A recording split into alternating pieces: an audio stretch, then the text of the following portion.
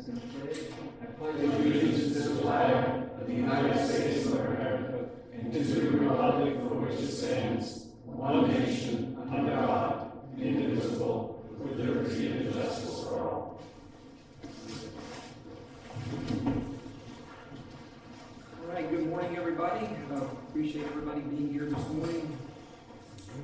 And at this time, we will go with agenda item number 2, discuss and take possible action, approval of payroll number 12 for the period ending June 9th, 2023. I move we approve payroll number 12. I'll second that. I have a motion and a second to approve payroll number 12. Any other discussion? All in favor, aye. Aye. All opposed, same sign. Motion does carry. Item number 3, discuss and take possible action on approval of personnel action forms. The first one's Kevin Martinez resigned. The second one's Janae Orendine transferred to position, increase within approved slot. Leonardo Barrientos, I don't know if I got that right, resignation, dismissal. Albert Zulaka transferred from precinct to precinct. Joanne Hinojosa, new hire PDO. Edgar Rodriguez, increase in slot. Natasha Valdez, increase in slot. Transfer, sorry. Move we approve personnel action forms. Second. I have a motion and a second that we approve the personnel action forms. Any other discussion? All in favor, aye. Aye. All opposed, same sign. Motion carries. Item number 4, discuss and take possible action on creating a budget line for precinct paving crew equipment maintenance using ARPA funds. So this item actually, Commissioner Newman asked to be put on some discussion about, I think we're low on funds after buying the new machine for the year. Just the extra maintenance to go with the teeth and stuff on it. All the things that are the ongoing. It's really not even maintenance, right? It's really It's ongoing maintenance. Yeah, it's what it requires to keep the machine going. So, And we did talk about this when we budgeted to have the machine paid for last budget season, to see where we're at today with ARPA funds, to see what we need to do to help cover the cost. Because this thing, it's costing machinery operate. right. So what It's not the payrolls, no, it's not there's no payments on machinery, it's just the ongoing maintenance. you have to replace the grinders also every so many hours. Well, so typically, and Donald's been doing a very good job about this. Every time he completes a pass, he lifts it up, checks it. He may have 1 or 2 teeth that he's replaced. So he does it. So he does that daily. And some days it's 20 teeth he replaces. When we buy a box of teeth at 50, it's $500. Well, so you're gonna need more than 50 teeth. So we usually buy 10 boxes. It's $5,000 a pop. And that lasts us, depends on how hard you push the machines, 3 or 4 months. But then when we schedule servicing from the company, that's $5,000 minimum pop. And we're making it work, but that's taking away from our regular maintenance line for our regular equipment. And we knew this was gonna be costly stuff. At this point, we're all splitting the cost between Yes. the things. And some of those bills get pretty sized. Which I fear is a little bit unfair, especially y'all, the amount of what I'm using it for and Tim using it for.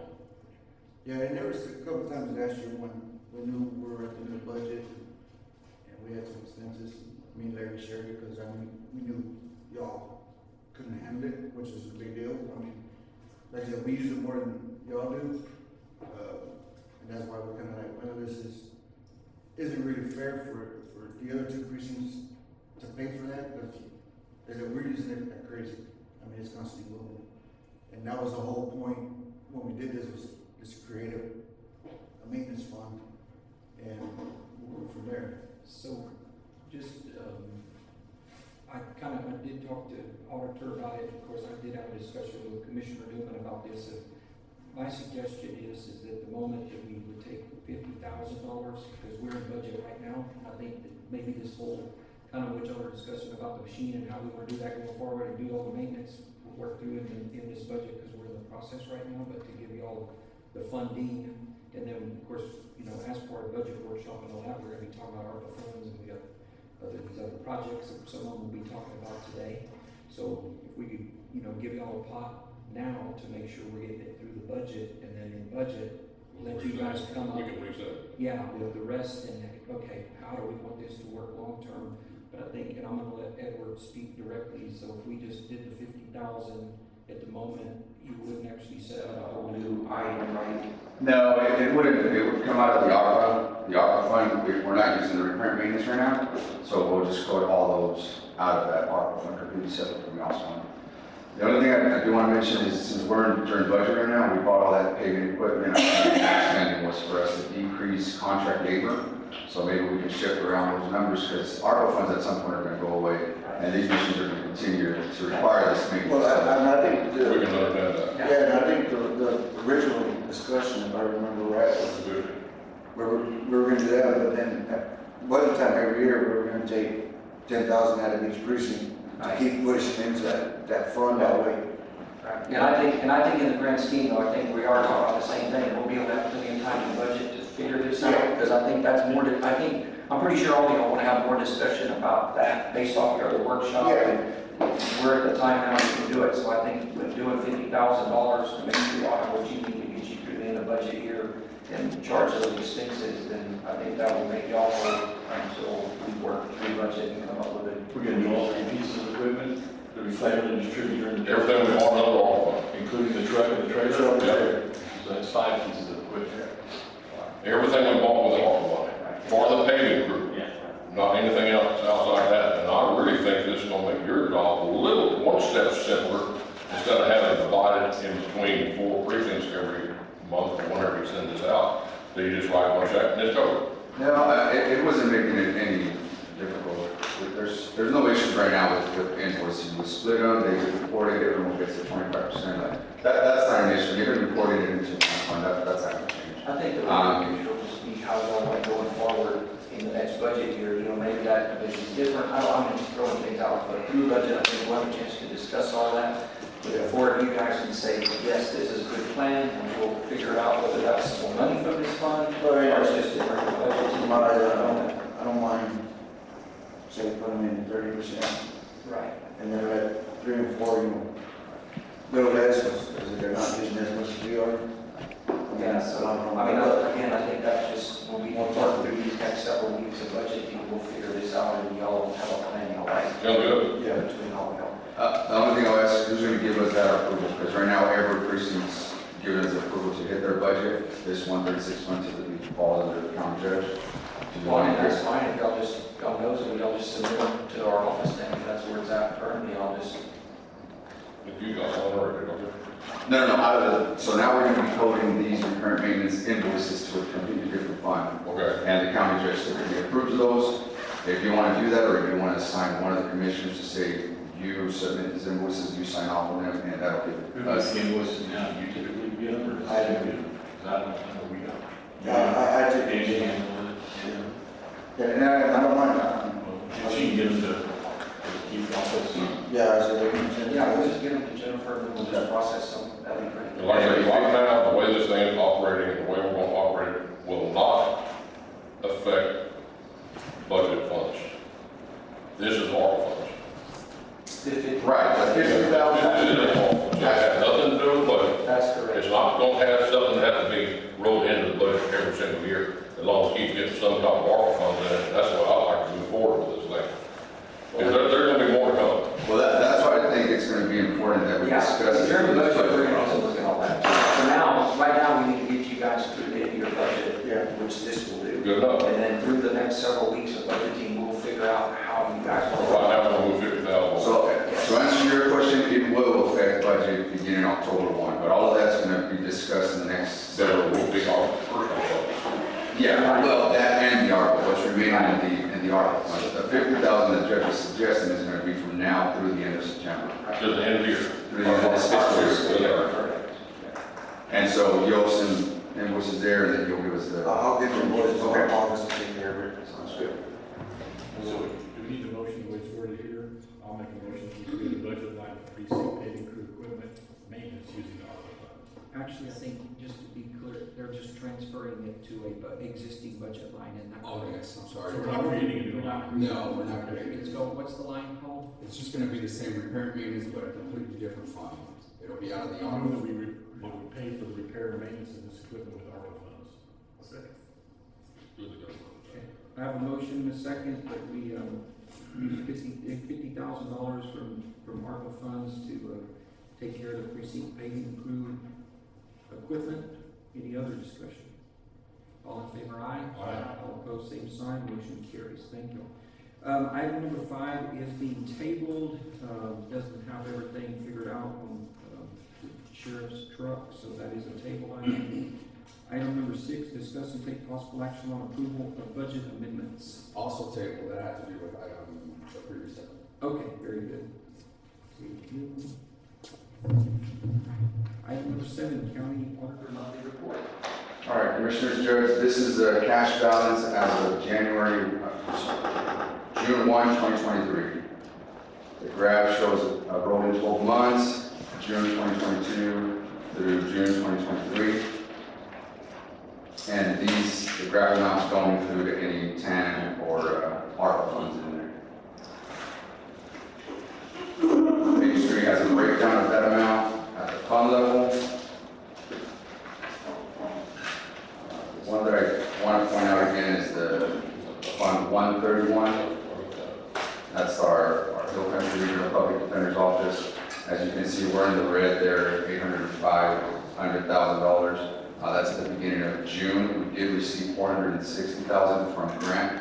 So, but still, keeping us in the red, close to $500,000. We did talk to PDO board a month ago, a couple of weeks ago, and we suggested getting a fund balance from all 5 contributing counties of $400,000, and that $400,000 would be divided based on a case percentage by county. That way, Medina County is not carrying a negative fund balance on a month-to-month basis. Actually, we may still carry a little bit. It may, Yes. but instead of being 500 or 600,000 or $500,000, we'll have $400,000 from the other counties that will be sitting in the fund for us. So we could be on $100,000 while we're waiting on the next check to come. But that was approved. It was approved by the board. By the board. We are going to talk to them, to each county, so that they can figure those numbers in during the budget. So that the PDO board approved doing it that way, but each has to go back to each one of their commissioners' boards and get that approved for the expenditure. So.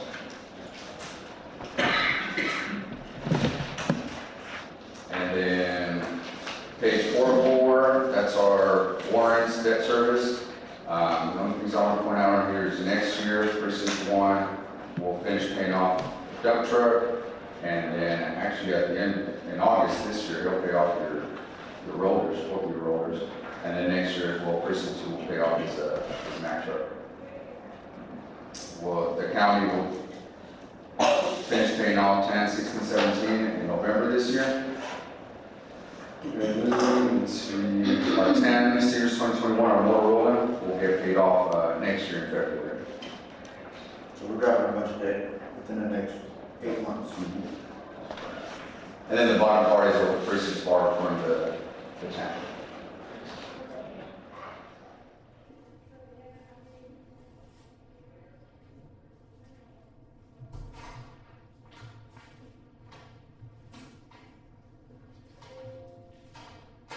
Questions of Edward?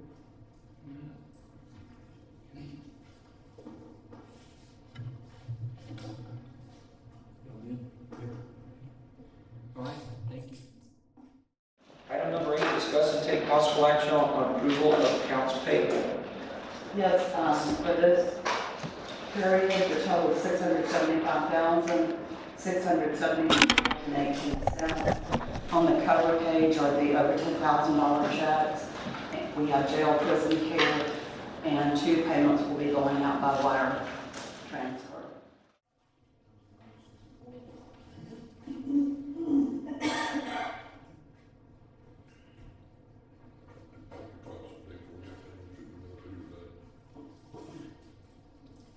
How much is a truckload of that?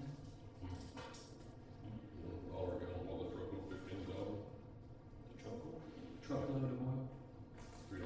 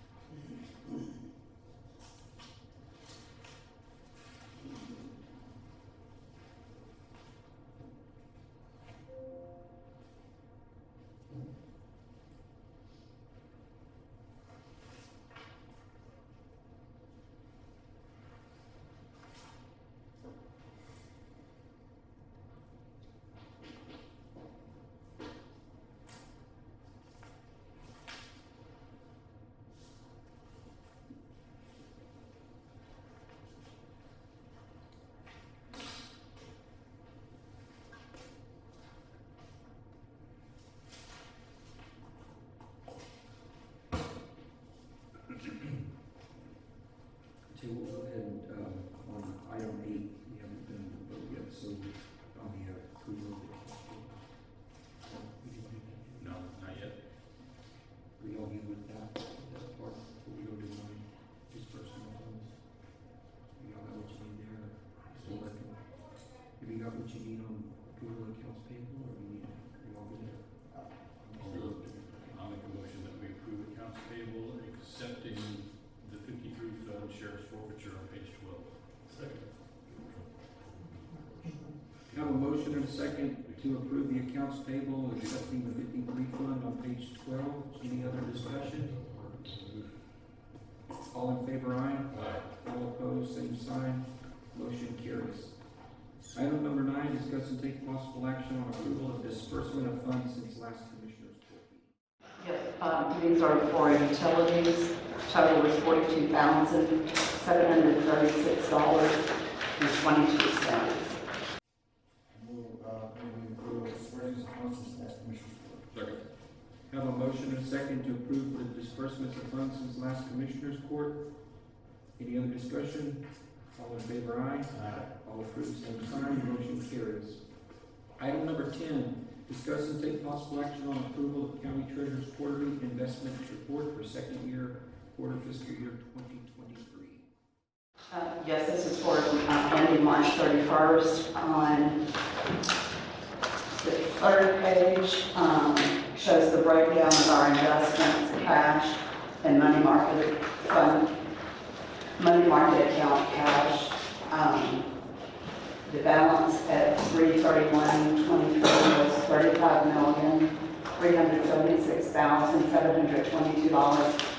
$35,376,722.46. Section 2 shows the percentage of the portfolio by CD, taxable prime, our money market accounts, and our direct deposit account at Cashwood Real Estate Bank. I added a chart at the end to show the 2-year difference. Fiscal year 2021 at this time, we had $31 million in the bank. It earned $41.7 thousand in interest. This quarter, ending March 31st, we had $24.3 million, and we've already earned $123,000 in interest. I just got back from the investment conference late yesterday, and they are predicting that these interest rates will stay, maybe rise a little bit through the end of this year, and then we're going to start seeing it decrease. But then what? Then it'll start Decrease? but it's at 5% right now. Right now, they said that they want to look for 3 more big bumps before the end of the year. It's, What are 10 bumps before the end of the year? yeah, the 5% that are in government investment plans. We don't get nearly that anywhere else, other than some brokered CDs. But you would have to tie up your money for at least a year to get a 5% rate in CDs, and I don't foresee that for the commissioners.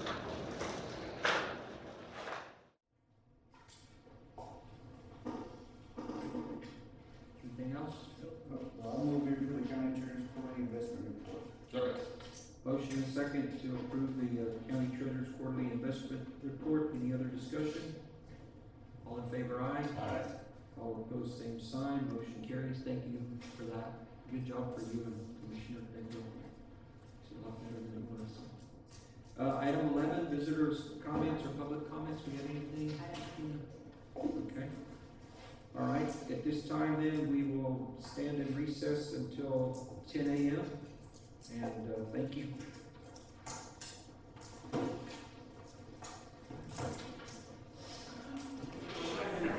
All right, good morning, everybody. We're going to call this regular session of Commissioners Court back to order at 10 a.m. At this time, the first thing we're going to do is item number 13, which will be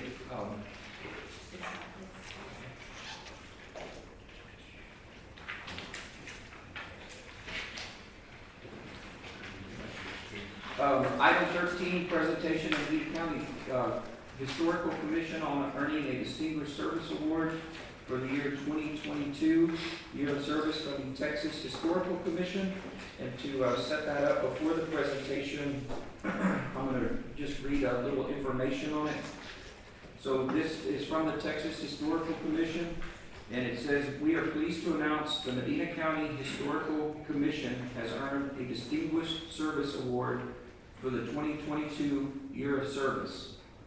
While all CHC are valued, the Distinguished Service Award acknowledges above average performance based on a statewide analysis of the CHC annual reports. For 2022, our agency received 197 reports and approved 83 awards. So this group is one of only 83 that are being presented in the state. This annual award affirms Medina County Historical Commission appointees for managing well-rounded history and preservation-related programs that enrich Texas communities. There are over 200 county historical commissions throughout Texas that provide critical volunteer efforts to preserve Texas's unique historic, architectural, and cultural assets. These volunteers provided 294,634 volunteer hours in 2022, which is an in-kind donation to the state valued at $9,369,361. We have quite a group this morning here from the Medina County Historical Commission, and appreciate you all being here. And on behalf of the Texas Historical Commission, it is indeed mine and the court's honor to present you all with the 2022 Distinguished Service Award. And I do believe at this time the chairperson, Phil King, is here. Would you like to say a few words before we do a photo op? Or is that it? You spoke very well. Do I need to stand there or just here? Doesn't matter. You're welcome to come up. We do have a very active group, and a lot of members are here, not all of them. But also, we couldn't do it without commissioner support, because you all support the commission monetarily as well as give us assets and so forth. So it's a true partnership between us and the county. Thank you. So everybody that's here, if y'all want to come up, and I'll give you. Well, you still got another 15 minutes to talk if you want to. Oh, 15 minutes. Oh. Yeah, everybody come on up and.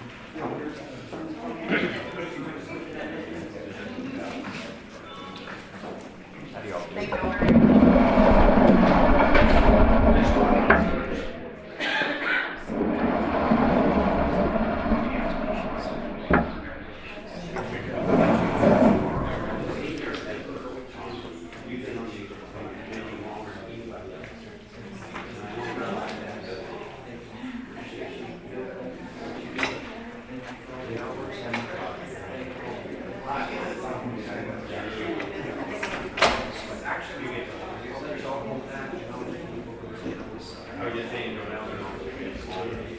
Is that right?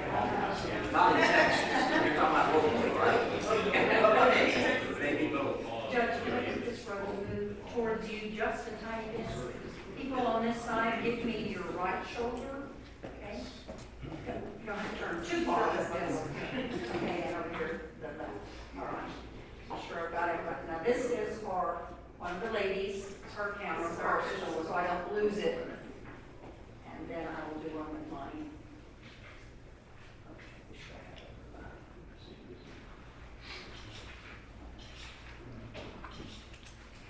You might have to stand on the bench in the back row.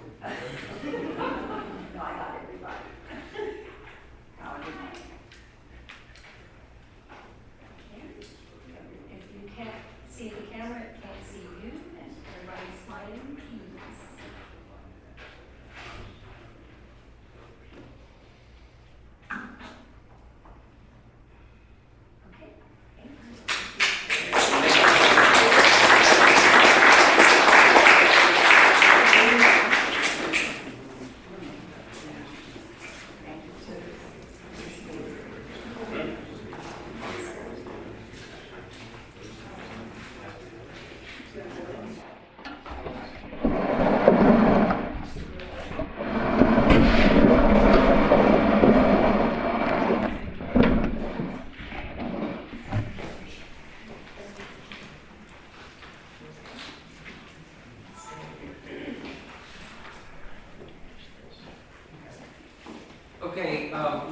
to go back just a little bit, because I did have somebody sign up for public comments. At this time, we will do that. Chester Blair? Yes, sir. Yes, sir. Come on, you're welcome to come on up and make your comments, sir.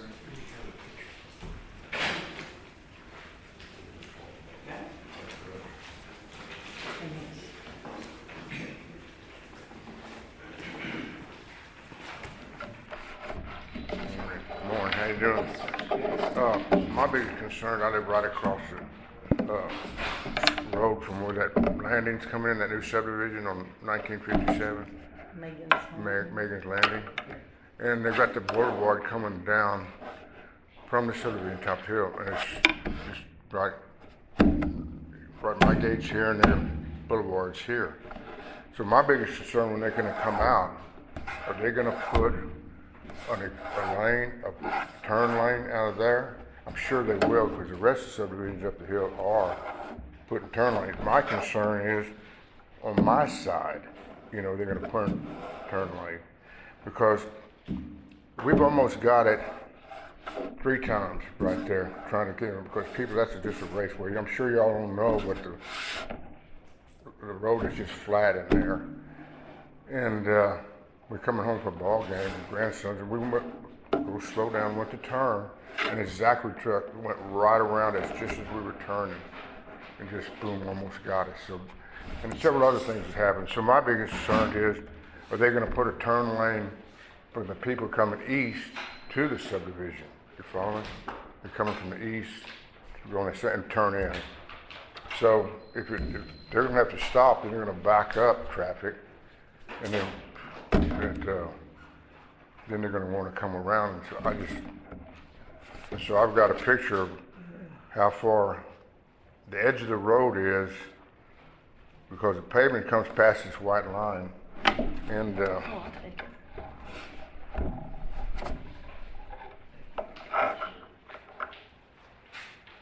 it's a ditch, and if I'm the they lucky go one. off the I'm road. the one that's got the deep part, and everybody else is all flat. My neighbor, Mr. Dimon, everybody's flat in there except I want to play. Excellent. So, Mr. Blair, on public comments, unfortunately, we can't respond to public comment because it's not an agenda item. However, what I would say is we are actually talking about Megan's Landing here in Fort in a bit. So I don't know if that will, I think we'd probably be maybe discussing that in a minute, but if not, are we on that? No, I haven't. Okay, if not, if not, my recommendation for sure is if you don't hear it, what you need in this part of the meeting, Commissioner Sitter that's his subdivision that he's working, and he's certainly open all the time to just sit with you guys and go over it, but you may hear it here during the actual portion. Okay, that'll be later on. About Megan's Landing. But either way, we're more than happy to respond, give you answers about what's being done there. We just can't respond in this setting because it's not an agenda item that we're. So I just wait for the. Yeah, it's coming up there. But if y'all want, just, like I say, make yourselves at home, we are talking about it in here, and possibly we can bring it up during that time, okay? Just right now, we just need to get to that agenda item. And if you still don't have all the answers, or you feel like you have more, you need clarification, then get Commissioner Sitter's card, and I know he'll be happy to work through anything with y'all, tell you exactly what's going on here. You know what feels about this? This one, this. Don't be going trying to take it. I'll respond to this fully here in a minute. Thank you all. Okay, item number 14 is, we're having a presentation by Gabriella Fierro, and her counterpart is David Stepnell. I think I got that right. I got close. Did I get close, David? You did well. Excellent. I got very close. I did good. And they are with McKinstry, and McKinstry is a group that we actually met at one of our commissioners' meetings, and I was talking to them about the possibility of doing something with our historical courthouse, trying to, once again, it is in need of a lot of work inside. We've recently done some. I know Phil went and took a look at it with us, and we've tried to do our common areas, but it really needs a lot of work inside. And so at just a high level view, there were some things that were deal killers last time, which was they wanted us to take the wings off the courthouse. You probably all remember that. Gabby will talk a little bit to that, but she's done a little bit of homework and legwork already, checking with the commission, and it appears that we will not have to do that. Apparently things have relaxed and they would be happy with what we have now. So I think we have a path forward. And these are a grant fund, and the last I saw, I believe it stayed at the $10 million. So it was $6 million per project prior, but in this legislative session, they upped that. They put more money into the program and did $10 million per program. So in my mind, I was hoping they would maybe go $8 or $9 million, because as we know today, what's happening cost, but it's actually $10 million that's available. So this is a very preliminary, it's a presentation. It's us trying to give the commissioners a chance to look at this, and we say because there is some funding sources available that we could go after and start to work towards really taking care of what I think everybody agrees is quite the gym across the street, and making sure we take good care of it. So with that, Gabby, I'll let you take it from there and I'll go through the presentation. Thank you, Judge. And I guess first, congratulations to the Medina Historical Commission for that award. It was great to walk the courthouse with Mr. Phil King not too long ago. I'll start with who I am, who McKinstry is. That way it makes sense why we're collaborating and how we've helped other counties across the state to take advantage of grant funds like the Historical Commission funds and others that we've worked with. So I'll start with introductions, and I'll go into the approach that how we look at these projects, how we look at upgrades to things like courthouses, but we've also looked at other facilities for counties like jails, criminal justice departments, things like that.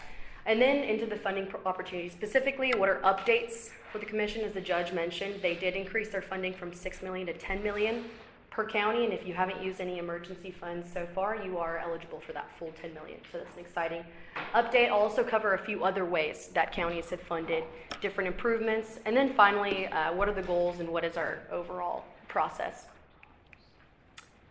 So from here, you'll recognize David Stefanogle. He's back there.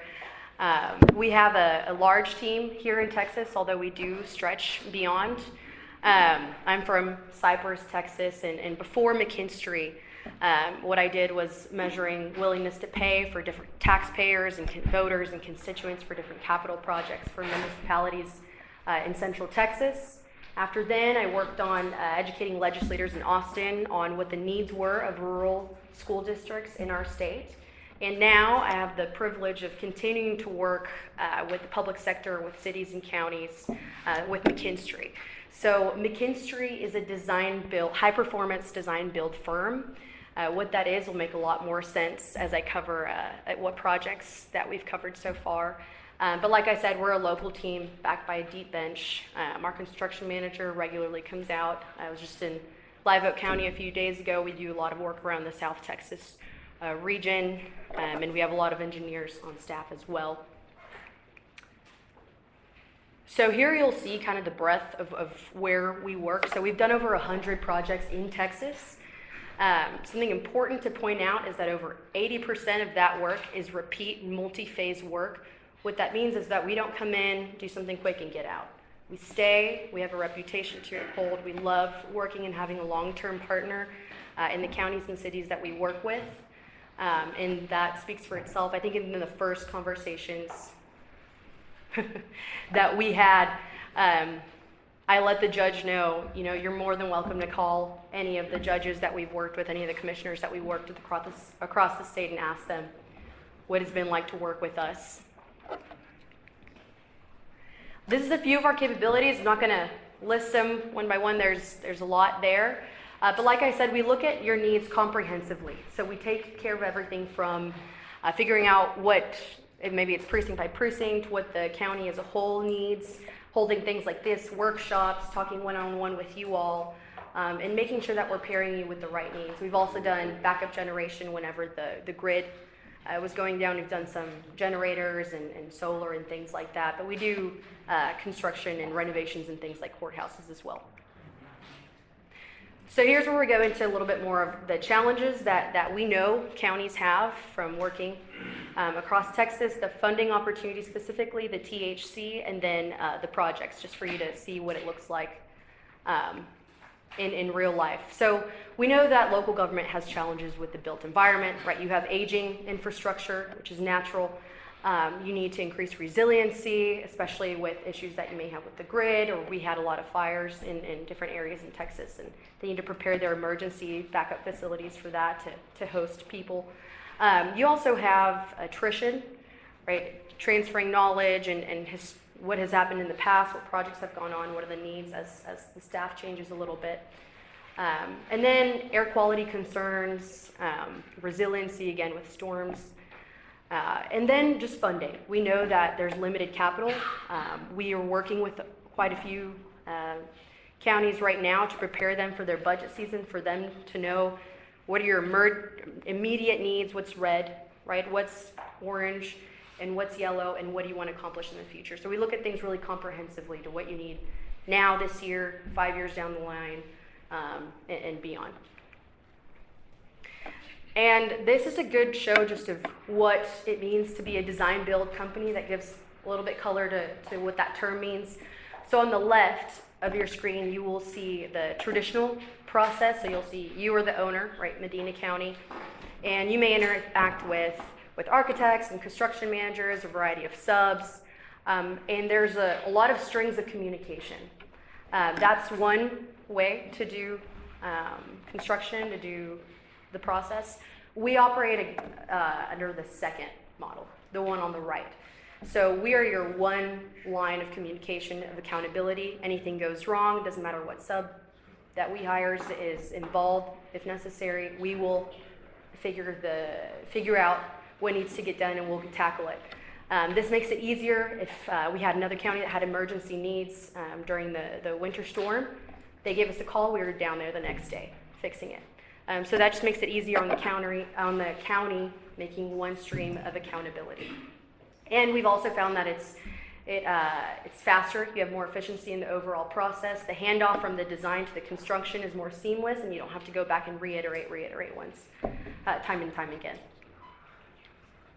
So here you'll see the Texas Historical Commission mentioned. So these are the different ways that we've seen counties fund different renovations and improvements. Like I said, the commission and their increase to $10 million is a wonderful opportunity to make sure you're ready to apply, that you're a competitive applicant. But other counties have also used things like the Meadows Foundation, SECO, that is the State Energy Conservation Office. They offer a variety of loans and support. And then the Inflation Reduction Act, that's a lot of the infrastructure and resiliency and efficiency funding that's coming down the pipeline through the federal government. So we look at things comprehensively. If you have a grant, how can we supplement that with financing? How can we supplement that with capital that you already have budgeted, or with efficiency upgrades? Let's say you're spending a lot on your jail, or with different lighting in facilities that are a little bit older. How do we capture that savings in that gap in your budget and reinvest it back into a project? So once again, we look to supplement grants and rebates. So this specifically with the Texas Historical Commission. It's been wonderful to work with them, with Tanya and Susan on the commission. They encourage public-private partnerships to make sure that any improvements, any upgrades that you make to where you're not in a position where, let's say you make an improvement today, or let's say wing additions or expansions are made. If they're not compatible, then you would have to tear them down if you were to receive funding from the commission. So we want to avoid that, make sure that any improvements, any upgrades are per their guidelines, and McKinstry has managed projects per their guidelines time and time again. Like I said, the increase was to $10 million. The good news is that Medina County is ahead of the curve. In February, there is a deadline to get a master plan done. You already have one approved and on file. So it's exciting that we can start meeting with the commission, start taking a look at your courthouse, and preparing for that application. The result, the goal of the commission is having a fully restored courthouse. They took a look at your wing additions. Judge, to your point, you mentioned that the concern before was that they would ask you to tear down the additions if they're not compatible, which has certainly been the case for other courthouses where the outside brick isn't compatible architecturally with the style of the building. Yours is compatible. So that was good news that we received last week. They also allow you to bundle with other grant funds. Things like the Inflation Reduction Act, they're willing to work with us if you qualify for those funds to bundle and piece together additional funding. And like I said, we walked the facility with Mr. King and the judge. Start taking a look at what the needs were and start laying that out for the commissioners here. Like I said, this is just a first glance. We haven't brought engineers on site to take a really in-depth look and start developing that further, but this is a great snapshot of what the needs are. So here I put in some pictures from that walk. You'll see here, there's a little bit of gaping. With the heat outside and with what you're conditioning inside, that allows cold air to escape, and you're pumping a lot of cold air into that building that's not getting used in the most efficient way. So weather stripping, that's one thing that we're looking at. Making sure that your HVAC is updated, that you don't have so many needs for maintenance to get your staff out there.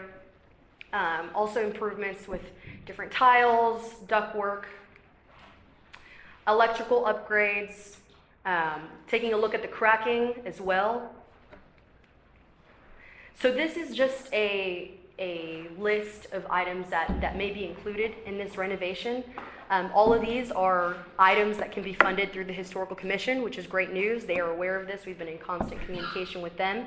That way we make sure that everything's checked off and that you're a competitive applicant. I can give you a few seconds to walk through this and let me know if you have any questions on this list. It looks like it's mostly repair/improvements. We're not talking about putting the big tower on the top of it, maybe correct? That's not what we're talking about. To this period, Okay. restoration to that. So their flexibility came in where the initial build used to be what they really enforced, so you would have to build the clock back to restore it to its original.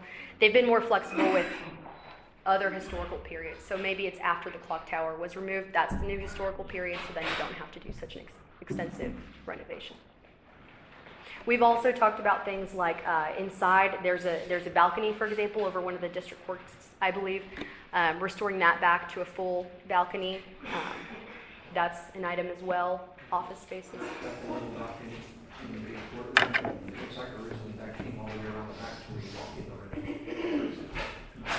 If you go upstairs, it's got that narrow space where you walk out the door, and my guess is at some point, we think somebody probably closed it in because they needed more storage. And that's because for years it's been full, it was till recently full of file cabinets till we moved out the entire area. So. And again, if y'all have any input after seeing this list afterwards, we're happy to include that and bring it by the commission. So this is just a glimpse of what the process looks like. It's not just applying for the grant. The grant needs a certain level of development. They like to see what we call a shovel-ready project so that they know what they're funding. And they like to see public-private partnerships where you have a partner that is willing to manage all the regulations and make sure that it gets built as promised and as designed. Also keep in mind things like equipment lead times for things like HVAC, which I'm sure you're all familiar with now. It's pretty much the norm. Developing the scope and meeting that grant application deadline. This is an early spring. They're anticipating to open up that application process. Every week we get an update to make sure if that moves up, if it moves farther down, that we're ready. So we have the grant application date. Once they set it, we'll let you know. But before that, there's a bit of engineering and design, getting people on site to take a look. That needs to take place. Any questions here on the process? This is an oversimplification, as I'm sure you know. During the design process, we would be bringing back our preliminary numbers back to the commissioners, back to the commissioners court, for y'all to review, give any input, and for us to go back and make sure that everyone's aware of what's going on and what the improvements look like. And here's an example. So we worked in Ellis County on a few improvements and upgrades, and this is a good illustration of how we look at things comprehensively. At the time, they had quite a few American Rescue Plan ARP funds. They were able to use those towards the project. We touched about 17 county buildings, but we looked at things like HVAC, controls upgrades, retro commissioning, And as you know, when these span multiple buildings, when there's multiple people involved, you kind of need the one accountable partner to understand what's going on, full update, so nothing slips through the cracks. So that is what we've been really successful with. Things like water conservation as well. I'm sure you're familiar. Water is one of the most overlooked items, especially in jails. And we've been able to save about 60% savings in their water for the different counties we've worked with, which has been great. We also did some work in Hill County. With this one, we again managed this turnkey, so they just had to see the overall strategy of the project, what were their outcomes that they were hoping for. They had some demo work, some restroom additions, electrical system upgrades. So we took a look at that comprehensively, met with the commissioners one-on-one and in court to make sure that everyone had checked off on every piece of what we were doing. So again, just the tactic that we take and the way that we would be looking at the courthouse is to make this building your asset. The last thing we want is something that is just eating up budgets and eating up taxpayer funds. We want to maximize the grants that are available to you. We want to work with the commission that we have a great relationship with and others. I think the benefit to this process and the way that we work is if we find a rebate, if we find another supplemental grant, we will bring it to your attention, make sure that you're ready. So that's what it means to us to be a partner, to make sure that you're getting ahead and doing these upgrades comprehensively. And this is just a snapshot of the process and how we work. The judge asked me to include this slide, that way we know what the process is. Like I said, we usually start with a preliminary audit. You would look into a procurement method that you are comfortable with, whether that's public solicitation, whether that's a public solicitation or the route that you prefer, making sure we get to an initial scope, an initial list of measures, down to something more specific. And again, this process has this amount of steps so that you are checking it off throughout the process. It never comes to a point where you don't know what's going on or the process is getting built and something's in there that you weren't aware of. Any questions on the process? We are very early on. We just took one look at the courthouse. I've actually seen it a couple of times, so. Any questions for? So some of there's some upfront costs. Upfront costs Upfront costs? for your engineering and all that before we go out for funding. Yes. Now, is that gonna be able to recoup that in the funding or? So typically the way we work, and it depends, right? It depends on the amount of work once we get engineers on site to take a look or once we revisit all the measures that you want to get done in the courthouse or if there's any other building as well. We look at, okay, what will it take to apply for the grant? And typically we come up with that amount. That is a contract that you would prove that you would be okay with. And then the way that we do that is once the funds are awarded and you're ready to actually do the project, that's a contract to do the work. And that first fee to do the design and engineering, that gets rolled into the full cost of the project and into the full cost of the grant. Does that answer? Most of the grants we deal with. Yeah, that's the way we work. David, if you want to provide any, or that's good. Just on whether, are you really asking if the design and engineering fee would be covered by the grant money? Yeah, typically it is. So whether or not, but if the grant wouldn't happen, then you all still would be responsible for that. Excellent. Awesome. So as I said, I mean, it's on as a presentation. I'm very happy that it worked out where we had everybody from the historical commission from Medina County here. We're preliminary, trying to get a place to start. There's money available that I think is good money now. Facilities in need, so I think as we start to work our way through budget, and I believe what you said is our first time to be able to apply would be spring. Early spring, yeah, they don't have a spring, date so we yet. have a little time to be working through this as we're talking budget and we're doing all these things. We have time to work towards that.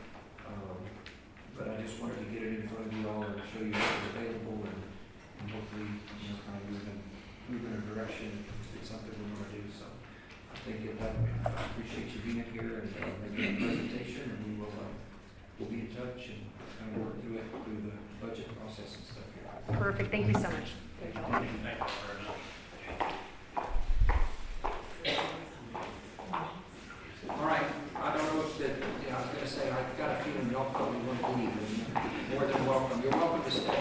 against us.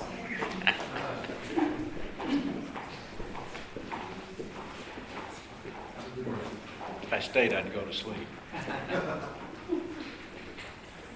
And on you too? No. Okay, item number 15, public hearing to receive comment concerning the proposed assessment of levy within the Medina Landing Public Improvement District. Good morning, Mr. Binford.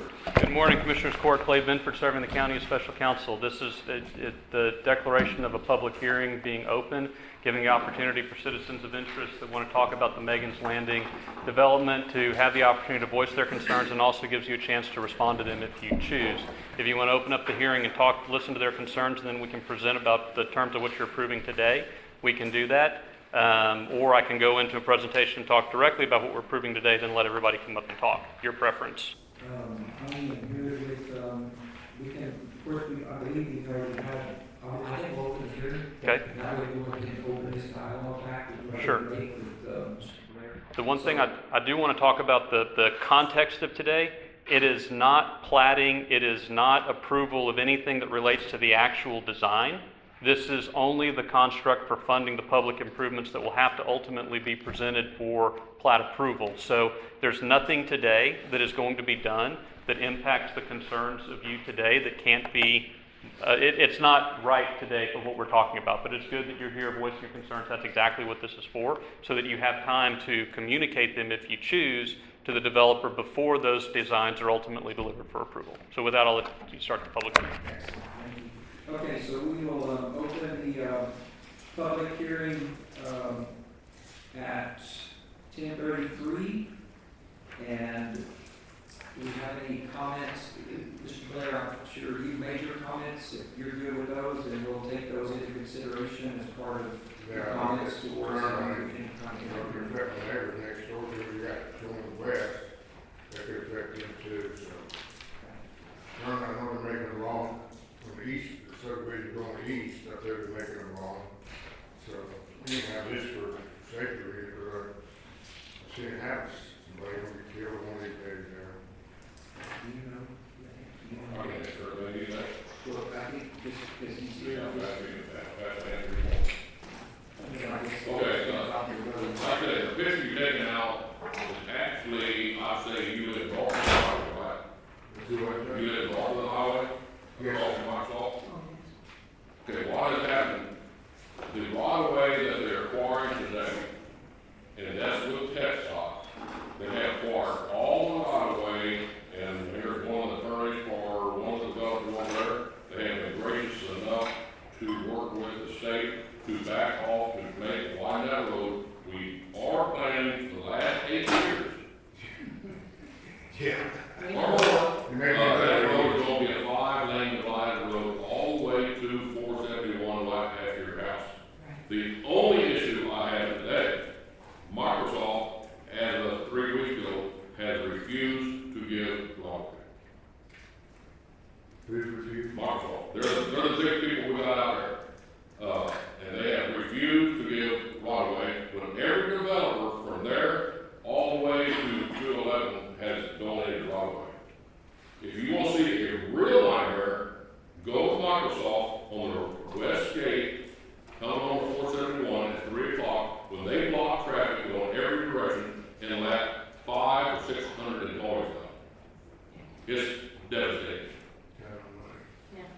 So yes, that road is planned to have turn lanes. The stuff that he's going to be talking about here does have turn lanes. It will have turn lanes as soon as we can get the main structure of Tranquil Road of 1957 in TechStop hands without them bringing on 471. I don't know if that's going to relieve the problem or not. I don't know exactly where you live. I wish I owned your land. Because I would like to sell land. I don't know if it's, but anyhow, that's another story altogether. But I assure you, we have the EMS man here. He is on the wrecks every day. It's not getting any better. no. They're out 24 hours a day digging people out of ditches. Literally. That's all the way to pay. The end of your road down there is probably one of my most dangerous parts in my precinct right now, and that's going to stay two state highways where you see each way half a mile. Sure. It's an absolute nightmare. And no relief is like on our end. It's just a low our state highways. But I assure you, when this road is finished, the developers are gonna have setback lanes to turn out and go east, and probably go west. Because there's a lot of houses coming. A lot of houses coming. Well, when I get 13 years, we were gonna move out there. Yeah, my family been here for 178 years. Yeah. I know that. I feel the pain every day. I lived right in the middle where my grandfather and Harry are started in 1844 on both sides of the family. And we're fixing to have to move. So would they do, Commissioner, they're gonna widen that road, like you said, would it be before or after the subdivision's completed? Generally after. They don't do nothing before. And Mr. Blair, that's, I mean, we're working on a much larger, you know, Bigger than that. thoroughfare plan for that whole side of the county. I mean, it is we're trying to be proactive on all of that, but to answer your question, I would say it's probably not gonna happen before it's done, but it's something that's a really high priority to us to keep working on as a group and trying to get this stuff to the finish line so we can get these. Yeah, I know up further east, the subdivision just west of the first Franklin Ranch, you know, they're putting in, you know, concrete, turn lanes. It'll be the same thing down there. They're fixing to develop all that. 540 acres just sold last week in between Franco, Oaks, and the schools. It's not good, right? Yeah, you're depressing. I don't want to get too far, of course, to the topic of the public hearing. Yeah, I agree, so I'm going to go ahead and bring it back. We're in public hearing about Megan's Landing, so I would just tell you beyond that, Mr. Blair, make sure you get. You come to my office anytime you want to, and I'll sit down and talk with you. Yeah. Where's your office, sir? You don't want to get your road out? Do you know where you slow that or get your driver's license? Okay? Oh, yeah. Up there. I'm there every single morning at 8:30, and I'd love for y'all to come up there and sit down, and we'd be frustrated together. Yeah, there's a lot of money. I'll have coffee pot on. I'm there 6 days a week at 8:30. So, what property just sold it, you scared the hell out of it? I'm sorry, but we need to put it back to the agenda item. Yeah. Everything on that was. Mr. Blair, if you don't mind, if you go visit with me, because we have to stay on the agenda legally, Right. and to stay on this item, and unfortunately, we could stray down all kinds of rabbit holes, but I will assure you, Commissioner Sitter, he will be happy, and any of us to continue visiting with you, and we want to be certainly open and transparent and honest about what's going on. You give me a call. Yes, sir. Thank you. I know you got a great call, because I don't have great call. Do I have anybody else that has any public comments? You'll be there too, if you want to talk to him. Sir? I'm having there too, if you want to talk to him. You're good, man. I will go ahead and close the public hearing at 10:40. So at this time, we will go ahead and move to item 16, discuss and take possible action on order accepting and approving an assessment of home service assessment plan for the Medina Landing Public Improvement District, making a finding of special benefit to the property within the district, levying special assessments against and establishing a lien on such property, providing for the method of assessment and the payment of the assessments in accordance with Chapter 372, Texas Local Government Code as amended, providing penalties and interest on delinquent assessments and other related acts. Thank you, Judge. Clay Benford, representing the county as special counsel. This is for the Megan's Landing Public Improvement District that we created back on May 4th. As we talked about then, this is a process that requires multiple steps under state law, including that starts with a petition by the landowner submitting for a request for a public improvement district to help pay for public infrastructure. We then have, after the petition is received, we publish notice in the newspaper and have a public hearing concerning the creation of that public improvement district. We have completed that process. We've had the public hearing. We've created the PID, and now this is the final step where you're actually funding the PID. And this is when all of the agreements are finally negotiated and presented here for approval, and you fund a mechanism for the developer to receive cost reimbursement for that public infrastructure. It's important to note that there is no TERS on this. There is no tax increment revenue zone. There is no revenue share. Everything that comes in from assessed value from a tax perspective goes to the the county, the school district, the emergency services district, with no discount to anybody. Everybody pays their full freight, including the special road tax in Precinct 2. So what this does do is it provides the developers the opportunity to impose an assessment, an additional assessment that acts like a tax but is not a tax, and it is dedicated solely for the reimbursement for the public improvements within that geographic boundary. That's what we're doing today. We're providing a maximum amount of recovery cost for that development. And the details of this development are approximately 210 acres directly east of the Microsoft facility on the south side of FM 1957. Total build out is projected to occur in 5 phases over about 7 years. 372 homes. Phases 1, 2, and 3 are half-acre lots with square footage of the homes between 2,500 and 4,200 square feet. The additional lots are homes in phases 4 and 5 are smaller 6,000 to 7,200 square foot lots with lock and leave garden type homes on there. We have development agreements in place. We'll talk about that in the next agenda item that requires that the development be on all sewage treatment facility. There's an agreement between the private provider of the sewage plant to give their reuse water to Yancey, who is developing a water reuse distribution system within that area that can serve between 10 and 15,000 homes at build out. And the lots 4 and 5 are going to be required to hook up to those that reclaimed water system when it's available, and that covers all of the irrigation within the development. So there is a significantly improved efficiency of the use of water within that development. The total build out at the end of the phases is projected to be $229 million. At 372 homes, that is approximately $615,000 of value per home that is projected. Then they increase that for their cost recovery and caps out at $277 million, where they freeze it for the rest of the recovery period at about 2032, 33. And that projects a value, average value within this development of $735,000 per home. Again, this is at risk to the developer. There is no debt associated with this. The total amount of levy is about $28 million. Recoverable over time, the projection is 45 cents per $100 value per home that all the homeowners will have to pay until they pay back their pro rata share of this assessment. If the infrastructure has to go in on the front end of this development, meaning that the developer is going to have to front it. And if there aren't homes, if the velocity doesn't track the recovery schedule, if the homes don't sell, then the developer doesn't get any reimbursement. So it's his risk. The infrastructure will still be there. The agreements are still good. The reuse water, all of that is there. The only risk is that the developer would not be reimbursed the entire amount of its capital infrastructure. That's what we're doing today. We've taken all the necessary preliminary steps in order for you to take this action today, and I recommend approval based on the guidance this board has given me. I'll make that recommendation. Thank you. Okay, I have a motion and a second. Ordering, accepting, approving the assessment role and service and assessment plan for the Medina Planning Public Improvement District. Any other discussion? I'd like to make one short discussion.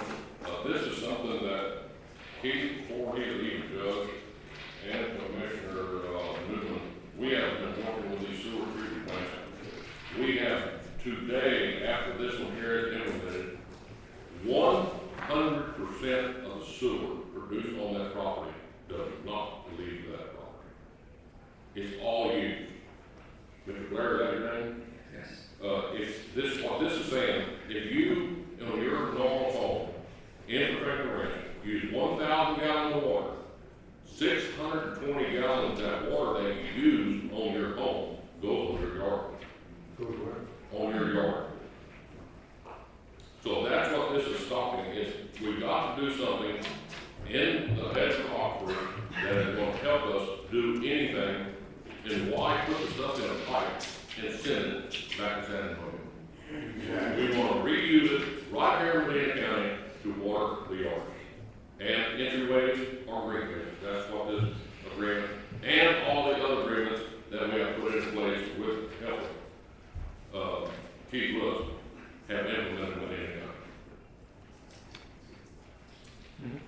other discussion? All in favor, aye? Aye. All opposed, same sign. Motion carries. Thank you. Item 17, discuss and take possible action on approval of a resolution authorizing execution of and entering into multiple agreements regarding development of X-Land Public Improvement District, including a development, financing, and reimbursement agreement, and a landowner agreement, and other related matters. Thank you, Judge Clay Benford, representing the county special counsel. This is the documentation and memorialization of what Commissioner Sitter just described. In order to get the cost recovery that was the subject of the last item, everything that he just described has to be reduced in writing. We had a meeting about this finally before we brought this to court about 3 weeks ago, and all of the agreements that capture and require what Commissioner Sitter just described, we incorporated into our development agreement. So we have the agreement in there referenced between the developer and the sewage treatment facility, the sewage treatment provider and Yancey, and then Yancey Water Supply Corporation and the developer to bring the reuse water back in. The condition for the developer's receipt of the reimbursement is that it adheres to the requirements of this development agreement, which includes the reuse water. The other piece of this, we talk about a landowner agreement. That is the agreement that the developer commits to all future homeowners. They have to make certain disclosures and have agreements in writing from those homeowners that they understand that they're coming into a public improvement district, and that means that they're going to accept the imposition of the assessment that you were making today. So you were making the assessment on the current landowner, but he has an agreement that all future landholders have to accept their pro rata share when they buy a lot. So that is what the two agreements that we're talking about in this item do. It commits the developer to the requirements that we condition the creation of the PID on, and then it requires that that developer communicate that to every landowner that comes in and signs that as part of their closing packages, that they accept their little piece of what is imposed upon them by your action. I'll make a motion to approve that.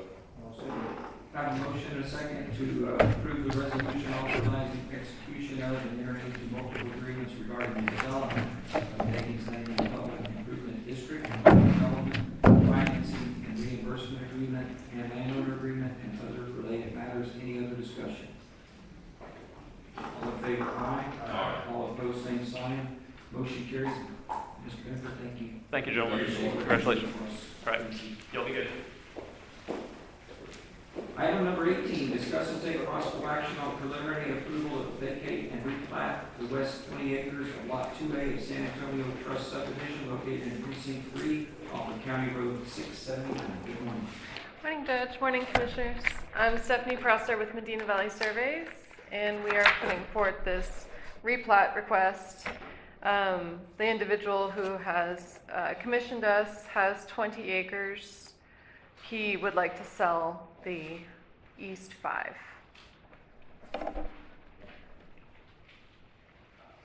We have been working with him for a couple months. I had him directly ask East Medina Water if they would approve this replat, and they have said if this moves forward, they can proceed with giving this individual their own water meter. This is a vacate replat because it's in the San Antonio Trust subdivision in the Italian area. So, yeah, they meet our requirements. What road is it from, Stephanie? It's County Road 679. Yes, sir. I'll make a motion that we approve the preliminary approval to vacate and replat this property in San Antonio Trust subdivision. Have a motion and a second to approve the vacate replat the west 20 acres of Lot 2A of San Antonio Trust subdivision. Any other discussion? The only other question I have, just because Stephanie mentioned it, was, so do we have, or do we need something, or put something here, do we have to write in front of the water source? For vacate and replat we do, or to create a subdivision, we would have to, but I don't know under our vacate and replat regulations. Jennifer, do you? I always ask for it. We always get it. No, I don't have a form. I have just had an experience where we had Bruce Alexander come and say we didn't go through the correct channels of asking. Okay. And so now we ask. Can we get that? Right, yeah, or I'm just saying if we could put it in here pending that we have that. Yes. I don't mind doing the preliminary Right. before we do the final. Yep. Yeah. Yes, I can, I have it in email form. Sure. Okay. I can forward that to you? Okay, all right. Okay, all in favor, aye? Aye. All opposed, same sign, motion carries, thank you. Thank you. Item 19, discuss and take possible action on final approval of Skyview Ranch subdivision phase 2 located in precinct 3 off of 1796. Board of Commissioners, Judge. Dan Mullins with Sutherland Communities. We're developing this. This is the second phase of Skyview Ranch. We're building roads in phase 1. We kept in contact with Commissioner Lynch. He's mentioned again recently that we need to make sure that we do everything that the EMS requires us to, as far as fire suppression, all that kind of stuff. And really what I've told him is whatever they ask us, that's what we're going to do. So we're here for this one. I believe everything meets all of the county rules, and if you guys have any questions, I'm happy to answer. It does. It meets everything, all the requirements. The construction has been a little slow. The rain up there slowed everything down for a while. The project, yeah, it's a blessing. Dan is keeping me updated, and I just want to see things move along as we approve these final plats, that the construction tries to keep up as much as possible. We do have a letter for construction. The bond, yes, sir.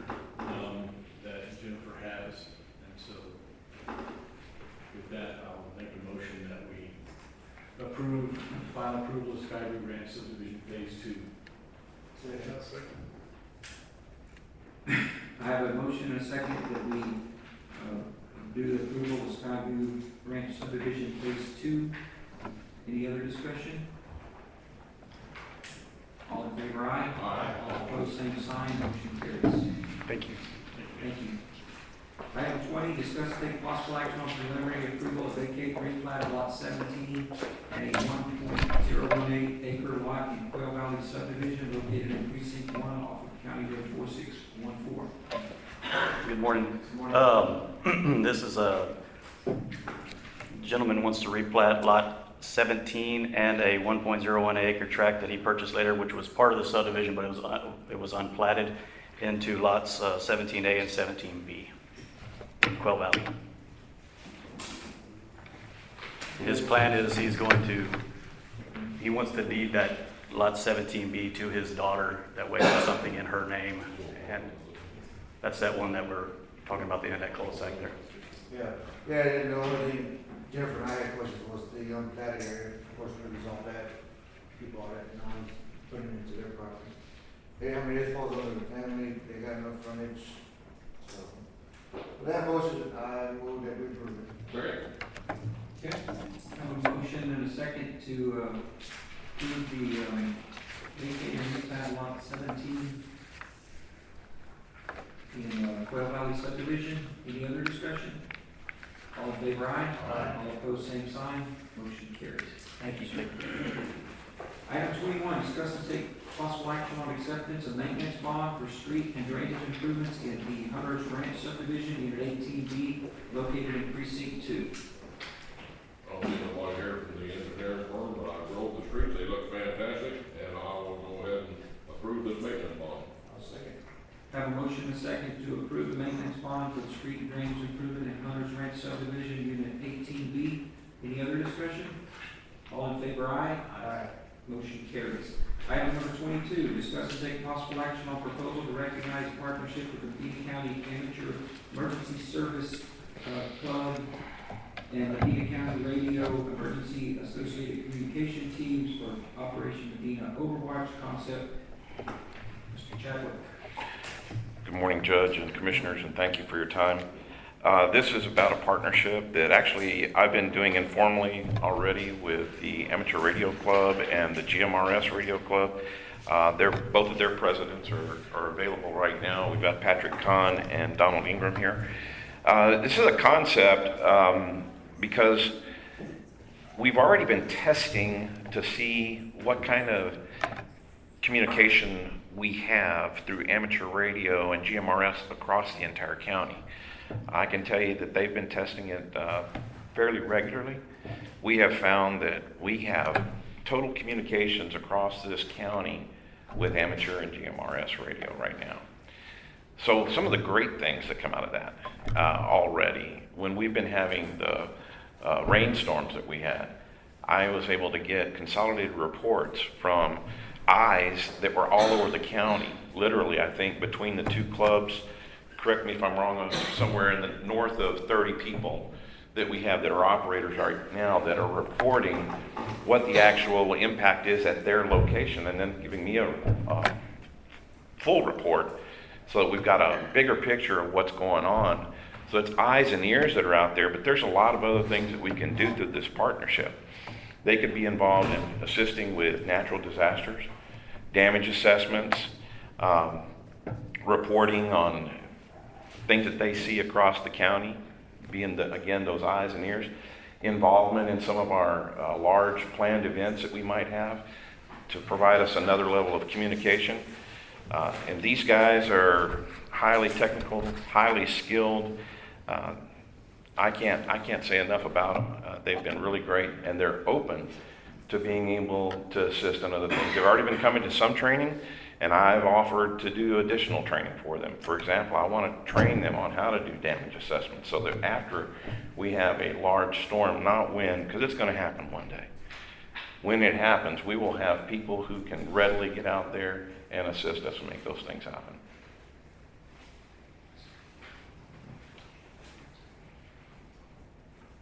I'll make the motion, we join the agreement. I'll second that. We're actually not doing an agreement, just, we're actually recognizing the partnership. Recognizing a partnership, they have provided letters stating that they're willing to partner with us, and I'll make the motion, we recognize the partnership. I have a motion and a second that we recognize the partnership with the Medina County Amateur Radio Emergency Service Club and Medina County Radio Emergency Associated Communication Teams for Operation Medina Overwatch. Any other discussion? Yes, there is. I've got a lot of discussion on that one. How long we heard? Sir, I'm here for you. I don't know how important you think what he is doing is, but all I'm telling you, you take this thing away from my wife for 10 minutes, we got trouble. This whole country's got trouble. And this is gonna be one of the only things that we have in the county, and I hope the sheriff gets involved with some of this also here, or we are not already. We're in trouble. We're in real trouble. You shut this phone down, this country is in trouble. And I'm afraid we're closer to it than what a lot of people think. yes, sir. One satellite in the wrong place, this whole courtroom is shut down. All these computers are shut down. And the only thing we have to look forward to is you and the group assisting us in this. So I thank y'all for what y'all are doing, and whatever we need to get them implemented into the county a little bit deeper, I'm behind them. Commissioner, just a point for you so that you know as well. They're teaching me things. I'm an amateur radio operator, but I'm a lazy amateur radio operator, I admit it. I just got my license to be able to legally talk. These guys can send documentation, data, over the radio through what's called WinLink. It's like doing email over the radio. Pretty much like smoke signals. And I can't say enough for these folks. All of them on this back row here are part of those two teams, and they're great people, and they're Medina County residents. Well, thank you all for what y'all are doing. Thank you. Yeah, along the way, I mean, it's another redundant layer. I mean, you know, that's the one thing you talk about the phones, you know, sheriff uses the phones in his operation, but, you know, there's always been this thing out there, well, at some point, you know, everybody will use this, and radios, the sheriff uses it away. That's never going away, because you gotta have redundant layers. So basically, you know, which, I don't, you know, Clint and his team, they work on redundancy and what those guys are doing all the time, and their VSDs. Sheriff, everybody's been working on redundancy, so this is another fantastic layer of that redundancy. And it's nice, I mean, for Mark to be able to have somebody out there spread countywide that's, you know, relaying information. And of course, sheriff's guys have always been good about relaying all that information back. But if we have the wrong thing going on, honestly, they don't have time to give rain or what's going on with flooding. They may be knee deep in a really bad situation that we still need information. So thank you, and thank you to the group. Judge, could I get a picture of the people that are here and what in all of you? Sure. This might Is be your a camera lot still harder. working? Oh, yeah, let me finish. Any other discussion? All in favor, aye. All opposed, same sign, motion carries. Okay, now we Sorry. I was afraid they were going to get a name for it.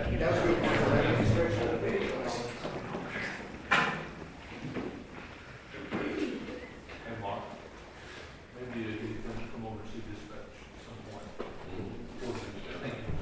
Thank you. Thank you all.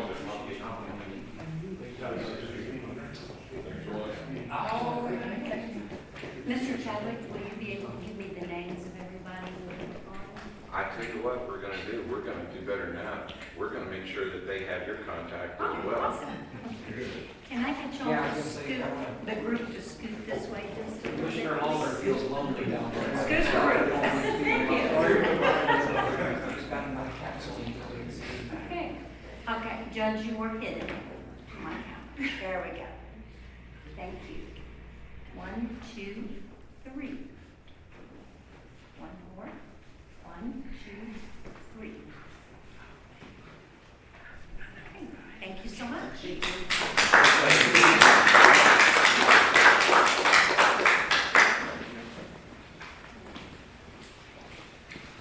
Okay, next up we have, item 18, discuss and take possible action on adopting a monthly requirement for the emergency service district, both fire and emergency medical services, volunteer fire departments, to commissioners' court on the calls for service in their respective areas of operation.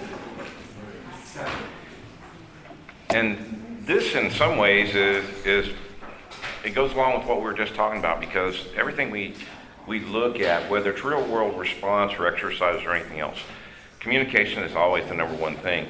And I wrote up something here I'd just like to just say a couple of words from, and that's that, first of all, with the expansion of housing and commercial facilities that are going on right now within Medina County, as you well know, our calls for service are going to increase. They've already been increasing. The calls are going to put a lot of burden on our first responders. And what we don't know is not going to help us. If we know more, and if we're sharing more and talking more, I get an opportunity to talk to folks like I got a good opportunity to talk with Chief Bob Evar over here the other day from Dehannis. If you knew some of the things daily that these guys are doing, and I mean doing it in ways that is just phenomenal. He gets a phone call from a gentleman that's got a dozer on fire who's upset because he's not there. Well, it's because the gentleman's on a property where his call's going to 911 in Uvalde County. But yet they were still the first ones on scene and able to save the day and save that dozer, and the guy told him $1 million worth of equipment. If we're communicating more though, and these are not asking for any kind of onerous type of report. These guys are already doing reports every month. And so the intent is not for the departments, say ESD 1 or 2 or Dehannis fire departments, to be making a report to the commissioners. It's for their boards. So those departments are already making reports monthly to their boards, and they're run reports. It's the number of calls they're making, it's the nature of the calls they're making, and other individual information. And as you as commissioners can look at that data, and then from month to month to month, and we can see how this is impacting them, we'll be better able to support them in their efforts as well. A good example, last week, Commissioner Newman, I take my hat off to you. You know, you facilitated helping us have a meeting with Vulcan that may very well result in having a property for ESD1 to put a station up there in Mico. If we know what the needs are, if we know how much our responders are just out there and just, I mean, tearing up the ground and working their fingers to the bone, if we know these things, we can support them. And that's what I'm asking for. It's similar to the report. I mean, I gave a report to the county judge of my activities, and it's just it's the number of things you're doing, maybe categorize it a little bit, but any kind of information like that we can share. And then if you have greater questions, you can always come back and ask.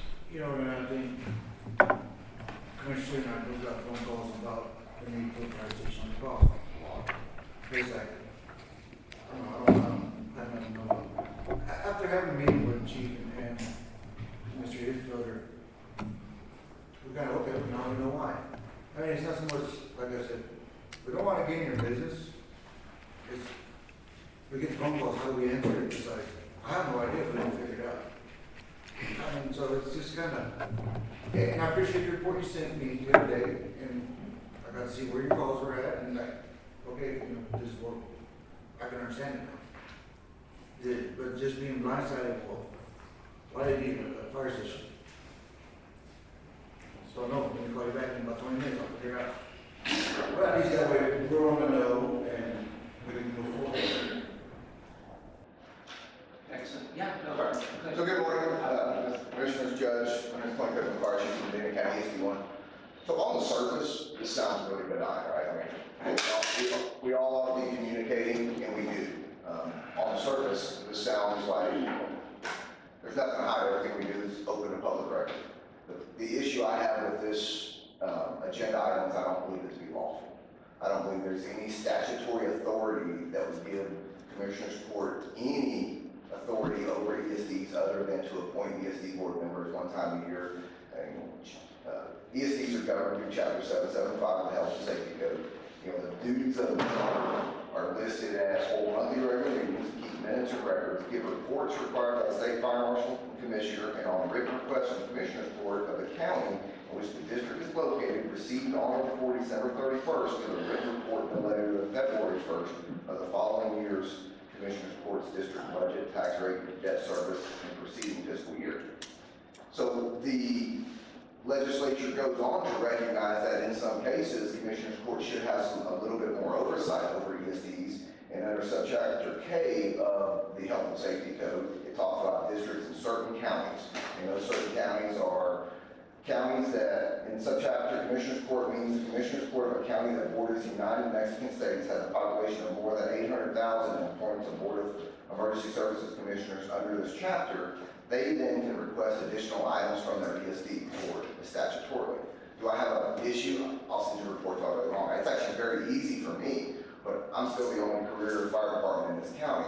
You know, departments like the Hennis, I mean, this is just another burden on volunteers on these volunteer boards when really there is no statutory. I don't know if your county attorneys review this, I do not believe, and our attorney does not believe there's any statutory authority to have a requirement. With the requirement, what are the penalties? You know, if there's a lack of production, what are the penalties against it? This isn't a relationship thing. Hopefully y'all know. I just don't, like, when I take an oath to defend the Constitution and abide by the laws, I think it's my duty to inform you that I truly believe this to be an unlawful agenda. I was concerned about the burden you might place on the volunteer group in Dennis. I was assured by the president that it was not going to be as burdensome as I was anticipating it might be, but I understand your concerns about the lawfulness, and is there a possibility that if we deem that it is unlawful, can we just do this on a voluntary basis and not mandate it from the county? I just think it's a slippery slope. I think it's a slippery slope on, you know, ESDs are political subdivision in the state of Texas, no different than a school district. So is the school district having to come in here and give a report? You know, that type of stuff. They are a political subdivision. They are their own governing body. They hold governmental meetings no different than this Commissioner's Court meeting where all of this stuff is discussed. This isn't, nothing's hidden. It's very open to the public. Is it maybe more of a burden? I mean, if you're talking call volume, we're dispatched by the Sheriff's Department. Have dispatch ring a call volume.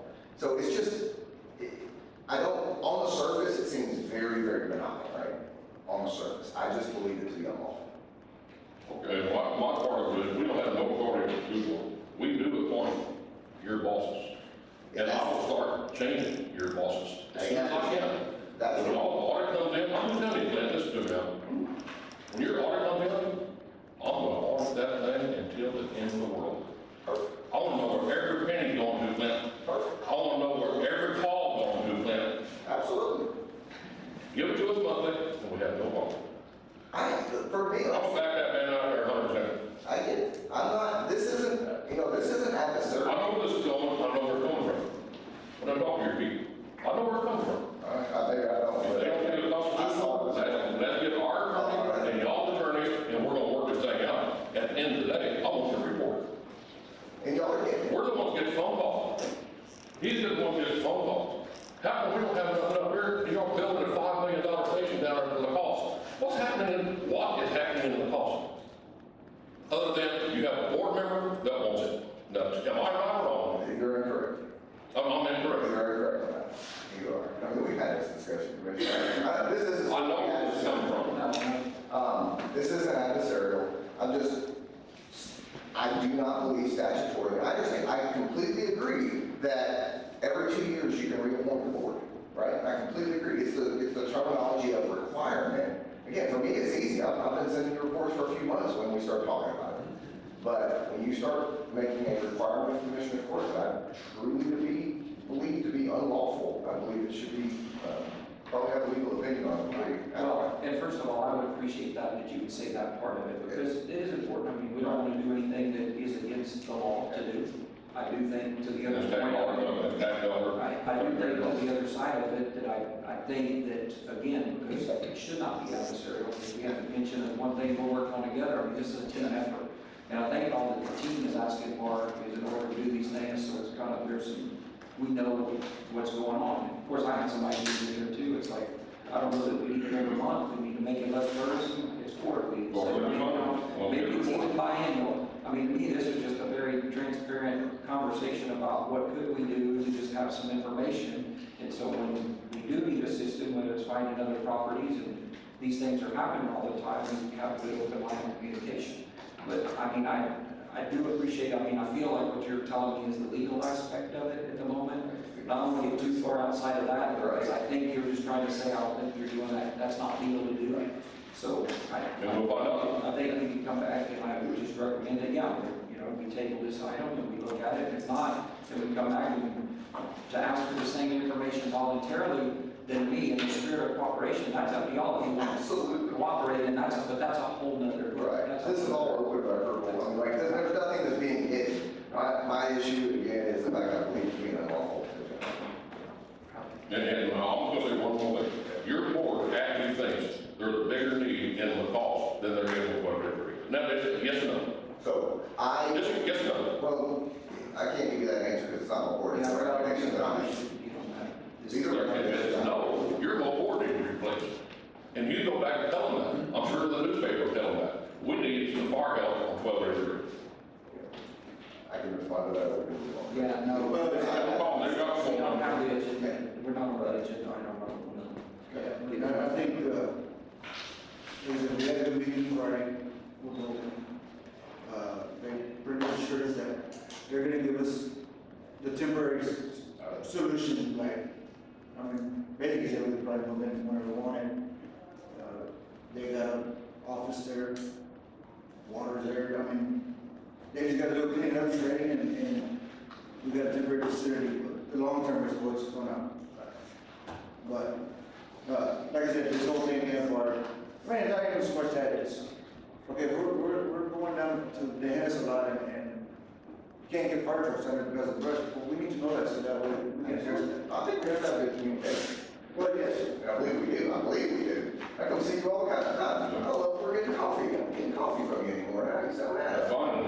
We know where I stand. Just a point of We'll clarification. stand behind him 100%. Right. This was not a request of the departments. It's the board. Correct. Right. Yeah, we can come up with that. Okay. Well, I mean, when you want to table this, we'll check on the other side before we do the decision. We'll come back and we'll come back and we'll talk about it. Okay. All right. I appreciate it. Yes, thank you. Thank you. All right. Okay, please, somebody want to make a motion to table? I'll make a motion to table this. All in favor? Aye. All opposed, same sign. Carries. Thank you. Okay, item number 24, discuss and take possible action on approval of interlocal agreement with Cooke Country Mental Health and Development Disorder Center for jail psychiatric services. Maggie, would you mind coming up first, Maggie? I'm sorry? Would you mind coming up first? I'm just gonna let you talk through it. So a couple of, some overview on this, there's quite a team kind of been assembled inside of our county that's working on huge mental health issues, you know, just the whole big picture, all kinds of pieces. This is one facet of it. And so this is an agreement that I'm just going to let Maggie first explain what exactly what we're doing here.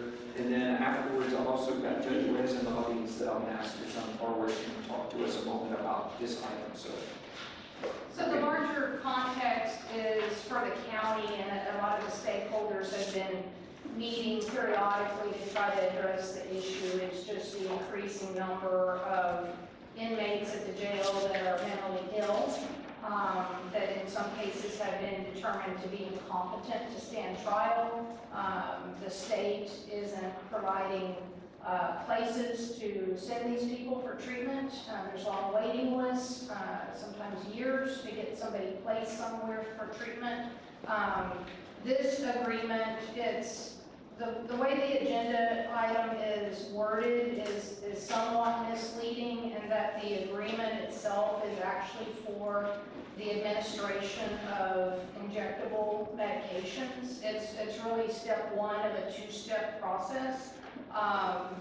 Hill Country Mental Health, MHDD, is our larger, what they call local mental health authority provider. And so what the arrangement is, and what this agreement provides for, essentially is for inmates who have been deemed incompetent, sent to a state hospital or other facility for treatment, have been deemed to be restored to competency then, and are going to be returning to the jail. The Hill Country MHDD will send medications for up to 90 days to the jail to be administered. The county's obligations is basically to administer the medication, report back to Hill Country if there are complications, if the inmate refuses. But the idea is to maintain that competency, I believe up to 90 days, long enough for them to get their court hearing, have some disposition on their case, and get them moving on and out of the system at that point.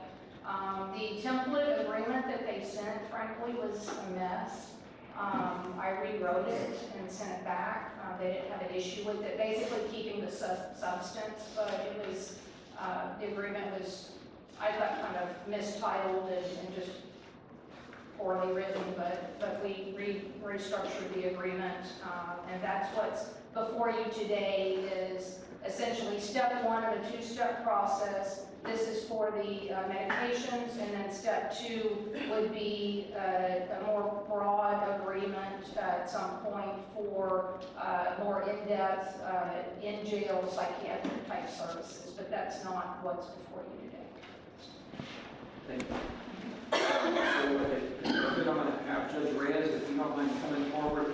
Judge Rez is retired, actually was a county, correct, Judge? I think it was a county, and she's also a visiting judge for us now, so she'll visit like under Judge Kendrick. Judge Rez will sit in on cases for him, so she's passionate about this, understands it, complex her reports, and so just wanted a minute to talk to y'all and to tell you how this will be impacted. I guess my official title is I'm a senior district judge, but it doesn't just mean I'm old. I'm retired and sit by assignment, as Judge Lett stated, and good morning, Judge and Commissioners, and thank you for the chance to speak to you on this agenda item. And I would like to share with you a specific example of how this interlocal agreement could be so helpful, I think, to the jail, to the judicial system, and to the county.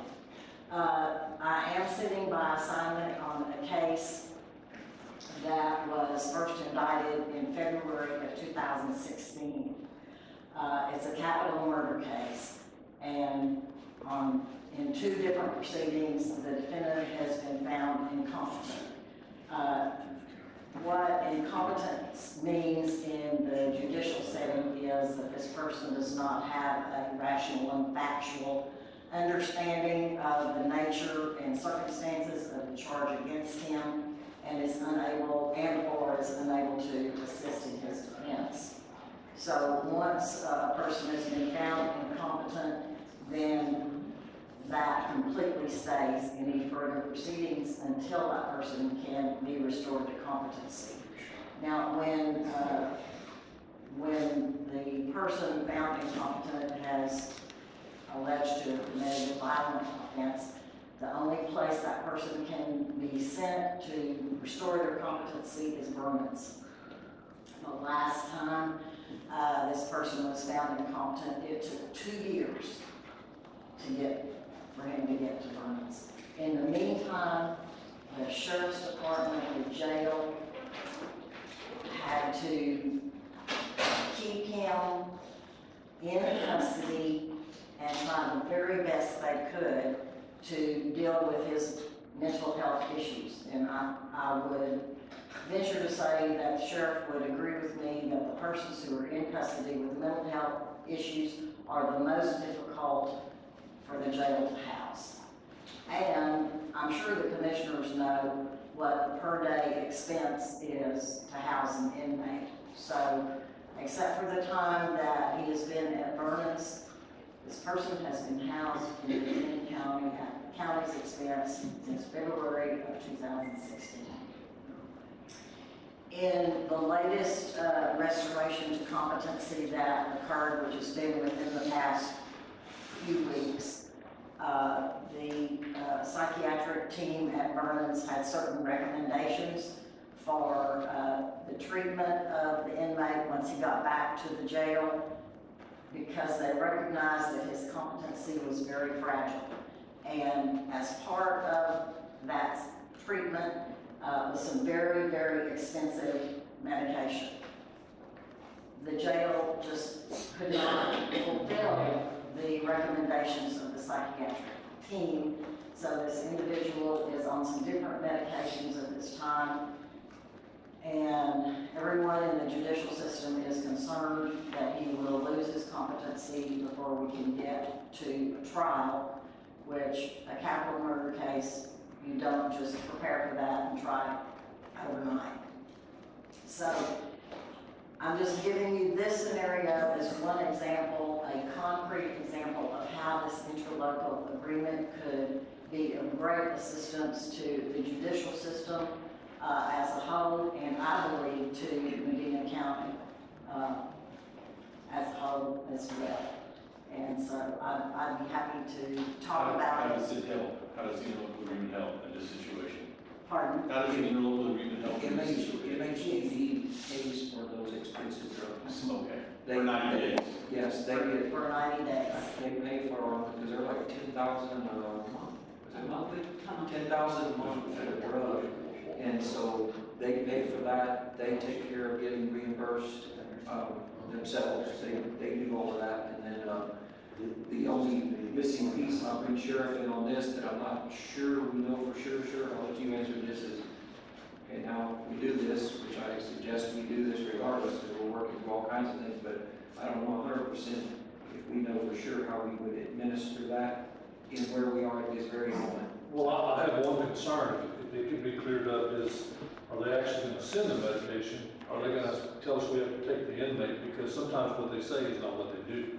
No, this is, I know for sure this was delivered to the jail. We had the conversation. Well, as long as we're sure about that, and someone keeps that fire burning, because I've seen it go out. We can verify that, but I was told for sure that they ship directly to the jail. So, until we settle on medical, if it was today, our PA would be doing that. Lisa Nolan, so. And we'll go back. Okay.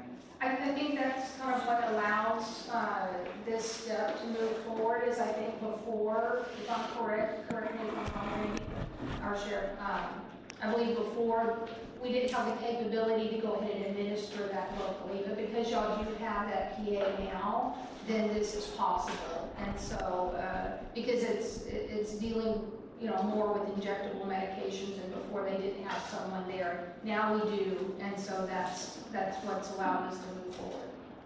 So basically, in a nutshell, it takes the expense off the county. That's correct. Yeah, take something in. The addition to the jail is required us to redo our medical plan. We got the TB testing and all those things now because we'll be over 100 bids. And the judge said, hopefully this is step one. Hopefully this is just step one. It is unfortunate that jails are the place that mentally ill are housed.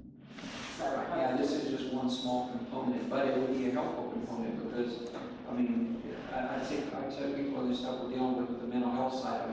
If we start at the human being, we'll find the right outcome at some point, but what's best for them.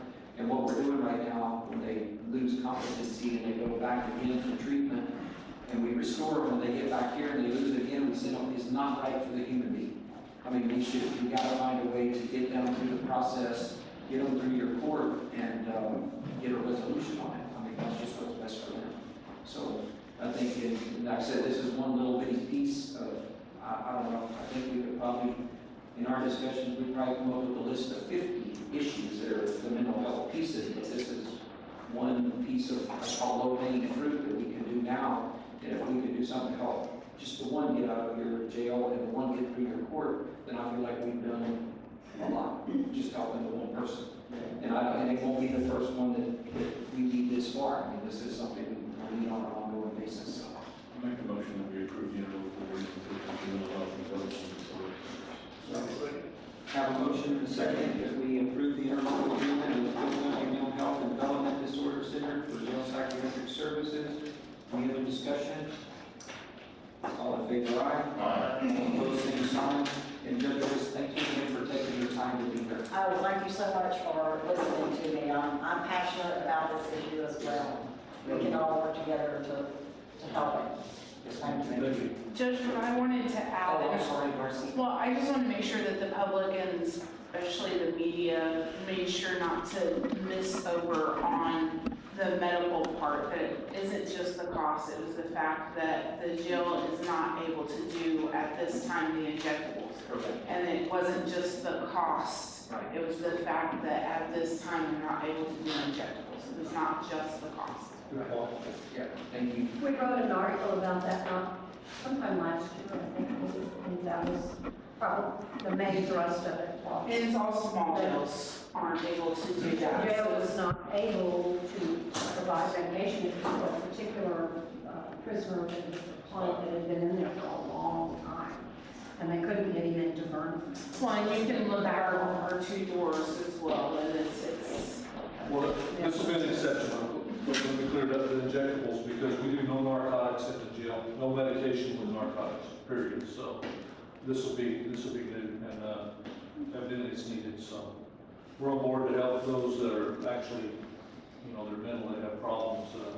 So that's why before we do no narcotics, none are prescribed. Okay, if it gets to that point where you have to hire somebody to do it, then yes, we're gonna be talking about that. I guess into another. Well, that's part of our deal with the council is for his medical. So yes, like I said, there's so many pieces to this, but I just. Can the PA not? She can. Well, we're out. When we get to the big jail though, now that we're gonna open all the beds, it's changing everything. So it's just part of the whole big picture. Thank you all, everybody, for your input. Item 25, discuss and take possible action on approval of Thompson Reuters order IDQ 0681819 for renewal of clear Proflex subscription for the sheriff's office. We currently have that software right now. It's just all I have is that we'll work with the world with budget on that line item already. It was a grant item. At some point, we ran out of money. Correct. And we have budgeted $300 per month. It's going from $300. Just work. All I can say is it is an outstanding tool in what we do for investigations.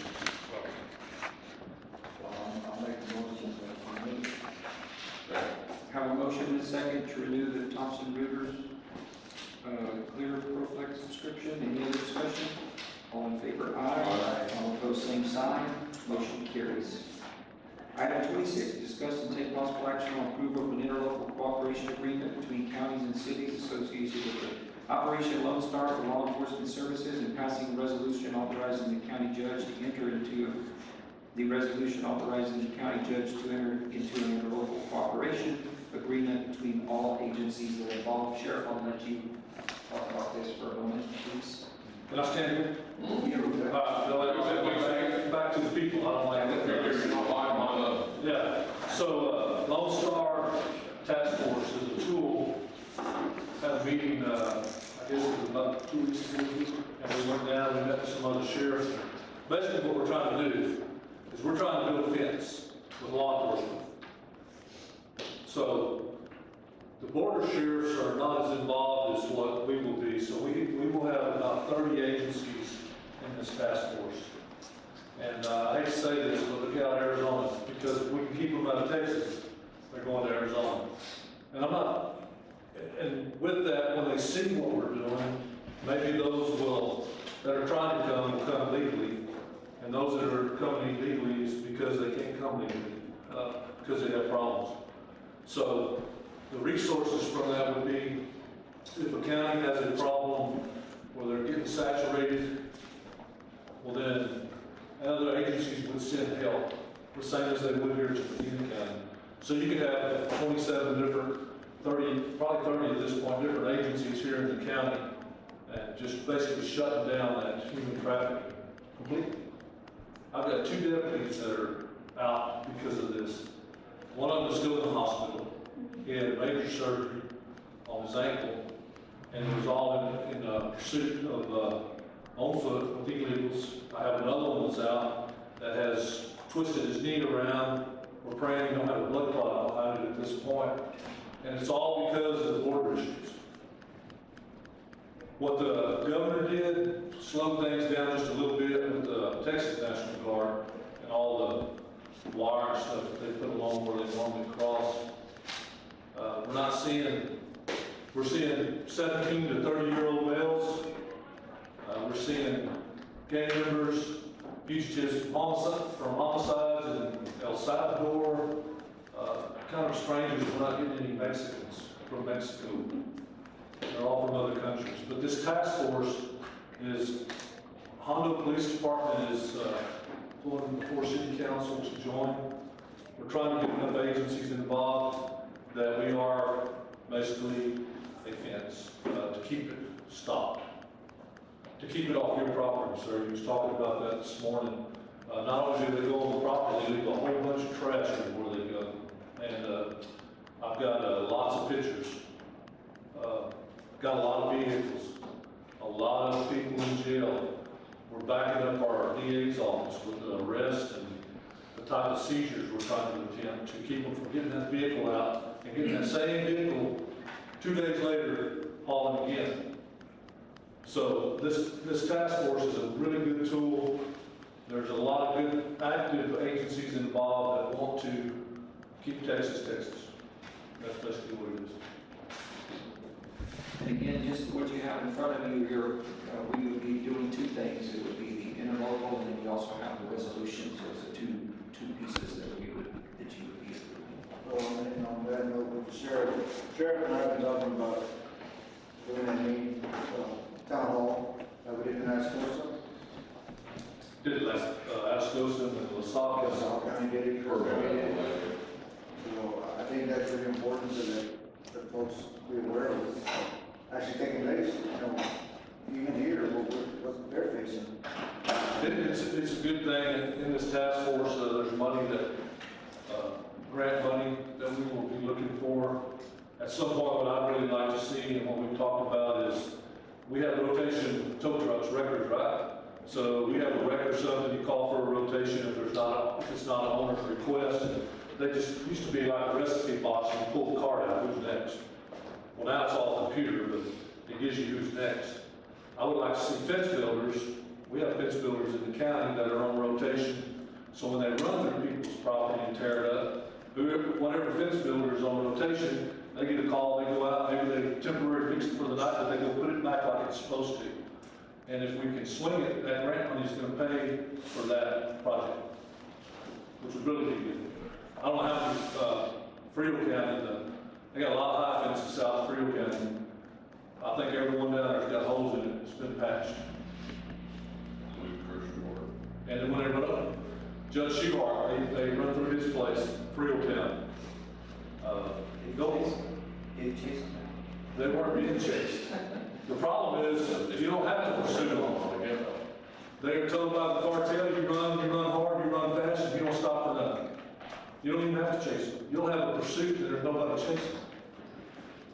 We had one going to Seco Creek, doing everything.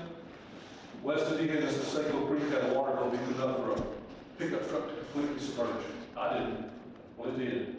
That was an all-day deal. We had to bring the DPS dive team out to make sure nobody was in the vehicle. Thank God they weren't. They all bailed out as it was sinking. And then get the truck off the property. Went through the gentleman's gate, tore his gate all to pieces. Had another one when they went through the gate. They put a brand new control box over it. They got a long chain that runs over the gate slides back. Everybody knows what I'm talking about? Well, they spent $5,000 on the control box. When they ran the gate, it yanked the control box off of the concrete pedestal and tore it up. And there's no relief for them. There's no money for them. It's a stolen truck. So we need help, and with this help, we can have help come here. We can go help other counties, or police departments. I make a motion to approve it. Okay, I have a motion and a second that we approve the interlocal cooperation agreement between the counties and the cities for Operation Lone Star, including the resolution as well. Any other discussion? All in favor, aye. Aye. All opposed, same sign. Motion carries. Thank you, Sheriff. Thank you. Item number 27, discuss, I'm sorry, that one actually is not going to happen. That's off the lease has actually been, not going to work out for the building, so we'll do that one. Item number 28, discuss and take possible action on approval of the Department of Health Services contract number HHS 000925000001, amendment number 5, for the immunization and local grant program for our health unit. And this is a renewal also of an existing, correct? It's a current contract. There's just some verbiage changes on 1, 2, 3, and then they deleted a section on the current contract. I'll make a motion to approve the Department of State Health Service contract. I have a motion and a second to approve the Department of Health Services contract with the amendment number 5. Any other discussion? All in favor, aye. Aye. All opposed, same sign. Item number 29, discuss and take possible action on implementing fee schedule for driveway permits along county roads. Commissioner Newman asked this item. Okay, so yeah, we've been facing this issue for years. People putting in small little pipes, causing water back up. You don't need them. Even a minimum basic installed pipe if you need one. And it's causing a lot of damage to county roads across the county. At least this way, we have some insight of saying, yes, you need COVID, no, you don't need COVID. We do some driveway permits now. I'm telling you, of course, it's not mandatory. You know, some of ours, of course, precinct 1 standard all the way up to the North Texas, you know. If I send somebody up there to go to the driveway permit, it's half a day. And you know, we're eating the manpower, the fuel, the wear and tear of the vehicles, and it's not regulated. I've searched different counties that are doing it. Some are pretty extreme on what they're charging to go look at a driveway permit. But what it does is it keeps us a record of, okay, this is what we did for this address. Why isn't the water doing this? Here's what the report says. And the neighbor down the street that puts in a 4-inch pipe, well, that is going to block everything up. And here goes your erosion. But more of it is the money we're spending to do this. I'm not out to make precinct 1 or grade 4, 2, or whatever bridge off of permit fees, but, I mean, we had, the price of fuel nowadays, I mean, it's just killing us. My thought process was, just a $100 fee, go look at the site, give a recommendation of what this needs to be done, come look at it after you're done. Maybe 2 visits, maybe 3 visits, you know, just depending on if it's concrete, you know, or what we need to do. But, it's just causing a lot of havoc on the roads that shouldn't be done because of the proper drainage through the driveways. With that, and I don't know if anybody else has anything. I'll just say that we've been doing driveway permits, well, forever, since I took office. I assumed it was mandatory. Obviously, it may not be. I'm not excited about being a collection department and handling money, but I don't handle any money at all. I'm not sure how that would work out, how we would get checks from people. I mean, I don't know.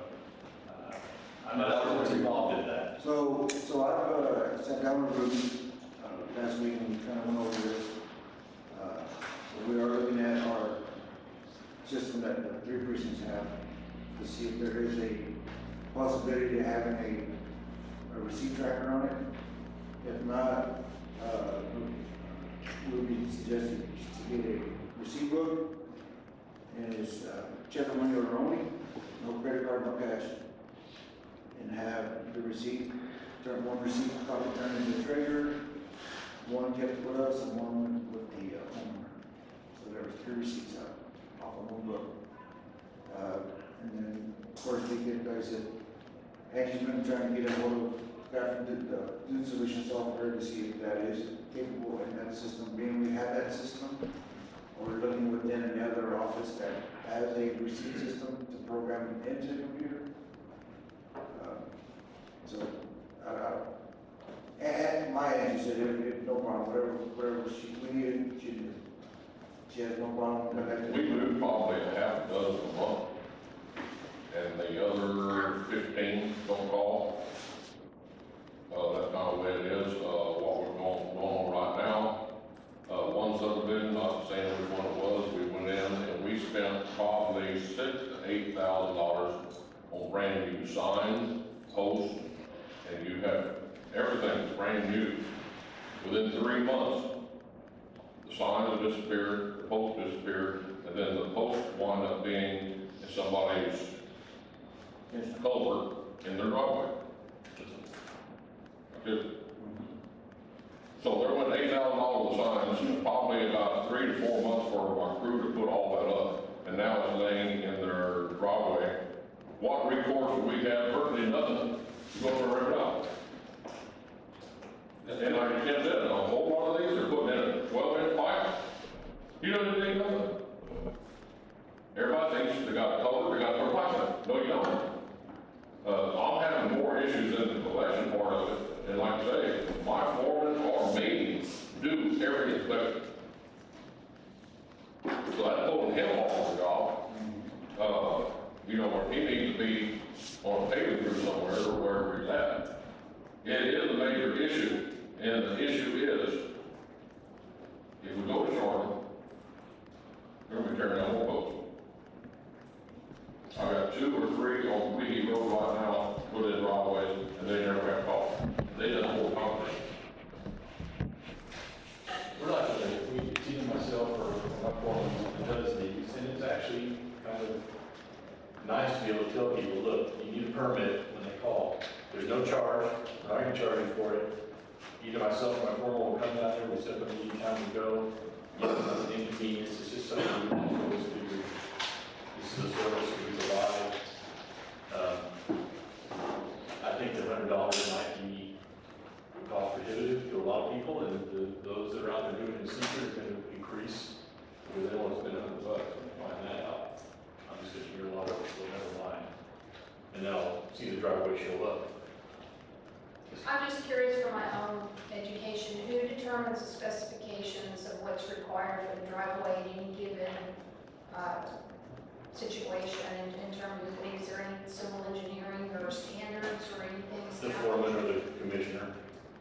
The engineering consists a lot of times of looking down the right of way, seeing what pipes are there, and knowing the drainage issues that are there. I mean, it's closet engineering. There is no engineering involved. If we had to get engineers involved, we'd be charging way more than $100. You'd be charged out. Yeah, it'd be a lot of money. So we do the best we can by looking at what's present and determining, look, this is probably what you're gonna need. We think this will or will not handle the water.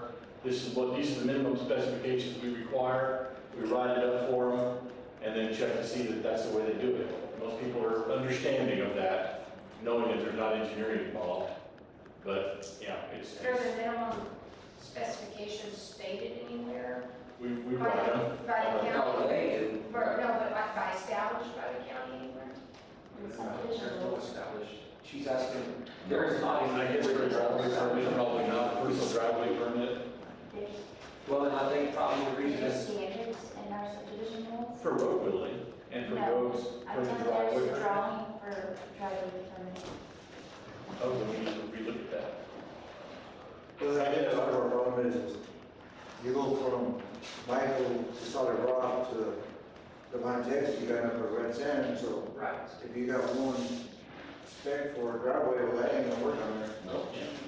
And pipe size depends on what kind of did you have available, and so. It's always been a case by case situation. Yeah. In my opinion, if you don't need a 10-inch pipe, you don't need a cover. Yeah. That's my feeling. But once you put in a 10-inch, then you gotta put 4 inches of base over. I do have that online, you gotta put 4 inches of cover. I'll make them bring me a design with their application to show me what they're gonna put in. Now, that's good. Some of them don't need a pipe. The majority, 90% of them don't need a pipe. And that's the problem. And within HOA, you mentioned HOA. I'll let HOA handle it. Well, and that's what we tell them, what it's coming down to is now when you're going to get a mortgage for your house or your property, the mortgage company wants that driveway, regardless of the tax. Because we've had that in several places, we don't even know when the mortgage company wants it. That way they know exactly where the driveway's at. So on this particular item, of course, there's a couple of things if you want to try to move forward. I guess one thing is we can go back and look at what we have currently. Just, I mean, I'm sure it's very generic, but, my thing is, but we can look at that. And then I guess the second, just the concern would be hey, who's gonna manage it, how we leave the money in? I mean, Mr. Rock, I mean, one of the possibilities be that they just send that in advance to wherever, like you don't collect it on the street from us. Like if they call you for one, hey, you'll send the check or whatever to this. And so once you receive that, then you go out into the fields that are gonna be handled internally in the office level. I mean, just different, I think there's different ways you can try to figure that part of it out. Because for you, example, you don't have somebody that's at the office they can bring it to all day long. But If they call me, I can meet them. I mean, we can work that out. I just. well, my thing is, they're gonna come to your office to pick up that driveway permit application, they're coming to you physically, so. And they're gonna drop it off. You're there. No, they're usually gonna drop We it don't off. have an application. They usually typically call me and I say, We got an application. I have what I fill out. No, we got one that Describes it. We got one that everybody uses.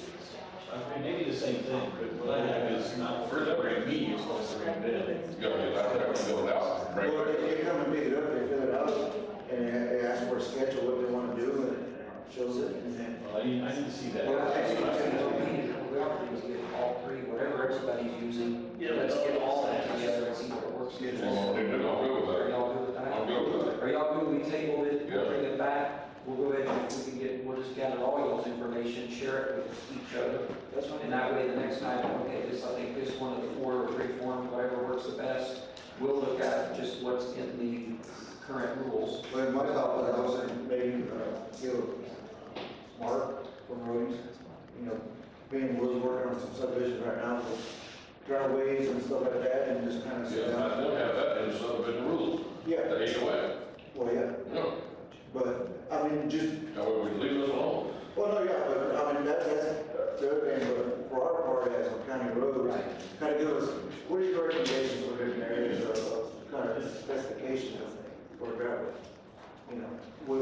just that way we gotta have a general idea. I mean, we know what we want. I think, and I know that, like this question, what she's asking, but the truth of the matter is you're gonna get an engineer to go look at every single one, it's gonna get very expensive, but everyone's different. Or, what you guys are doing and have been doing the best you can based off of all your history, and it's like. We got these subdivisions, he just inherited from me, two of the subdivisions alone are about 6,800 homes. Are you still coming out there at that? Yeah, 6,800. Yeah, I'm not worried about that, I'm just worried about the county roads. In the county, outside of the HOA. But like I said, the mortgage companies are requiring that now. So, I mean. Well, I don't like the form that I have, so I'd like to see what you'll have. I'll have that as soon as. Yep, good enough. We'll make sure we'll get everybody's exchange for. Yeah, y'all just keep somebody from the auditor's office involved. I'll keep it in mind. Actually, if y'all just send all of them back to Jennifer, and we'll look at something on the side of it. We'll just kind of try to gather information, we'll send the entire packet out to all of y'all. We'll send you something. Oh, no, here we go. All right, I have a motion. Yes, young, did you have something you want to bring up? I was, Chancellor, I wanted to find out if it was just for new driveways. Yes. Okay, so any that are already established. Okay, I have a motion, does somebody second this? I have a motion from Commissioner Lynch, seconded from Commissioner Lawler to table this item. All in favor, aye? Aye. All opposed, same sign. Motion carries. We're gonna try to get out of here before dinner time also. Okay, item number 30, discuss and take possible action on approval of change orders from Cooke Construction on jail expansion. I do think y'all all have copies that I brought, that Jennifer made for y'all this morning. The first, I've got 4 of them here, to just talk through these with you. The first one, I'll do $1,516. If we can talk about this one. This is an operational change, just so y'all know, once we got in there, Sheriff and them discovered that the actual touch screen and everything they operate on is just too small. They needed a larger screen. So that's what this one is, and that's, I did just so you, I'm sorry, I'm talking about one and telling you another. The $1,516 is also operational, but this is around the new jailer station in the back of the new, which is just, if you have, show you this piece of paper. We got a jailer station here.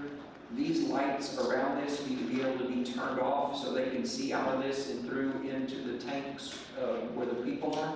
This is too bright, so this is literally to take these and put them on our own light switch and stuff, so they can actually see. Right now it's too bright, they can't. 1,500 for light switching? It's obviously, they're gonna rewire these and put that in their own circle and stuff. So, I mean, I got a pair of pliers too, but I'm not allowed to do it. So.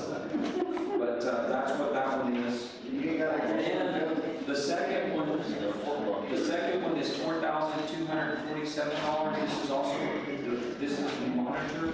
And just so you all know, the monitor itself, the piece of equipment, was $3,300.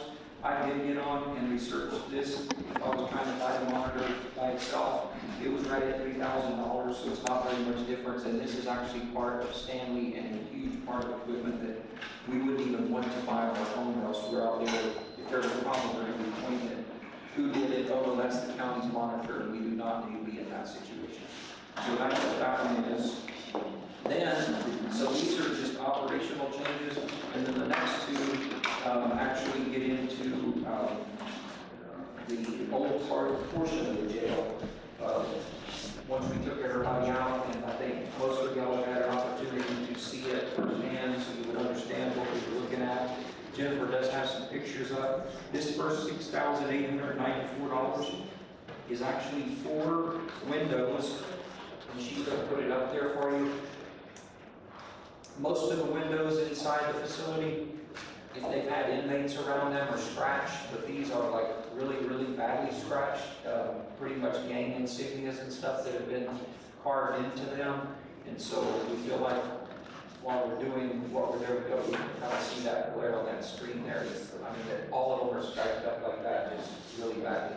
So this is actually to replace those 4 windows, and they happen to be all in one pod, one big cell where they, or tank or whatever they call it, where they share multiple people in there. So that's what this one is. Then the big one here is, this is the one that has to do with, and I'm talking kind of the pieces here, but this is, y'all looked at it in the showers and all the damage, the problems. So basically it consists of total relining those showers with like an epoxy covering, like y'all saw in the new part, how they look at the showers themselves. Also, Jennifer, there we go. There's what the showers look like now. You can tell they're not very in good condition at all. And where those feet are standing, they could be mine. This actually includes the flooring coming out. You can see that piece that's in there that's not supposed to be there, the trip hazard, that should not be in there. But this includes epoxy out in front of those as well as, can you pull up the little partition wall? One of them in front of the showers. I think I see it to the right somewhere. I thought I saw something. Put it over to the right. Here's one partition. Yeah, well, there's, I saw one. But they have a partition, so there you go. You can kind of see this here. Right now, the sheriff and them, you can kind of see up at the top of those showers, you can see a screen hanging way high to the left. That's where they try to keep shower curtains up in them, which is a nightmare, because they have to be ligature, or they're non-ligature type environment. So instead of having that, we want to remove this piece of metal screen, and then Jennifer, you'll go back to the one that showed the white, that showed the whole thing like from a distance, you just had it there. Kind of that if it was turned the right way. But basically come out where that screen is, and then come in front of the showers as well, and that would be cinder block like the rest of the walls. But that would be the barrier then for privacy of them, so we don't have to use these shower curtains and stuff in here that actually keep getting torn down and used. So this project, really, what you're looking at here is these showers. It's that whole deal of redoing all the showers in that existing part of the jail. And then, in addition to the shower part, the only thing that does not have in there, if you look at the bottom, I wrote on y'all's. You know the one that we brought you this morning? Jennifer? Yeah, that one there. 65, there you go. So the 165,000 at the bottom, 165,555. You can see right above it, there was which goes back through the laundry area and kitchen area, hallway. All the flooring is coming up in there, and Jennifer might have a picture of that. But we were going to try to do an epoxy floor down through there like the rest of the kitchen. But it was $14,000. We can do the regular, putting back the BCT tiles, the square tiles like right now, probably for about $4,000. So we just said, no, just don't do that. Let's put it back to how it was. Yes, exactly. So, I mean, it is 20 years old. Truth of the matter is, sure, probably should have been done 8 years ago. But regardless, we could do a lot of those rather than spend $14,000 freighting the floor in there. So that's not in the 165, 555. It does not include that floor because we don't have a cost on it yet, but I feel pretty confident that it's probably not more money than that. So in addition to that, of course, we'll have another agenda item in a minute. Then we got, the painting portion, which, you just kind of, she just had some general pictures so people can see kind of the condition. So for the public that's here, you can see the bedding. This would include repainting all of those. That's just rust and stuff on them. We basically have a facility that's been used for 20 years, 24/7, 365 days a year, that they have put a coat or two of paint, at least one, so you can tell it's peeling off. But for the most part, I mean, it's a facility that hasn't had any intention, so we've got everybody out of it, and it needs some love. So that's the change orders. I did talk to Edward, and y'all were welcome to him elaborate a little bit on suggestions, on paying for it, because the big one here, is something totally separate. We can use ARPA funds. I think he had a couple of different options. We approved it, that he'd like to Yeah, come back. my only question is, how come we got that teal roof? No, so all the painting is not teal, you're gonna do a bid for that. The only thing we asked about wanting teal to do is the shower pieces that are the cinder block and the stuff that we do to match those other, we've got that same company that did all of those, prepping of those showers and the spraying of them. So this is strictly the shower part, I mean, the complete painting of the facility, you know, down the road, this doesn't include any lighting, which we're looking to do that like down the road, like not now, it's another project somewhere down the road. But this is strictly teal, we want to go out for bids for all of that cosmetic painting that I think they all go out to bid for everything, I'm getting kind of hard to do. Being around there, well, they kind of more out welcome. They didn't ask us for this, we're asking them, so, I mean, they're not coming back asking, this was totally not in the project, this is us, you know, trying to. Is there contingency money left? There is, but I don't know how far they want to go. Yeah, so I looked at the numbers today, and we still have about $1 million to pay for current expenses, not including any of it. The other funds that I had talked to you about was the 10, three commissioners had borrowed some money from. Yeah. Those funds they're spoken for. So the only fund that we have are the ARPA funds and not or the general fund. But yeah, so contingency money, we still need to look at that, see what's the remaining for the annex, and if we can use any of this. But I thought you mentioned that we wanted to do the showers from teal because they were the experts on this. They did That's exactly correct, what- that's what I'm saying, they have all of that, they already have the stuff in there to be able to handle it, what we did in the other part. That's why we were using teal for that piece of it. Now, we can go bid it, we can go get it, our other, you know, piece of this, which we're gonna bid the other part, but it's, you know, we've got 25 extra people that the sheriff has in out-of-county housing right now that we're paying for, so we're trying to move through the process to cut the expense and all that too. So what about the drainage on the roof? Or water gets on the columns? I mean, I know we sprayed it. You come out here, Yeah. we talked yesterday about a way to fix it. Okay, what about parking lot? Something yesterday that they feel is a foundation of who they're gonna use, and that they're working on scheduling it right now. Again, parking lot, you know, two schools of thought, it's been a legal issue on their side. You know, they've had to figure out, what they wanted to do. You know, every day goes by, I understand we want to get it done, but we're also gonna have, every day goes by, we're gonna have that much newer parking lot when we're done here. And we have all retained, we still have all the money that we retained, I mean, we haven't paid down the final on this place, which is, they need also, because they got their subs that have to pay their change. Yeah, I mean, as long as we got a resolution with the items that were from up. We can use our funds for this?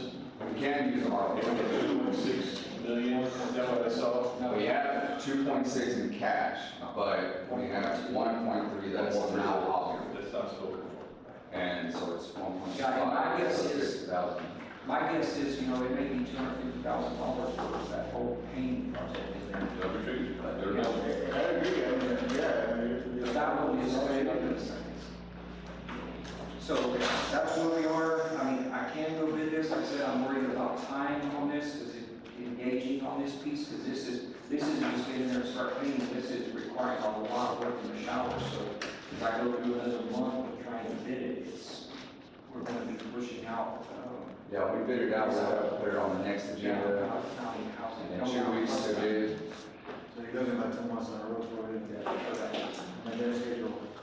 Right, and I mean, you're adding all that out of county housing every single day that we're doing that, which is getting. We've been doing that for 14 years since I've been here. I know, but we're trying to stop that for you, sir. Okay, what's, pleasure? I made a motion, we continue. Have a motion second to approve the change orders with teal. All in favor, aye. All opposed, same sign. Okay, item number 31, discuss and take possible action on authorizing to advertise for sealed bids for painting certain portions of the jail currently being remodeled. It's what we're talking about, putting it out for bids. We've worked with the architect. Pat Garner's been working on this project for us to have a very good overview of areas and all of that stuff that need to be done. So I think we're in a position to be able to put a good bid packet together and get it out to people, so. I move we authorize the advertisers to seal bids for painting. Second. Have a motion and a second to authorize for the advertise for the sealed bids for painting certain parts of the jail. Any other discussion? All in favor, aye. Aye. All opposed, same sign. Item number 30, motion carries, I'm sorry. Item number 32, discuss and take possible action on declaring items from the following departments as surplus or salvage and authorize disposal. Sir?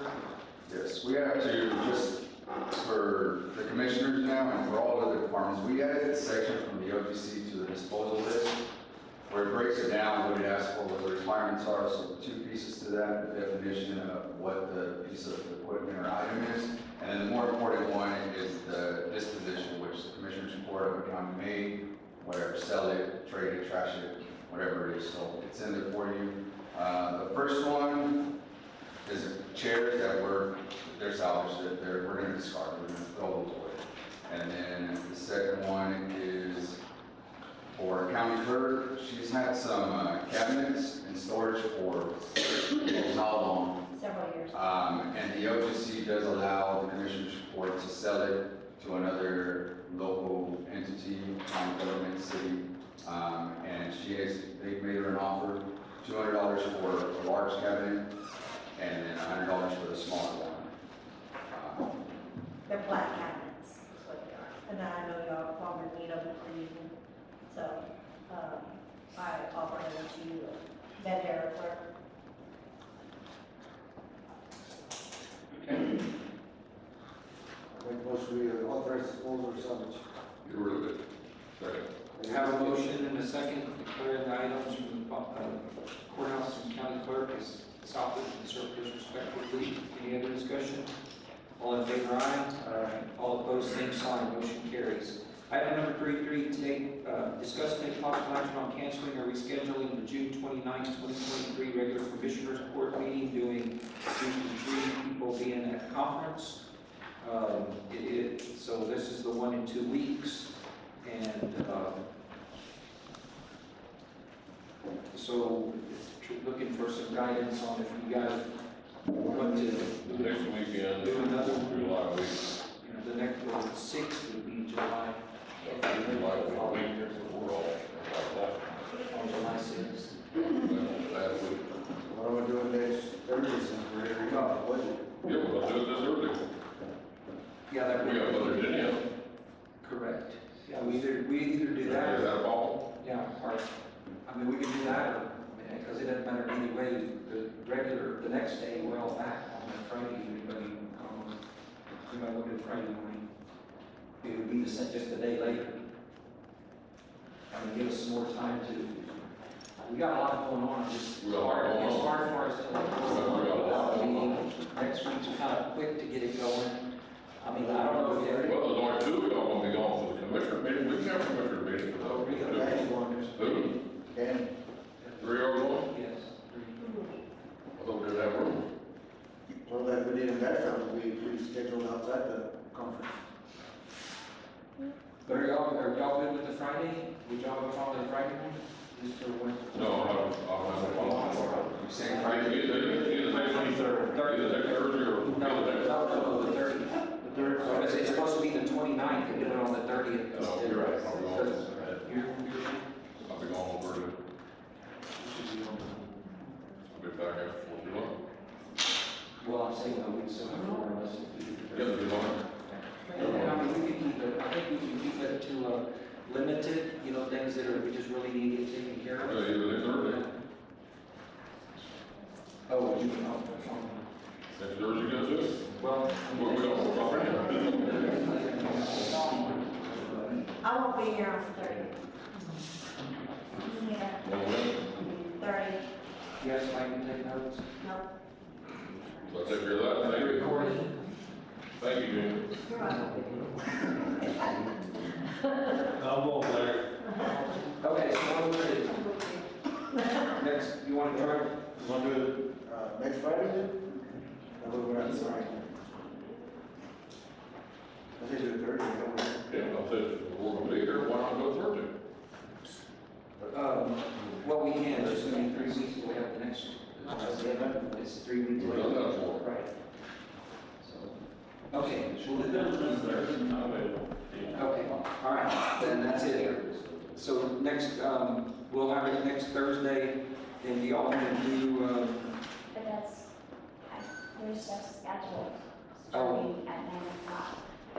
So, we have people scheduled into budget, so We're right after budget. well, we gotta put a time, we gotta post it. yeah. We gotta post a time report. How many people you got coming Thursday? You want me to send them a letter, says it's not gonna probably gonna go to anything? The last- 10 o'clock? The last one's at 10 o'clock. The last one? On the schedule. Maybe about 3 minutes? Well, we will keep it, I mean, we will keep it to a smaller agenda. I think there's things we need to take care of, so I mean, we'll do like a 10:30. That's what I was thinking. I'll do 10:30 and I'll talk to you. Next Thursday. 22nd. 22nd. Next Thursday. What can we do?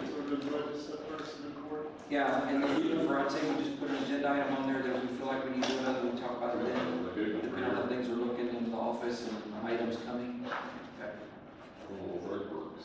Okay, so 10:30 next Thursday for the actual court. Perfect. And we will keep it, we'll keep the things that we need to know. Remember, I do the shorts? No more figures? All right, very good. That's the plan, and 10:30 next Thursday. All right, board member announcements, you got anything, Tim? You know what, I'm hungry, We so got I'm one gonna at lunch, so we got to You're get right. It's lunchtime. before the lunch. You got anything, sir? Yeah, we've had a lot of paving done, thanks to all the crews that we paved about 4 miles last week, and we're doing another 2 miles tomorrow.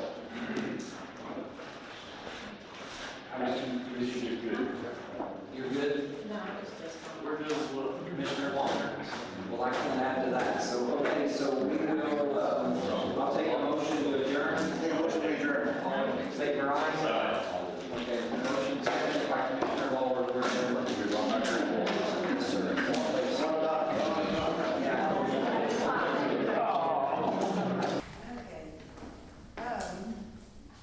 Okay, as you know, of course, we've talked to all of y'all, and I'm here trying to get raises for my employees. And I know my employees do a lot, and I know all of y'all's employees, you feel the same way about yours. It has been a while since we've gotten a raise, other than the cost of living.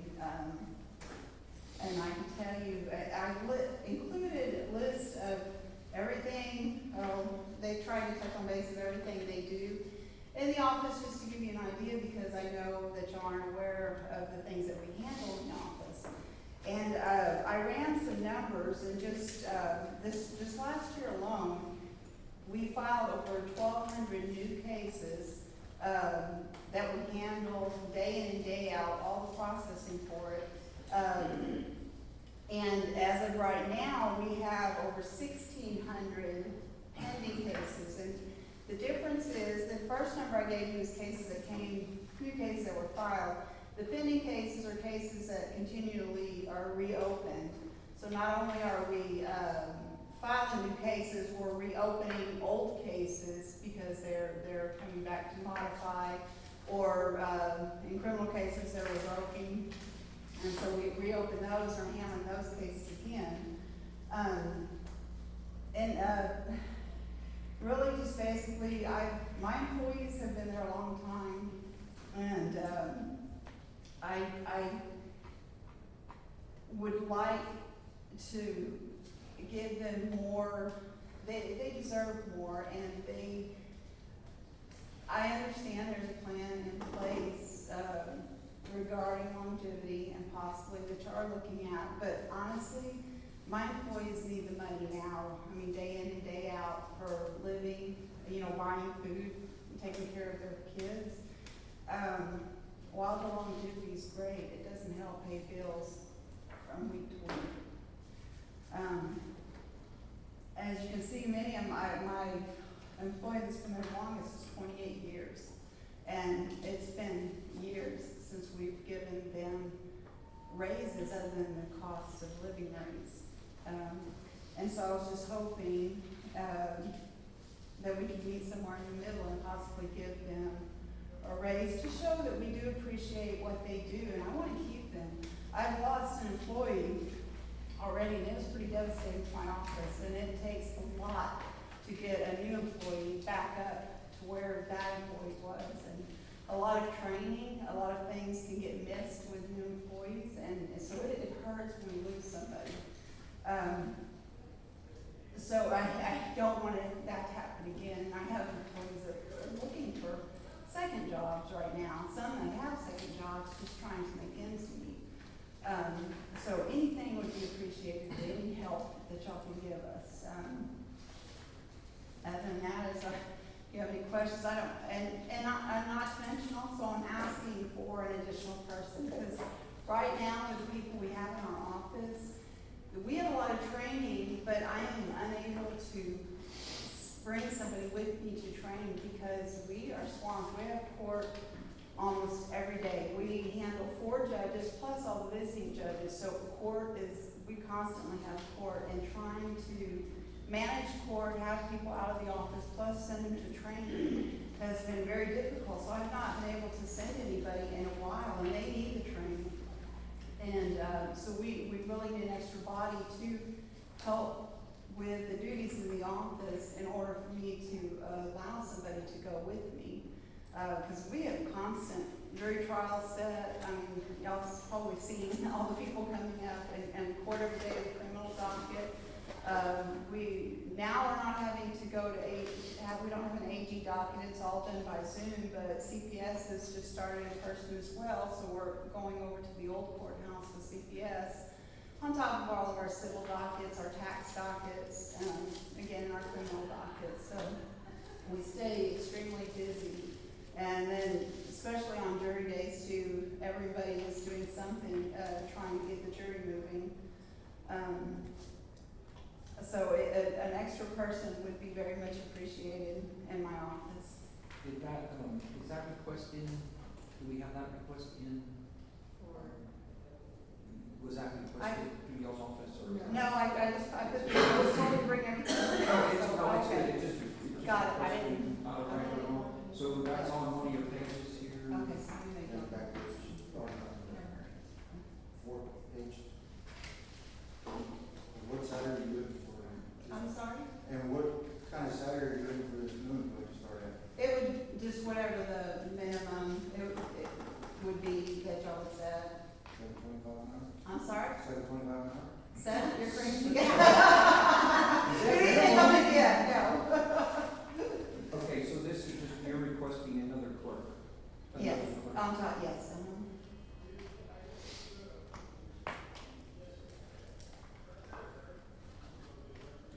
Linda, I have a question, not to leave you out, some of you are experts here. On the salaries, we've got a number of clerks that have different approved hourly rates. Can you explain to me why we're like that? Well, probably because they've been here longer, so they've got more cost of living. Okay, so I'm thinking back to when we did the salary survey, and we moved everybody up into at least the minimum. Yes. Those that were already there somewhere, did we just say, okay, that's your salary? Yes, and then they got the cost of living. So if some of them were like, say the lowest one here, 1774. So if there were some that were less than that, and I know we've had some cost of living and everything else, so this isn't the accurate number. But if there was somebody less than 1774, would 1774 be their maximum that they could be moved up to because somebody else is already in that spot? I'd have to look at all the sheets. Is that making sense? I think what David's trying to get at. Moved up all the way over. Yeah, every year the max moves up, or the approved annual rate, let's not say the max, let's say the approved annual rate moves up by the cost of living. Okay. But I think what he's after is kind of like we did with the road department. We put everybody at max 23 or whatever. I mean, you have to pay them that, but everybody. Yeah, you put it in the approved budget of that. Yeah. So, do you have that? Everybody's at the max because, again, we haven't gotten raises at all, so they've been there for years and years and years, and so now they're at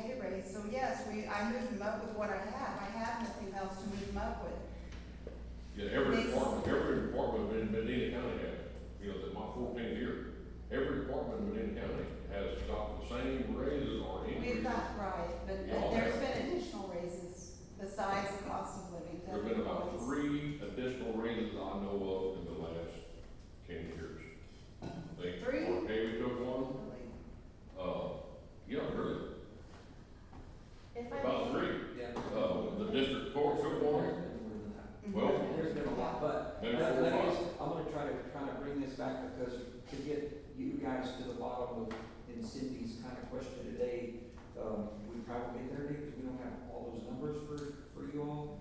But I would just, and we kind of got to separate a couple of things because we've been through all this, we're over here, and there's all kinds of difference when we're talking max, and this is a minimum over here. So max on this sheet is the approved budget maximum, okay? Then we got a whole nother thing, which we've been working on as a team for 2 months at least, that soon we'll be bringing to y'all as part of budget, and that is the survey, the salaries, the survey numbers. And in that, we have people that aren't even at minimum. They don't make minimum on the survey. So, No, we're all at minimum. We moved everybody to minimum. We moved everybody. we had a few that weren't at minimum.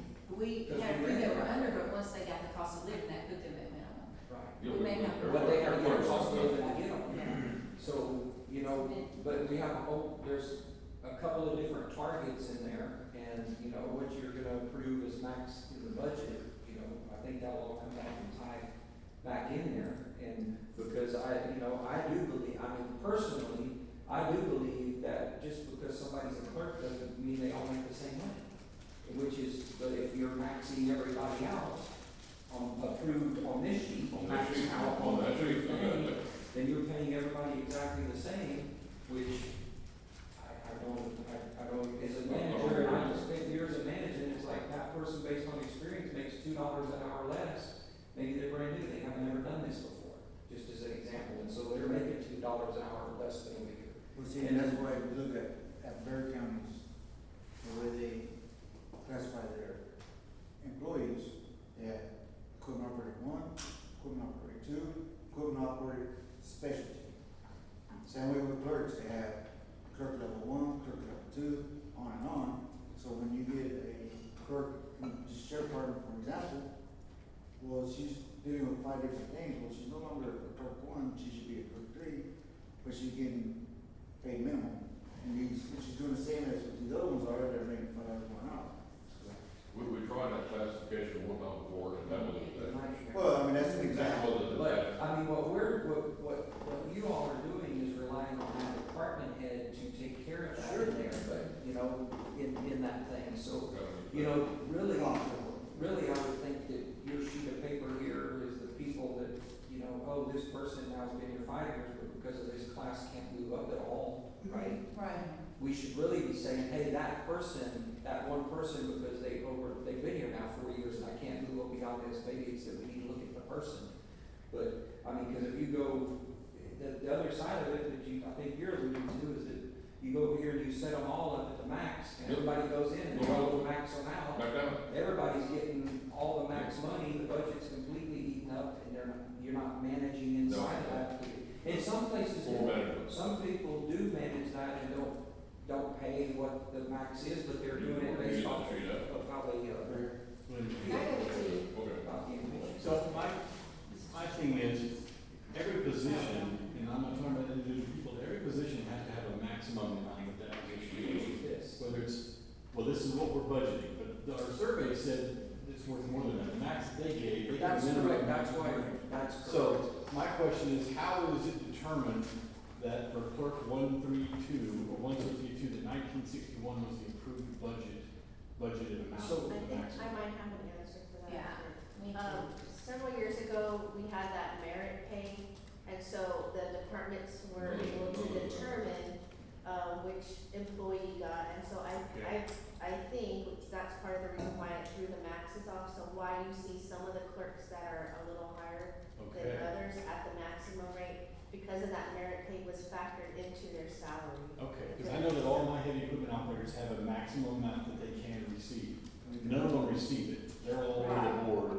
Below that, based on my discretion. Correct. So. But one thing to consider is, as history for Medina County, we haven't used the mid, and max, and that, where we put that max into the approved salary. What we put in this approved annual salary is their salary plus the cost of living. Correct. That's what that is. Okay. So that's two different documents. Yes. Two different documents. I don't think there's been nobody in the road department that has got any extra money for anybody to bring them to the top.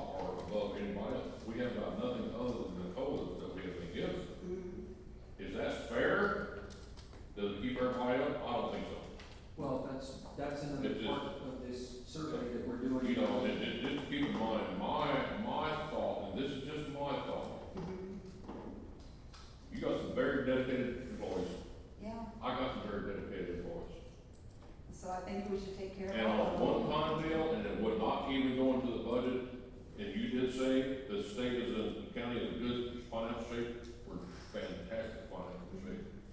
If we were ever gonna try to draw down, we need to invest this into our employees. That's my gut feeling, nobody else's. And I'll agree with you 100%. Well, I think all of us agree that our employees are our number one. You know, after 5 years, you get $60, baby. $60 to stay here. You've been here 5 years, here's $60. 52 after tax. 52 after taxes. That's a slap in the face. My thinking, this is my thinking. If you've been here 20+ years, that's handing that person $2,500.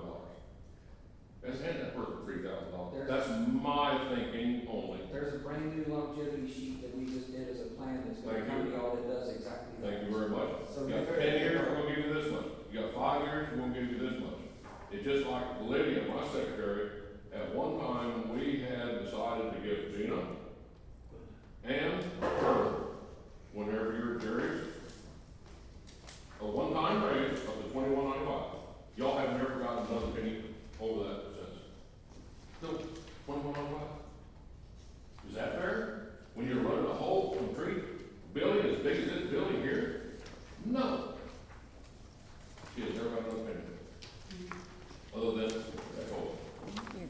So, like I say, I think we need to, haven't even seen this. No, it's literally. It's just something I'm thinking about. I will say It looks like a something long about number, the $2 million is very longevity reasonable. that I talked to my employees about. Although they're very grateful for the longevity pay, they do say that when they get it,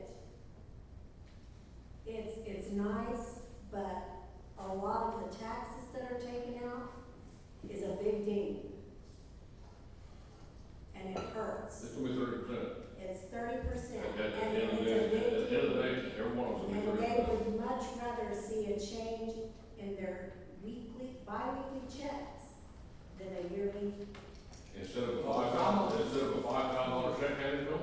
because they're out of the 5,000, well, not all of them are gonna get that, because they haven't been No. here that long. It's gonna go plumb down to Actually, Larry, make sure I'm reading it right. I mean, this 1,400 or 1,500. Well, in this one, I mean, people from 5 to 9 years would get $1,000. Yeah. From year 10 through 14 would be 1,500. Yeah. 15 through 20, 19 is 25. So the ones that do get it, they're $3,000 gonna and get a 20 pretty through good 24, deal and then $4,000. out of the 5 years taxes. of payment. That's where it hurts. Okay, is but the let me add that, taxes. but if we increase your taxes is coming out of your salary, if we increase $4,000, your But taxes it's are. not as big a deal, is what I'm saying, when you get a smaller check. Yeah. No, And I- Actually, don't take 30% out, it's done on what you're, Yeah, what what you're. you're claiming. That's what I'm saying, that's what they're telling me. It's not that they don't appreciate it, they do. Yeah. They do appreciate it. Well, the But problem, what they're saying is, it's going and buying groceries, it's going and paying daycare, it's going and paying their gas bill. Those are the things that are hurting every month. And I'm just gonna say, I know I've said this to Gina and Cindy both, but we also are living in a world where what we all have to try to figure out the balance of is two completely different group of people. Because I can tell you that the person that's 50 years old or older, probably 55 or older, will love longevity. Yes. I can tell you the young generation, they cannot even see themselves making it 10 years. That's why this paper is so, I mean, it really is a. That's because they're living Because paycheck we to are dealing paycheck. with a total And we've different all been there. generational thinking. So, I mean, I appreciate what you're saying because I know which group is saying that. But I also know we have a group over here that's, which. I love my longevity check. Yeah. I've been here 20 years, I love it. So. Okay, so in other words, one penny here. Jim, This was our initial decision. Exactly. And I was living paycheck to paycheck, making $5.75 an hour, for Medina County. Still.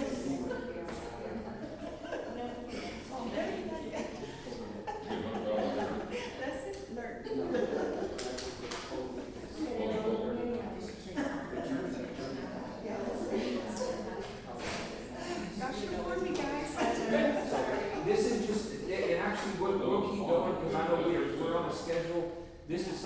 guys just to absorb, we weren't gonna bring it up now, but it does come into the whole salary part. And then the last thing I'll say about that, so Cindy, before she goes too, is, that the other thing is we are taking the salary survey, and under the method that we're using is, you've got a mid, and a max. And it's to get anybody, I mean, we have people that aren't even to the halfway point between min and mid. And it's to bring those people up to what I call 25% of max, right? To get them into something besides just at the bare minimum. I agree with that. Correct, and that doesn't matter by department, that's based off the salary survey. Where are you in this range? And if you're not at least to that, then we're trying to do something to get. Okay, so what you're talking about, we get to that amount, and then there'll be a COLA all the way on top of that. Yeah, you would take that person that's not at the, I'm gonna call it 25%. The person that's not there, we bring them to there, and then they would receive, those people would still get the COLA along with everybody else. So somewhere to start taking this thing, I mean, as I say, Rome wasn't built today, and to this point, anything we do, yes, we're financially sound, but whatever we do is gonna be annually, and next year, I'm gonna assure you, the COLA's gonna go up, so it's that on top of what we're doing. So, I mean, whatever we do in a salary, which is gonna be other discussions, we have all these new funds that are gonna be coming from sheriffs, the new legislation that's gonna give $500,000 for sheriff salaries to our county, $275,000 for the criminal district attorney's office, and those type of funds. Okay, so the law, basically is going into law, and it is a guaranteed grant of money to us, but all they have to do in 2 years is do away with the law, right? And we no longer get that, so we got a whole other discussion going on that.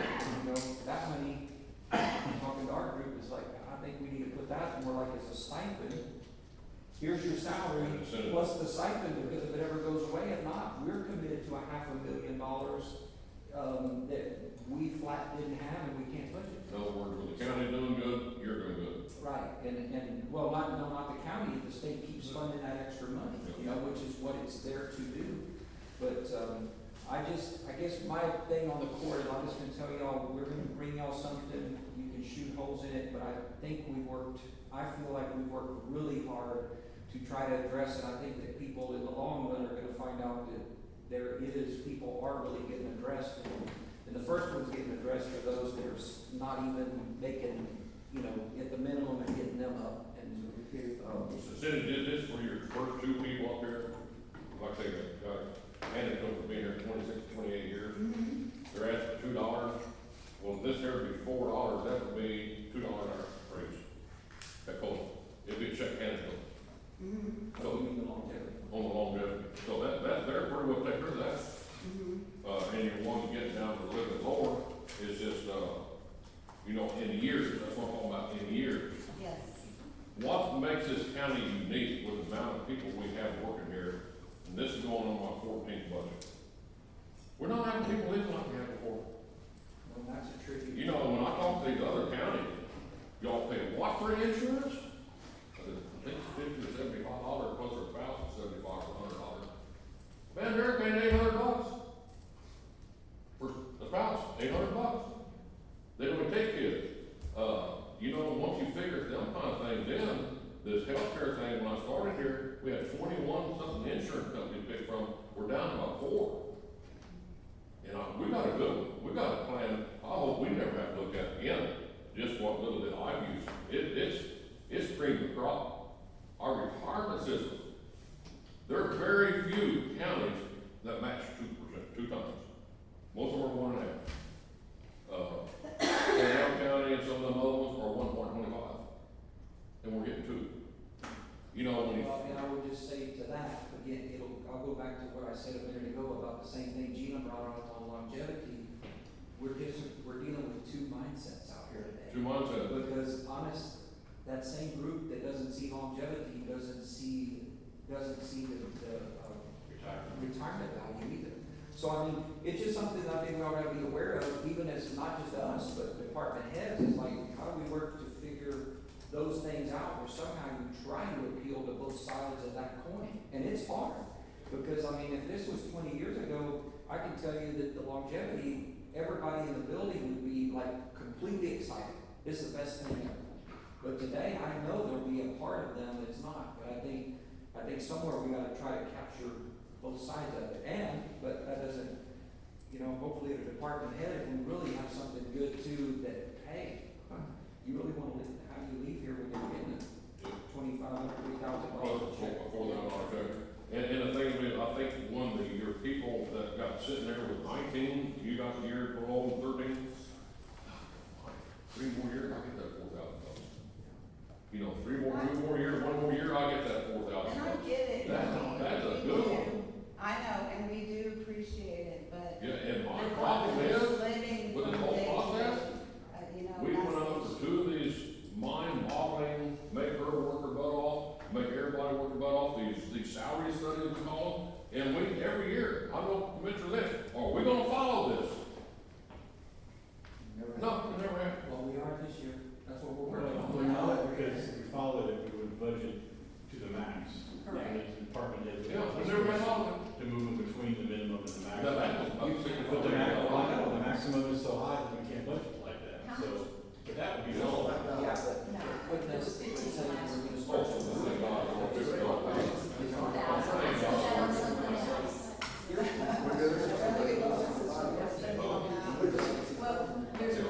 Go ahead, I'm sorry. You know, I get what you're saying, Cindy, because you go into the meeting, you get 4 or 5 items, it's $60. I know. It's getting.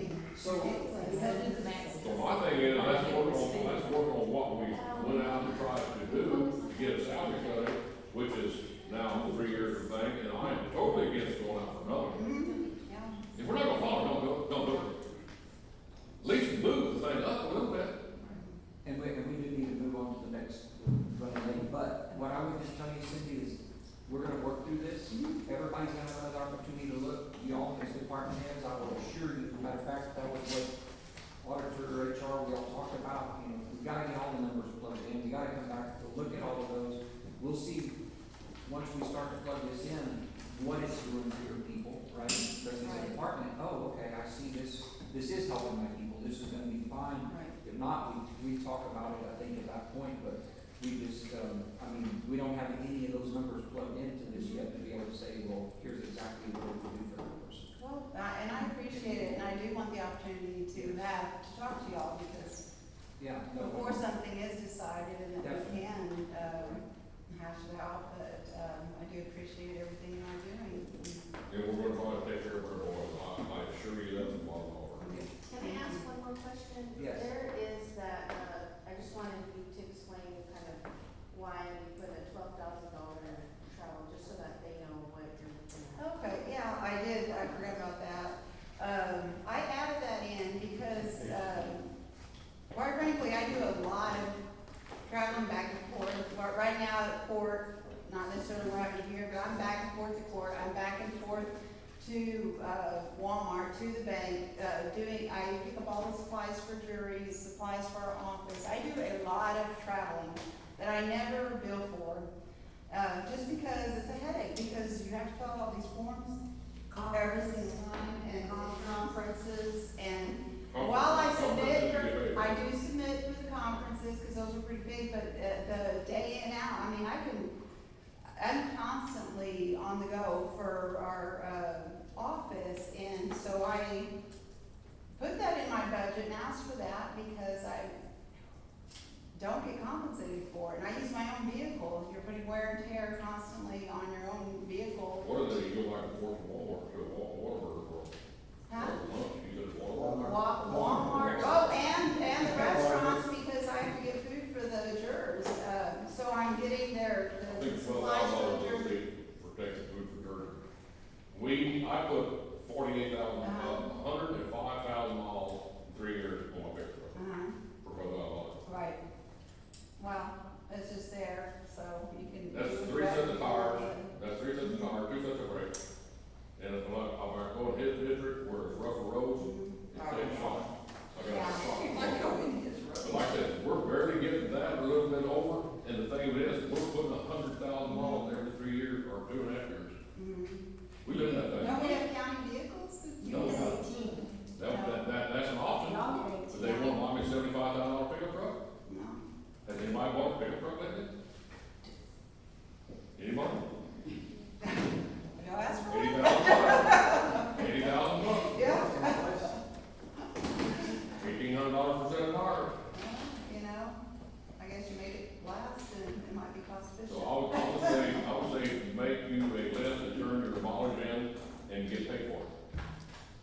Then can we do an easier way of, I mean, there's filling out all these forms and keeping track of the. That's a lot to do. I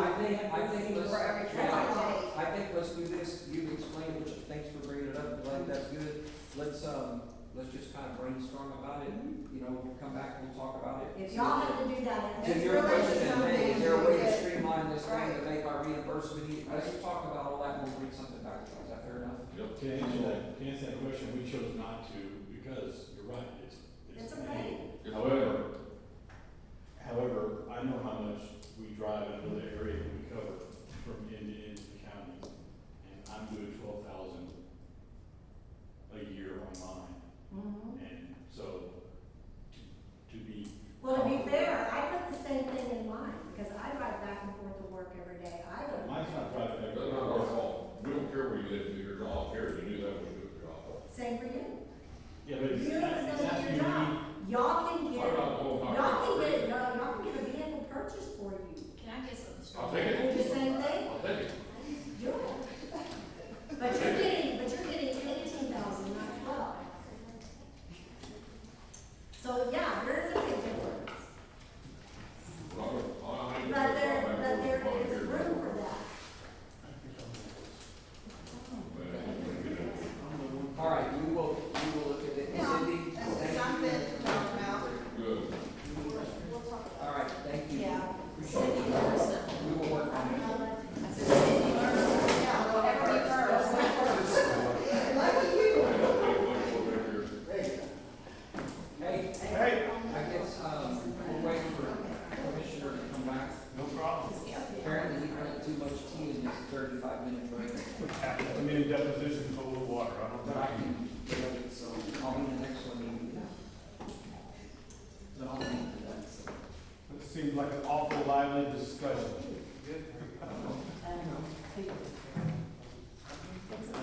I believe that the heritage of community. I totally agree.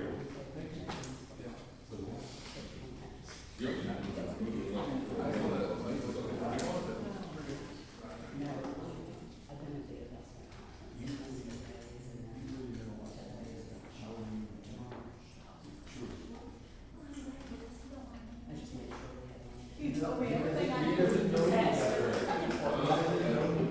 You told me everything I ever wrote in my pencil before it was a disaster, so I want it to be better.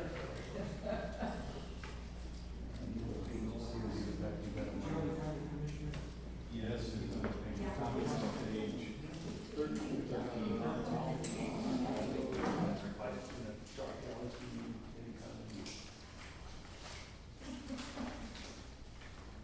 So, let's see.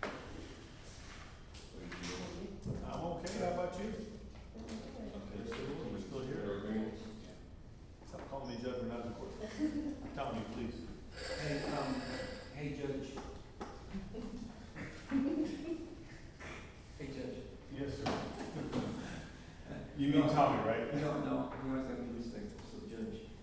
Question for you, just while we're waiting on him to come back. I think, when we took a peek through your expenses and everything, I think we only had two questions. I'll just ask you and if you're okay with them.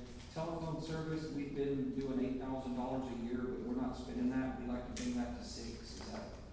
I thought that number changed because we were having a problem that, a year or two ago, before all the shenanigans with me, where we were actually under budgeted for that and we were having to go over an extra.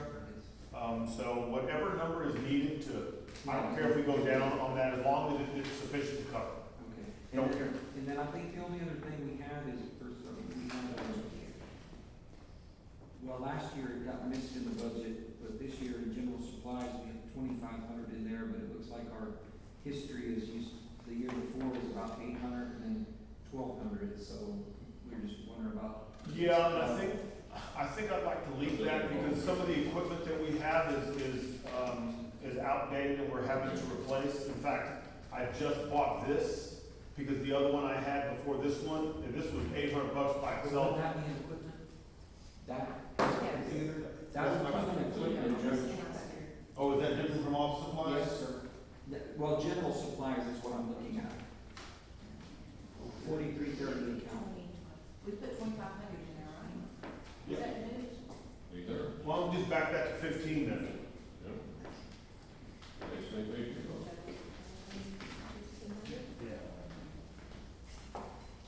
Why don't we just back that down to 15, and that should give me what I need, I think, and free y'all a couple of dollars, which I'm about to ask for anyway.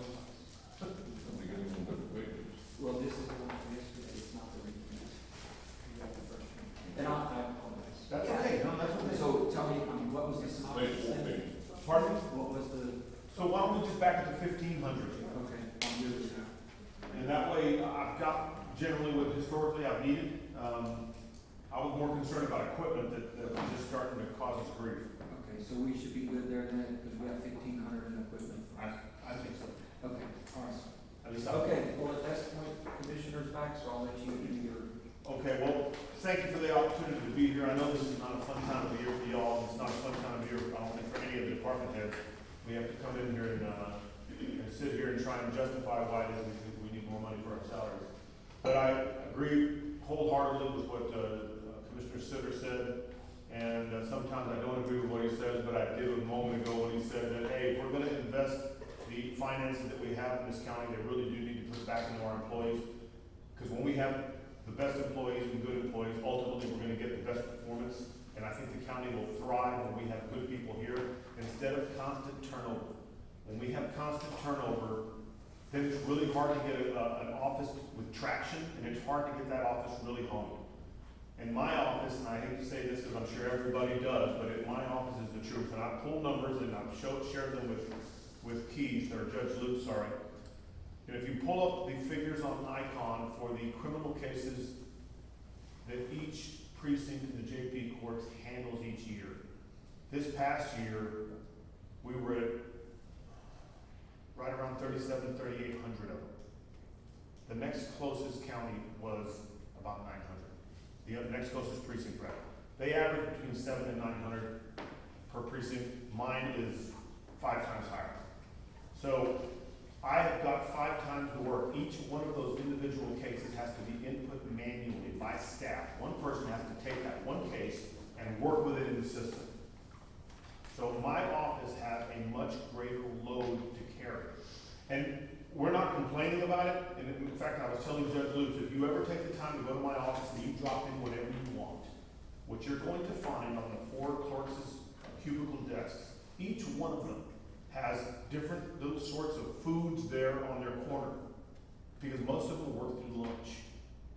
I don't give my office off. In fact, when a lot of the county offices are closed, mine are still open. Thank you. I do not believe that a governmental office in any governmental position should be closed on any office other than a federal or a state holiday. If not, it needs to be open at 8 in the morning, and it needs to be open till 5 in the afternoon. So my ladies don't get an hour off for lunch. Well, they do, but the office doesn't close in my world for lunch. We stagger lunch so that the office is always open. Because I've learned through experience before I ever became the JP. I had too many people calling me going, hey, can you help me with the ticket? Well, man, I generally don't do tickets, but what's your problem? Well, I go over there and their office is closed. What do you mean it's closed? Well, it's Friday at 3 o'clock. I took the afternoon off to come over here and solve this problem. I drove into the Divine and the office is closed. I said, well, I don't run the office, I'm sorry. So to solve that problem and the problem of people trying to do things and resolve them over the lunch hour, my office is always open. My staff asked me just today, can we have off July 3rd? All the other county offices are going to be off July 3rd. I said, what's July 3rd? That's my wife's birthday. Who celebrates that? I said, me and my wife. And they said, well, everybody else. I said, no, we're working July 3rd.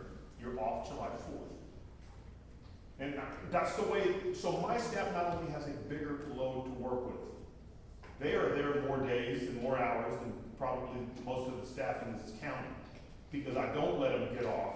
And they're probably get annoyed with me sometimes, but at least they've learned, hey, when you're here, I'm here too. So I will be there on July 3rd. I'll stick my fat head in there and do my thing and get on the e-file system and do everything I have to do. But my staff is working constantly, and I tell them, take an hour for lunch, and they don't. Take 15 minutes in the morning, take 15 minutes in the afternoon, go take a little smoke break or whatever it is you do. They're there constantly. So I would invite each of you, take the time one day when you're in Divine just to swing by there and just look And you're gonna find that my staff is working. And I also changed the system, and I think you guys already know this. Before I took office, when you called into the JP office, you got this long-winded answering machine with option 1 and option 2 and there's nothing more annoying for someone to try, they're already mad that they got a ticket they're dealing with anyway. There's nothing more annoying than you're dealing with a ticket, you're calling to get it taken care of, and nobody ever picks up the darn phone. I changed that immediately. My staff always answers the phone now. You go in there, usually there's 1 or 2 or 3 people on the phone. So when you call my office now, you get a 30-second real quick on how to pay online, otherwise hold and a staff member will get on. And within 30 seconds or 45 seconds, there is someone on the phone with you.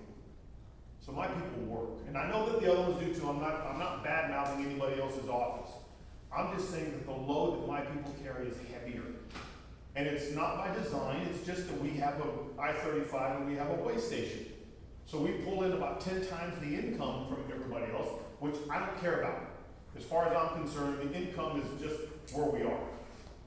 But that highway and that way station is generating a lot more work. And my staff is getting paid the same as everybody else. And right now, I don't have the luxury, and I tried the last time I was able to do budget with you guys. I said, please give me this amount of money that will allow me to do merit raises on how I can see who's working in my office best.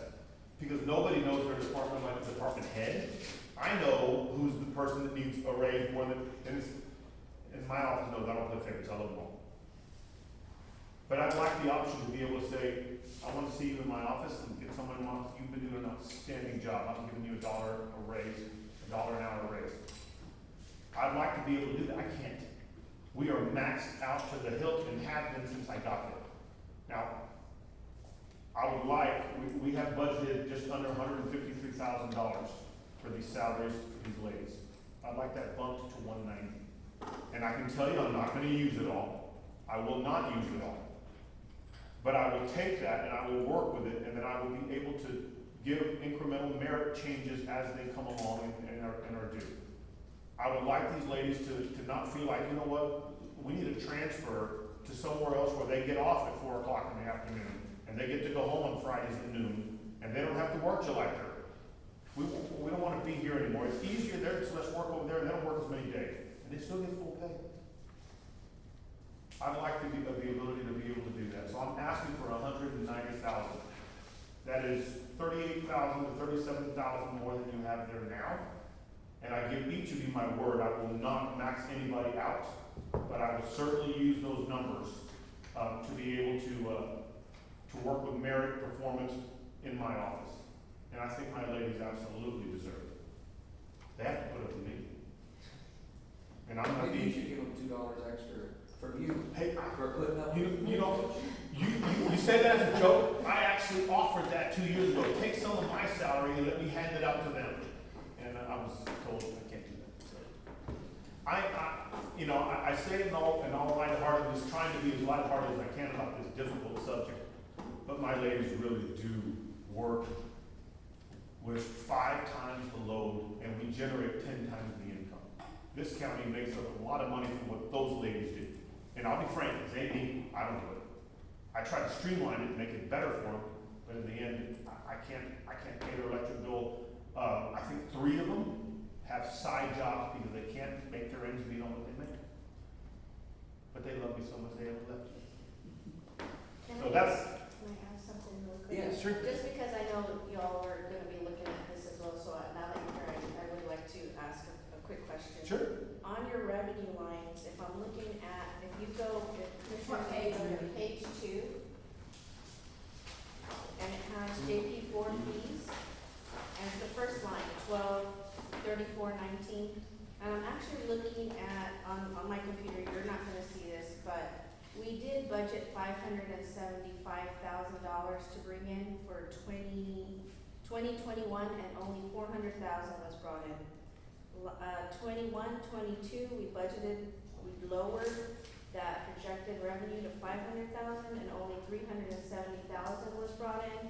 And then this past fiscal year, we also budgeted $500,000, and so far only, and reports are current, $158,000. So the revenue has progressively dropped, so I guess just to explain to them, Cause again, I know, we'll ask, do you Yeah. know why that was? I've actually had a meeting, in fact, I've called for several meetings with Sergeant Sanchez, Jason Sanchez, and Sergeant Ogden, Fred Ogden, who runs the way station, to try and understand this, what is going on here. Why are we not getting the stacks in the volume that we used to get? We're still getting, like I said, this past year we had about 3,800, I think a little bit more than 3,800 criminal cases in my precinct.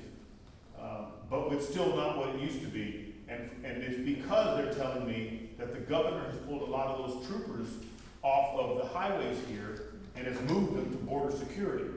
So they've been dealing with issues where they've been pulled away from us by governor executive order, and they're telling us, sorry, we just don't have anybody here. So I guess, Judge, and I don't know where we get that statistic from, I guess the other part that I would like to see that goes with that then is, can we go back on those same 3 years and get like total number of cases? Because to me, that, if what you're saying is correct, we should also see a downward trend on that as well. I would suspect that's the case, but I'm just trying to figure it out myself, because I had it highlighted as, I mean, it's either that, well, to me, there's only, if the cases are going down right, then I understand, then that's a direct correlation. But if the cases are still the same, basically, then my other question is, okay, I know the ticket fees haven't went down in those cases. They have not gone They down. go up. I will tell you though that before the district attorney's office consolidated all the county stuff, we were dealing with a county attorney that was routinely dismissing batches of cases. So we were having Then back 21, I think. Yeah, that was, but I mean, this year, we're like based off of the projection, we're gonna, I don't know, to me, it looks like for sure we're gonna be half. I think we got. We only got, I show 158,000, 158.6 right now against 500, you're gonna do good to get to 250. You're down 300%. You're talking about for this coming fiscal year that's about to end. Yeah.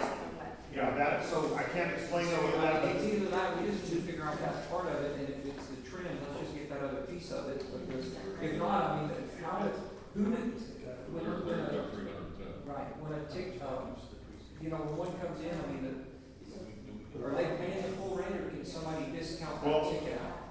I mean, if there's a $10,000 fine. The DA will deal with these people on the pretrial conference, and the DA's office is working those deals out with them as best they can.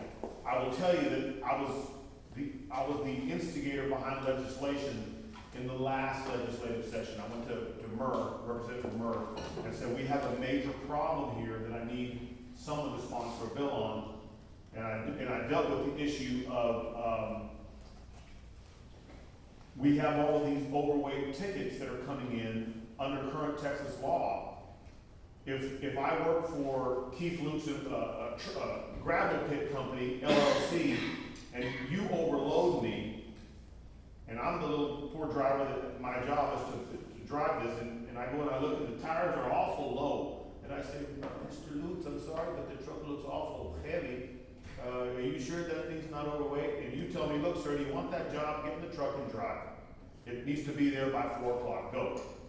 I get the ticket, you don't get charged for it. I do. And the poor guy that can't afford the $10,000 fine, because those overweight tickets are generally $6 to $10 grand.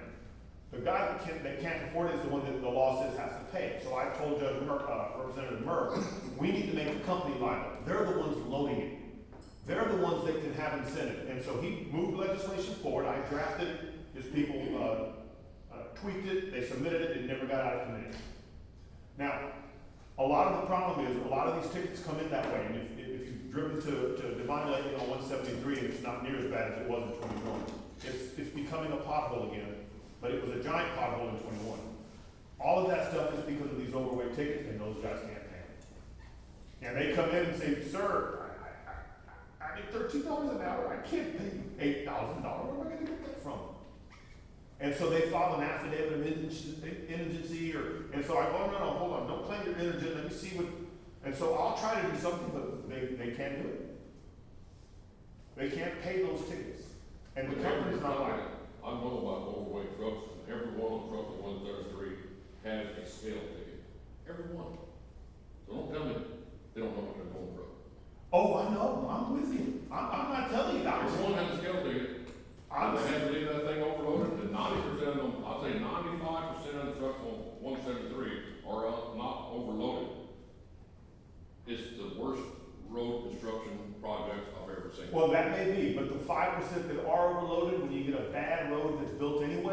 gonna rip it to shreds. We're feeling it. My thing is, how they getting that at scale, because they don't even let county vehicles out of those pits. Yeah, we want to actually do 200 it. pounds over. Yeah. No, he said they know, but they. Yeah, I'm just telling you that the company, the If you local go down the road, knows. let's leave the pit. And the guy, if he doesn't drive it, he says, sir, it's, and they say, you know what, if you're not gonna drive it, go find yourself another job. What's he gonna do? He's got a family to support. He's gonna get in the car, he's gonna drive. And he's gonna hope he doesn't get caught, he's gonna go on the back roads, because a lot of them take back roads, and that's where the DPS catch them. Yeah, and they screw up our roads. Duh, And exactly. I hate to say it though, but if, I mean, I understand both sides of the coin, but if we not, if they don't have a repercussion for what they're doing, then guess what? They're gonna keep on and on and on and on. That's the reason that I propose changing our law. And I don't think that's a dead issue, but it's something that needs to be done to push it harder. But in the meantime, and I hate to come back to money, because I really don't care about the money.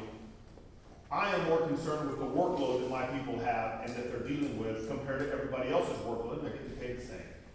That's the bottom line here. Yeah, and that's, Well, I'll just, go No, ahead. so the bottom line is, Tommy, you probably not gonna like me again after this. No, Larry, you have to presume I liked you before. That's all right, that's all right. You don't have to like me again. You're asking for about a 25 or 26% raise, whether your revenue went down 300%. Yeah, I wasn't, Right there on her paperwork. she yeah, had. yeah, I totally agree with you. Completely agree with you. Okay. I'm not telling you that I have, Do next. that I have a financial justification for it. I'm telling you that from a workload point of view, my people we're still pulling in more income than all the other JPs combined. I agree, sir. We're still doing all of that, and we're doing 5 times the work. So I would just kind of wrap this piece up, and first of all, thank you. I appreciate you coming in front of us, and Totally. I mean, like I said, and first of all, I mean, I didn't say this before, but hopefully anything we do in here, first of all, it shouldn't be a personal thing, but we also be able to say what we feel to each other, right? And at the end of the day, we ought to be able to walk out the door and say. And still shake hands and say, hey, I like it, and I respect it, even though we don't agree. But I'm just gonna tell you that, again, same thing that we kind of said to Cindy a minute ago, we're gonna do everything we can for our people, right? My goal, at least in this seat, is to bring something that is 100% fair across the board to people, to give to this court. It's no favoritism, it's a plan, somewhere to start. Hopefully every year we can improve on that plan, and that everybody gets rewarded out of it. And when we start plugging this stuff in, same thing, we will present it back to you, let you be able to see what's going on. If you're still not happy with it, we can certainly have another conversation.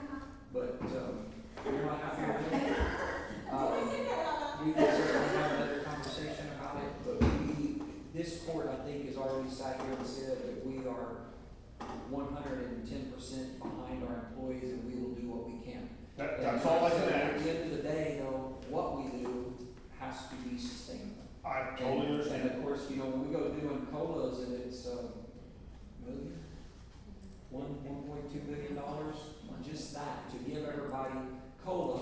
I don't even wanna call it a COLA, I call it a raise, because I come from the retail world.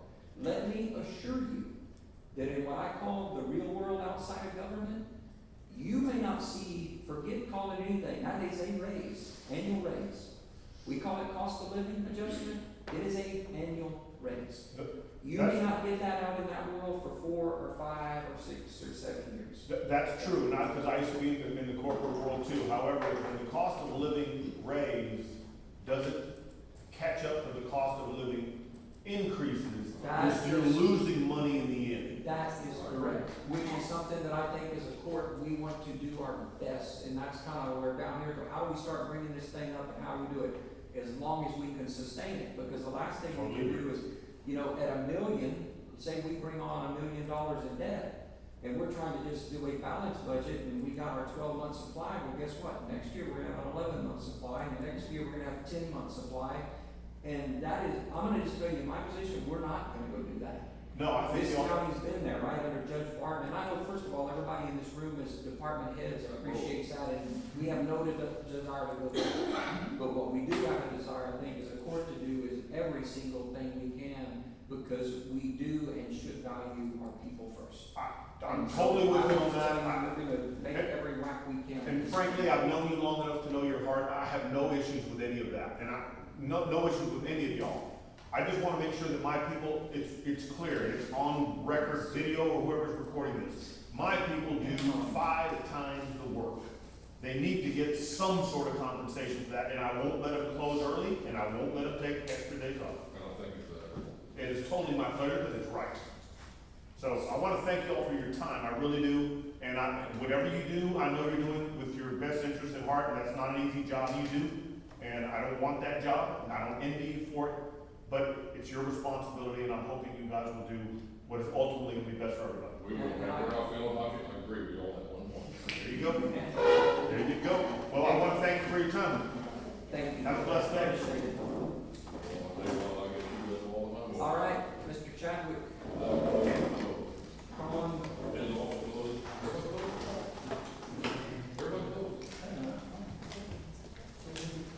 Judge, what was the amount on that?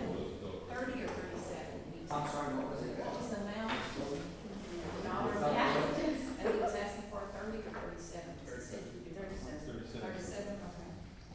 You gotta do one thing. This ain't fun. This ain't fun. Yeah. It was 40,000. I think 40 would go to 190 something versus where he was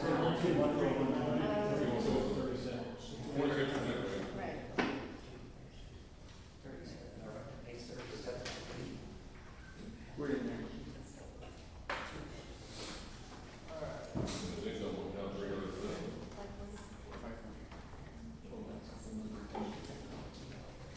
Okay, Mr. Chadwick, you're on. Judge and Commissioners, thank you for allowing me to be here. This is my first year to take part in this here in Medina County, so I'm just going to get right up front. This is an educational process for me, and that's part of the reason why I wanted to be here, to learn as well. Well, big deal. Page 27. We took his budget out, he's just finding that out when it's his first year. We just removed it all. All right, that first year, that's a new thing. That's all right. I think Commissioner Newman has a Boro park over in his yard that he said he let me borrow. We sell paletas out of that. That makes extra money for the road. So I'm not even sure where to start on this, Judge, since I've never been a part of one of your budget workshops before. What do you want? I would prefer to take your lead on any questions you might have. So- I tried to put some notes in the requisition system on a few things. So you'll see the notes Yes. underneath that GL account code that it pertains to, and you'll see whatever the department head put in there, it'll say why they're asking for an increase or why they're asking for that amount. If they need to purchase something, it has it spelled out under description, and like I said, it pertains to the GL account code that's right above it, and you'll see the note right beneath it. So if we just walk down this page, he's asking for, we didn't have it in there before, so we're budgeting for a uniform allowance in there. Matter of fact, uniform allowance is kind of a newer one, it wasn't even there before, we just put it into the, was it general supplies or something back in the day? I think it was uniforms. It was uniforms, but I don't think he had that line. Yes, yeah, well, I'm talking about back when I used to buy some clothes, they went into some of the line, so we're getting a line for that. And then one thing you did catch, just, and I don't know if it was, have you already put the 1,000 in there for the allowance on the phone? No, not for Okay, his. it just got missed, it had a 0, so we're gonna add that in there. And then, the others, I mean, we have a little bit more in general supplies, and just you showing in there basically the, we know what's happening to the expense side of things. I try to keep mine very, very low on any requests. Yeah. The only exception to that would be on the equipment one, because that one did. Yeah, talk about that one more. So. And actually, we and- actually wanna add a little more in there because, go ahead and explain. I'm trying, and I'll tell you, I'm trying to find a grant for that as well, but right now, grant money is not what it used to be. And it's getting harder and harder to find. But this is for, it's an unmanned aircraft system. So most people commonly call them a drone. I don't like to use that terminology because drones are people who fly drones do bad things. I'm an actual certified remote pilot. But this piece of equipment has both normal and thermal camera capability. It's small. It's not one of these massive ones that a lot of times law enforcement gets tricked into buying. For $8,000, I can not only purchase the aircraft itself, but some accessories. And this can be used for search and rescue, locating people at night because it has the thermal, also being able to find hot spots and fires, both structural fires and wildland fires. There's so many capabilities, and some of the neat features of this one are, for example, it has an external speaker you can attach to it. And so if you had somebody, for example, trapped in floodwaters or something, I could fly out to them and we can actually give them a message, hey, we've got first responders on their way, or if they're trapped somewhere else, it's not, you could actually ask them, do you have a phone? If you have a phone, wave your hand. If you do, dial this number, tell them the number to call, and then they can call and they can talk to you. So there's a lot of capabilities for this. Like I said, I am trying to find some grant money. I have a good friend who's a grant writer, but she does that for a living, and so asking her to do it for me for free is a little sticky. But that's one piece of equipment that I'd like to see us be able to get one way or another, whether or not it gets in the budget. And I understand this is an ask. I understand that I may not get approved for it. If it's not, I'm going to continue to try and find funding for it. I'm not saying I won't, but. Will this be similar to the one the sheriff's department has? No, sir, it's small. So the nice thing about it is it only takes one person to carry it, and so it's just slightly bigger than the one that the judge had that's there. It's an older one. Only that one, it didn't have any zoom capability. This one, I mean, I could wow you with the capabilities. The camera is an 8K camera, which is twice of what any other normal camera is. It has 8x optical zoom. So with the older one, you had to, if you wanted to see closer, you had to actually fly closer. So if we had like a hazmat situation, we can stay far away and zoom in on it, and we can be able to see what we're dealing with. There's a lot of good capabilities on this one. Like I said, this one is low cost. I built the program for Bexar County, and I'm not a proponent of buying one of these massive ones. First of all, you're going to spend anywhere from $8,000 to $10,000 for the aircraft, and then another $10,000 to $80,000 for a camera for those big ones. And it takes 2 or 3 people to lug that thing around. The smaller ones, this one can fly 45 miles an hour. It can fly in a sustained 39-mile-an-hour wind, which is better than most. Even the larger one, like the sheriff has, you can't fly it in that kind of wind. I think the big one on this one, Chris, mentioned the hazmat thing, but when we've had these deals on, to me, the number one will be flooding. And you'll get somebody that's calling and they went out, and I think it's, the only way to get to these people is putting ourselves in danger. That's the only way to get there. And so to be able to go back there and literally see, is there really a problem? And to Mark's point, you fly back there, okay, call this number, and we get to talk to them, and you can see the surrounding. We may be able to well tell that, no, you're actually safe, that this water's not rising anymore. As long as you're where you are, you're safe. Just write this thing out instead of putting our people, in a position. What's cost of this? $8,000. Total $8,000, and that'll be getting some peripheral equipment to go with it, a rapid charger and other things. But you have the same thing, the fire. Exactly. They're a good example. We had Valscope, right? If Valscope would have jumped, and of course at the time we know it would have burned all the way up to the river, right? Exactly. But you can have that same type of scenario because the only way into that property is through the fire. The boat somehow, but What kind of race does this thing have for it? So this one, now you're limited by the FAA says visual line of sight, but this one is orange. It's bright orange, which is another thing like that. It's easier to see in the sky. This one will fly. You have 9 miles. You could fly it. As long as you're inside. Right. As long as I'm inside. Or what I can do is I can assign what's called a visual observer, which is somebody that's all they're doing. They're keeping an eye on it, and I can station them, say, a quarter of a mile from me, so that gives me another. For example, his group, Right. you can station them along so they all have a sight. Right. But the same thing, you go onto a fire, and it's like, hey, we're back here, where you can fly this thing up, and obviously see, no, the fire is not moving towards Mr. Smith's home. You are safe where you're at. We're visually looking at all this and not sending somebody literally through a fire to go to Mr. Smith's house. All three of us, we couldn't see the third wall. We couldn't see it in the 10th. You saw Once we're over one hill, we're through. Right. So, Yeah. And you can legally, so I can legally fly it up to 400 feet. So if you take that situation where you've got a lot of low ground cover, smoke, you can fly it up to 400 feet. If you have to go that high, I guess right now you'll be the only operator of this thing until you get other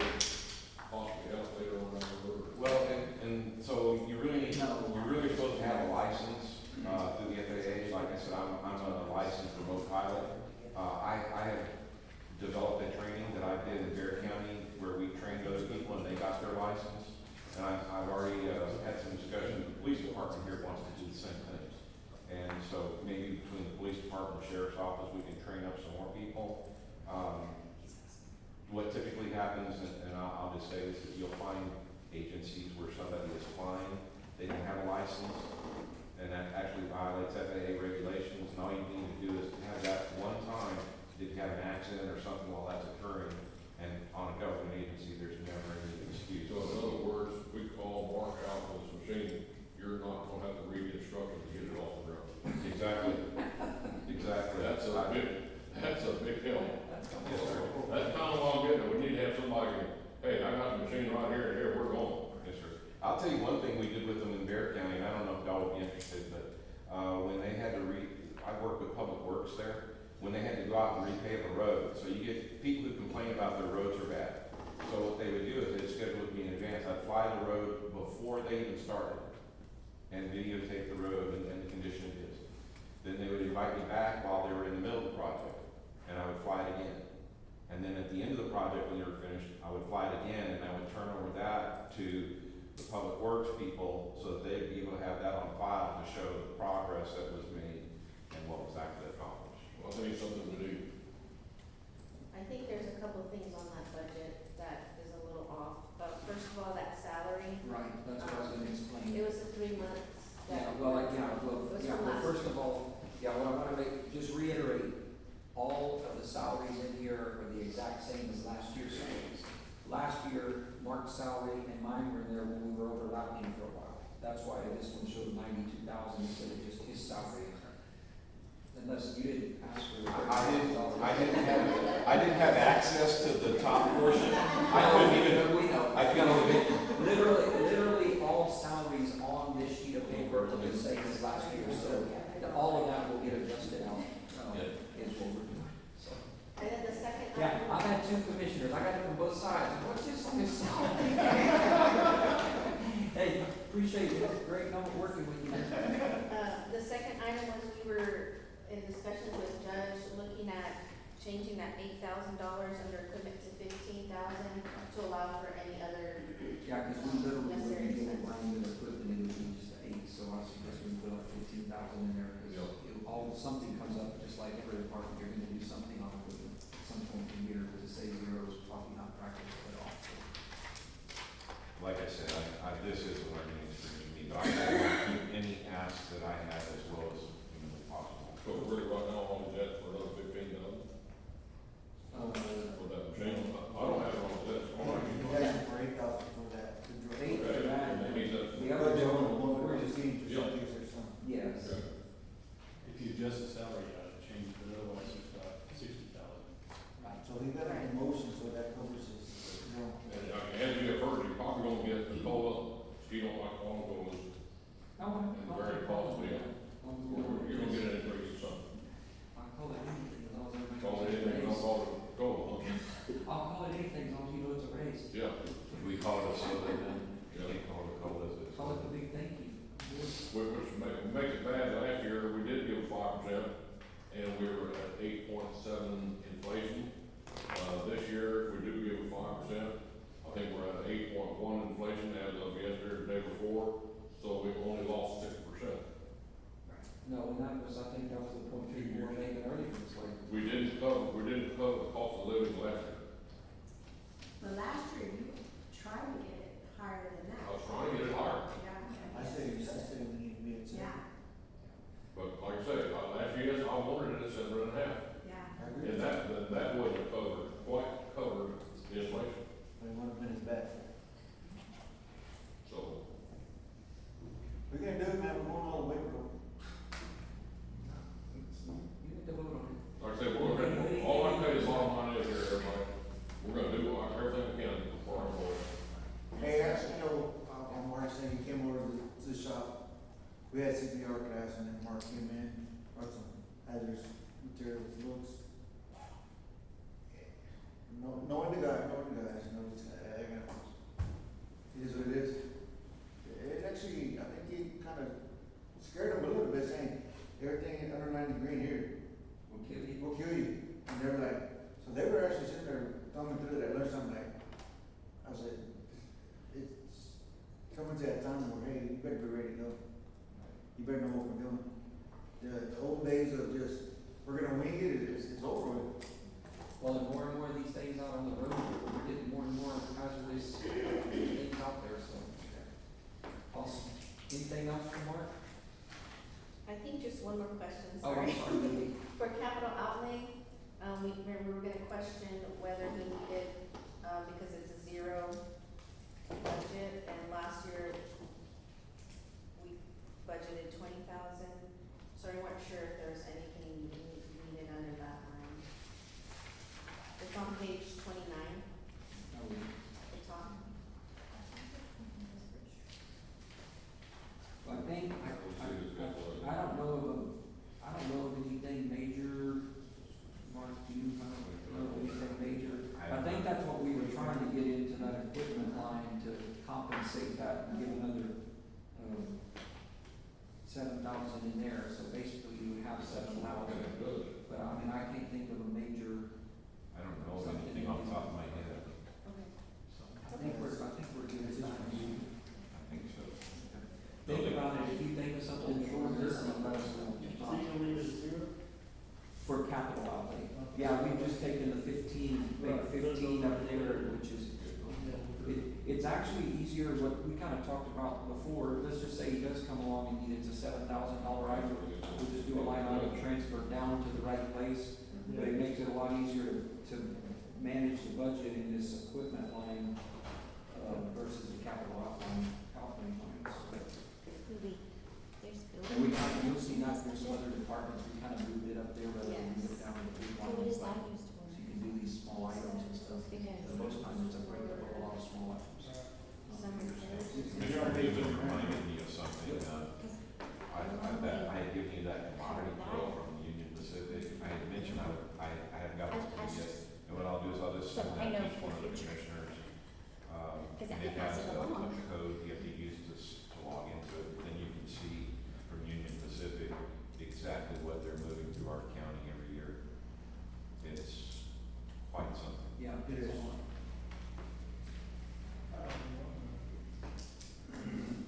All right. Thank you.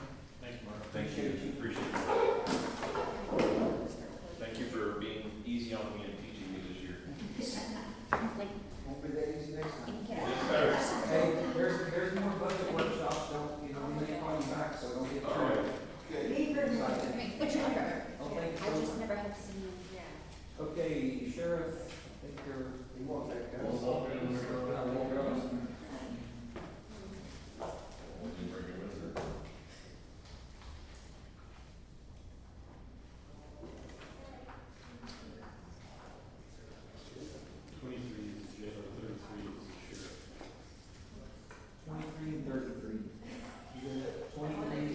Page 23 is the general, 33 is the sheriff office. 23, 33. Come on in. Oh, thank you. Sheriff's finishing up a telephone call, making arrangements for Lux and For what? Lux funeral. Okay. Oh. Sorry.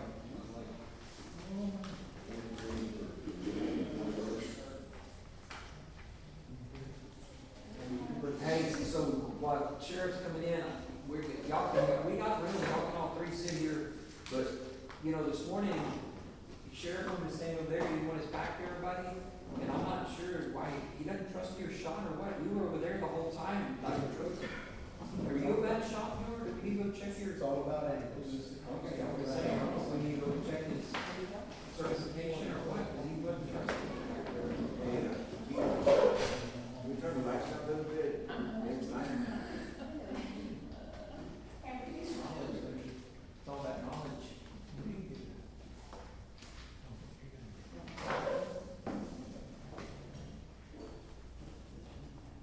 Also, commissioners, before we start, just want to let y'all know that we did combine the SRO budgets into the sheriff budget, so you're gonna see it increase, because of that, because we're combining those. Were you able to, you were gonna go back, I don't know if we have that now, or you gonna do that later, where we're gonna take that to a comparison year over year, you can combine? I didn't. Okay, so at some point we'll do that. So,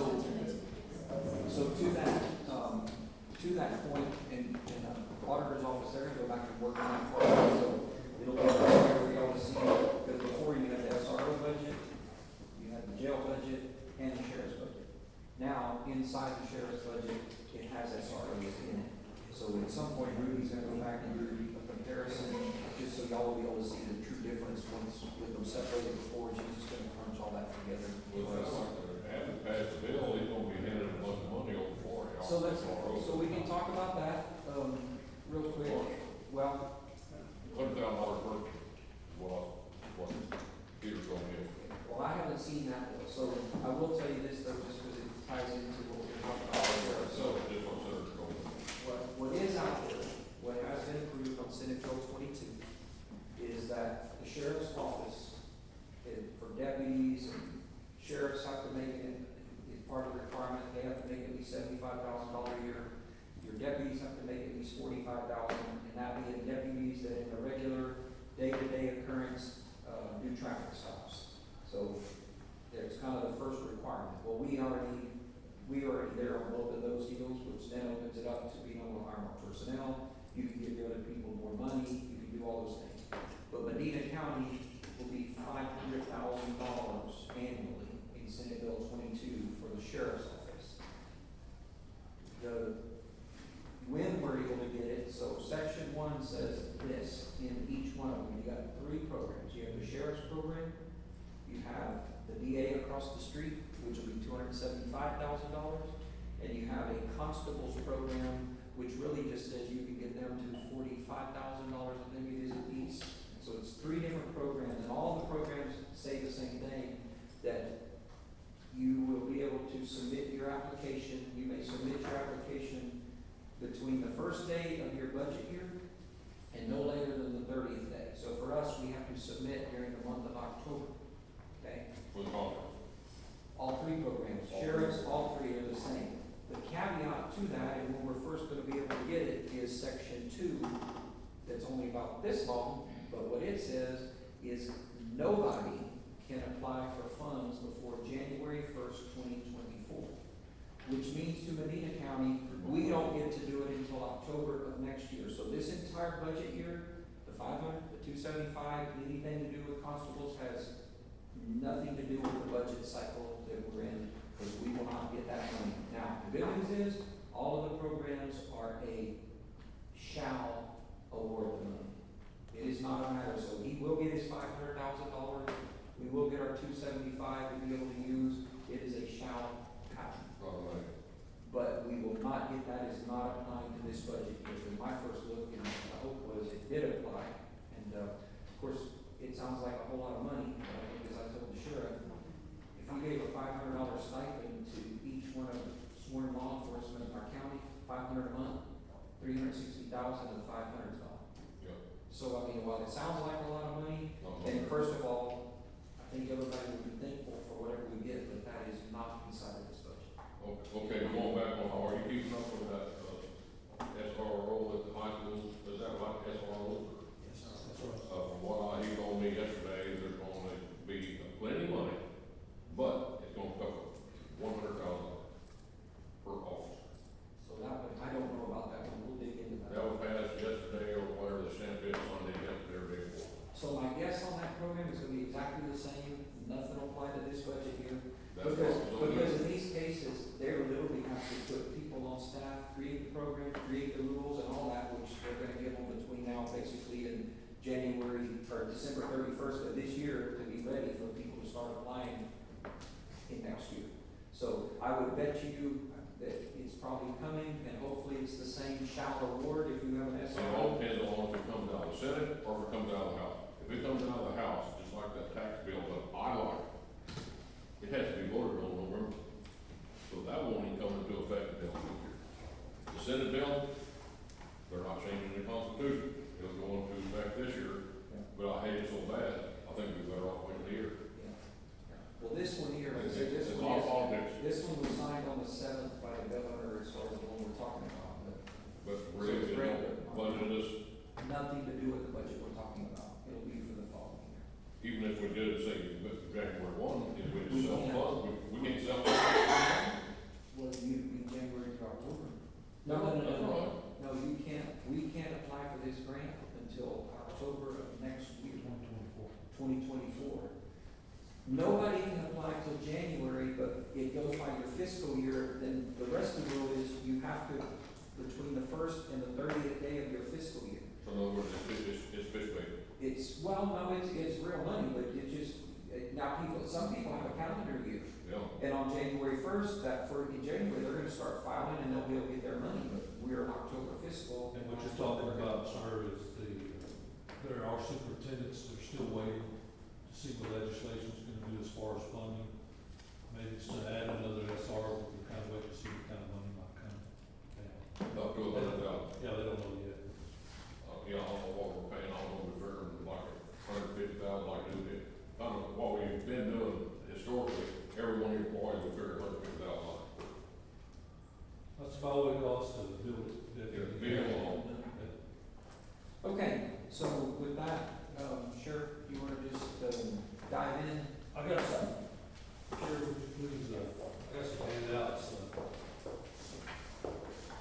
I would call these a priority.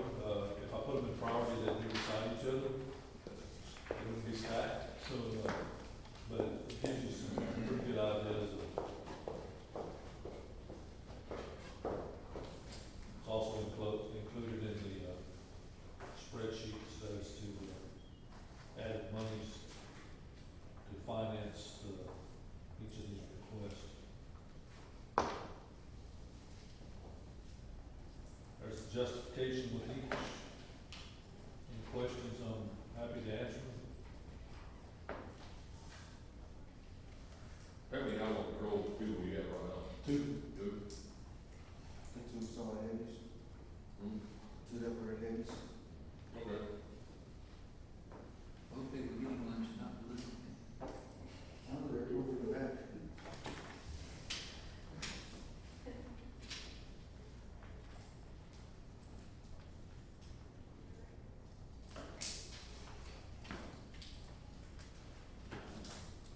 As you move through that, and get to, if you have a question, how much does it cost to, I call it build, an animal control officer?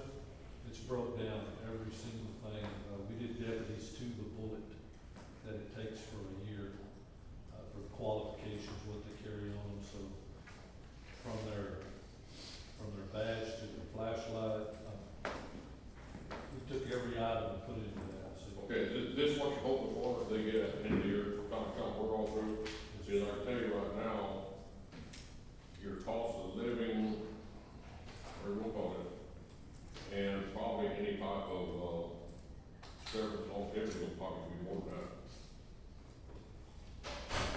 Yeah, and of course, Sheriff hasn't seen that either, y'all weren't in the room, we're kind of repeating ourselves on the salary part of it, as far as like increases and stuff, as we work through and we kind of lay all this back out. We're just gonna bring all that back, y'all be able to see it in advance, okay, here's what it really did to your people, and you can look at that, and if there's like some real heartburn somewhere, that this doesn't seem to line up, then we'll just need to revisit it. Because currently, actually, we're just really high level now. We're at, you check for $4,500 for just being there. Just showing up. Wow. Just showing up. Thank you, sir. That's what them two does. And I agree with it. You gonna keep it moving? We're fine. I'm gonna agree with it. So, I mean, like I said, the salary piece of it, I mean, it's more about the positions, what we do on positions and the other things that are being asked, but as far as the other part, just being, I'll be happy when we actually get that kind of out and see what Well, that looks I like. didn't really get into any of the monies, requests for more money for salaries and stuff. There's some realignments that I requested because I already knew that you are gonna figure that out and you're gonna give us what you can give us, so. I'm asking, Sheriff, what I'm asking for is the warrant clerk, who does that now? Catherine. And, you can read that justification, how busy she is with all that we do. Mental health and sex fund, they're probably gonna get about 2/3 of that without even arguing about it, it's gonna get it automatically. Yeah, the mental health's been a big topic that we've talked about, and we need to start from, I feel like maybe we started from ground zero, but we've been dealing with it for years. You know, when we had MHMR down there on the corner, which is now Exxon, so it's we're kind of building it from the ground up again.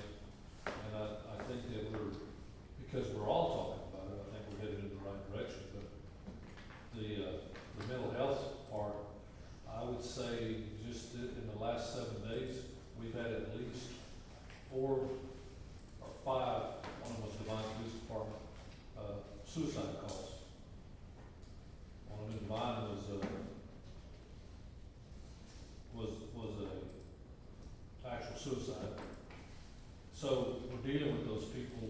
We're doing a lot of EDs, I guess because the jail has become a hospital, not by anybody's direction, I don't think. Then we gotta have people that make house calls. Those mental health people that I'm asking for, that's basically what they're gonna do. There needs to be a lot of follow-up. We can't just have these people put them in jail and they get some type of treatment, or they don't get some kind of treatment. And we dump them back out and we deal with them again and again and again. We gotta, I think with, doing follow-ups, maybe we can stop some of that, or at least try to. At least when we lay our head on the pillow, we can say that we're trying to make a difference. So I think that's one of the ways that we're gonna, it's just a direction you gotta go. I don't know what created it, methamphetamines, I don't know. Randy, funny you say that, I got one just detected on the third call now in 1 month. Sort of. Third. Right. I know what you're talking about. So, but I can sit here and read all this to you, y'all can read, and, I would be happy to, dive into any of them to explain more, and why. If you don't understand the justifications that we put with it, I appreciate Kara plugging in all those numbers into the new system. Which, Randy, I'll say everything you want to ask for, but not enough, that's gonna be taken care of. Or unless you want to argue about something, we can argue about it. yeah. No, I think from the salary standpoint, once Yeah, we start you're good. plugging things in, and y'all can see it, I mean, I think until we get to that point, it's kind of, I can't tell you what that looks like. I guess we have to see it, I know. so get, but, here, we're good. Yeah, we have the Well- vehicles in there, of course, I mean, and I will say this on vehicles, that's been, we've worked on really hard for 6 or 7 years. Leaps and I bounds. mean, working hard on that, but I'm gonna tell you guys, and trying to keep up with it, it's tough. I mean, we got, just like now, we got, we get, if we hire 2 mental health deputies, they gotta have a car. We got 2 more SROs, they gotta have a car, Car costs you a lot of money. and it costs, all this stuff costs us a lot of money, but, I only tell you because, first of all, I can say this because my seat, thank God for you guys and the support y'all given to get there, because what the fleet looks like today compared to how it used to do, is no comparison. But with that said, it's still a struggle to keep up, because no matter what, you're gonna have wrecked vehicles, you're gonna have things that happen. Our staff, sheriff's staff is growing out there, and, we try to keep enough spares out there. There's always something broke down that either of you can drive while there's in your shop. I mean, so we're at the point where we need 8 or 10, and we literally still have some 2012, 2015 old body style vehicles that are just completely worn out there. To try to get past this thing, so, and the commitment's in here to keep doing what we're doing, and, I don't know, at some point, I think we've all talked, trying to find is there a more efficient way to do what we're doing, because it is one of the most costly things we have, these cars that, and just like we said a while ago, truck costs, I mean, are we up to 70-ish to get a Tahoe fixed? Yes. We're at $70-ish thousand on every one of these, and I mean, these vehicles are running 12-hour shifts, constantly all the day, and we wear them out in 5 years, and we get $6,500 for them. So, I mean, it's a $60,000. It all sounds good when you say, well, I'm gonna hire a deputy for this much money. But then you start adding the equipment, then you add the vehicle, then you're like, wow, it's a lot of money. I got a question. On your uniform allowance you're asking for, Yes, sir. 175 per month per deputy, you got that there, 4,075, comes out to 144,900. $144,000 a year. So, okay. No, I mean, because here you got $12,000, but when you add it up, it's $144,900.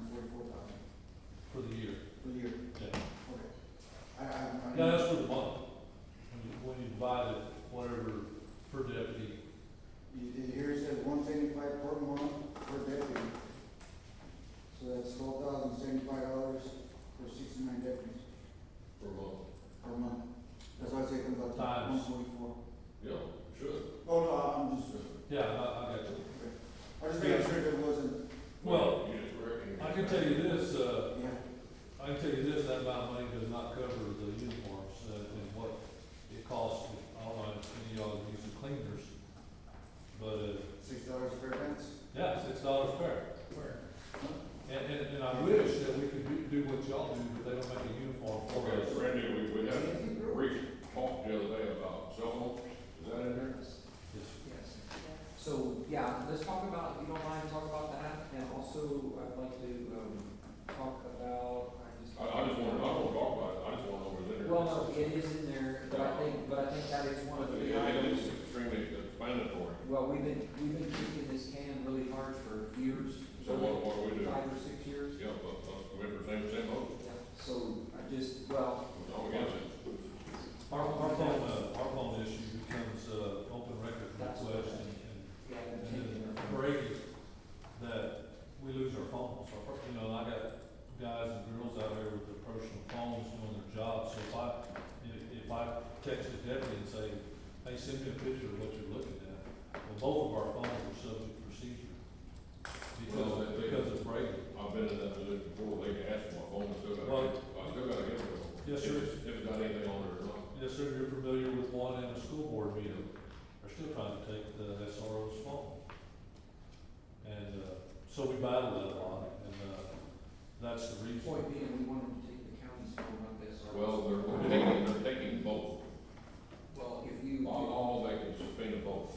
Well, that phone will be their only phone they use for business. We will have certain apps on there, you know, like iInfo and some other things that we run through the sheriff's office, and then they'll be able to call and send text. Yeah, me and Keith just had a function in Bear County, and every elected official there had two phones. And that's why, because And- of all this, only using it. And real quick, because I was with DEA yesterday, they're doing the same thing with their additional phones, and it's through AT&T, but it's a push-to-talk type system, kind of, anyway, I'd like to look into that more. Person I was with didn't know, what the monthly charge was, but they pretty much, they ain't using their radios in their cars or anything, they're all push-to-talk on the telephone. And it's got GPS, you can track and see where somebody's at and all those things, and it's not an Apple phone, I don't know what it is, but it's, looks kind of like that. It's a telephone where you can do away with two-way radio. No. Well, not do away, but they use them a lot for private conversations, you can have groups, or you can just talk, so. It's almost like the old push. Yep, what they call that What one? was the one back there? Next. Nextel. Nextel. It's that type technology. Yeah, It's more modern. But it's AT&T, because a lot of those. It is AT&T? Yes, sir, a lot of those phones out here, That was they a do not fun work. time. Sarah's confused back there. He's a medical, like, what's that? Is, the other one, there was another item in here, maybe just tell everybody the thought behind you had in there, body cameras for the jail. Body cameras for the jail. They are often, involved in situations back there, probably as we speak. We talk about mental health and having to move people from cell to cell. Luckily, I think we got out of a lawsuit on we had a death in the jail. So we're doing everything else. We have these pipe chases, we call them pipes, and there's a button at each cell. When you go, they touch it, makes a record that a jailer was there. You get into suicide watches, which we always have somebody in what we call a violent cell on a suicide watch. So every 15 minutes, you gotta go and you gotta show that you were there. But also, you're supposed to record what that person's doing, sitting down, standing up, spinning in circles, I mean, whatever. So, with the body cameras, when they have all these interactions with these people, we always have a actual footage of what happened, kinda like the deputies out there. I found them to be, I wasn't before cameras, because I still believe when you raise your right hand, swear to tell the truth, that's it, right? But that ain't the world we live in today. But those body cameras that the deputies are wearing, that everybody's wearing, the SROs, they have shut down a lot of complaints.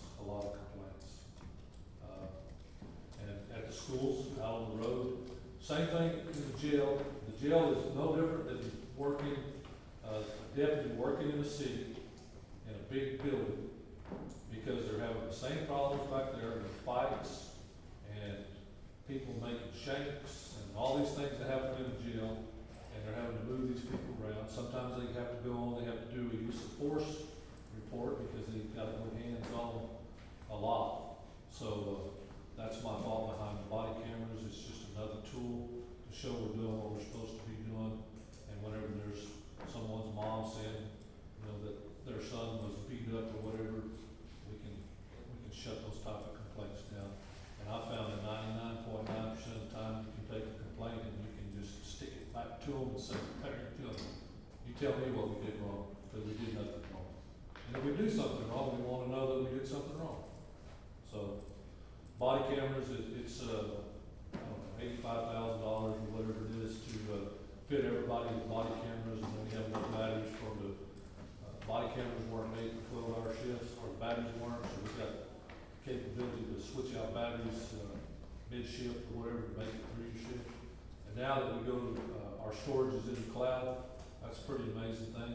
I almost can go, it's not live, but it's almost live, but I can look and see what happened. Well, as before, you had to dump it, and it had to go to a server and all these things, so we're moving in the right direction, and we move faster.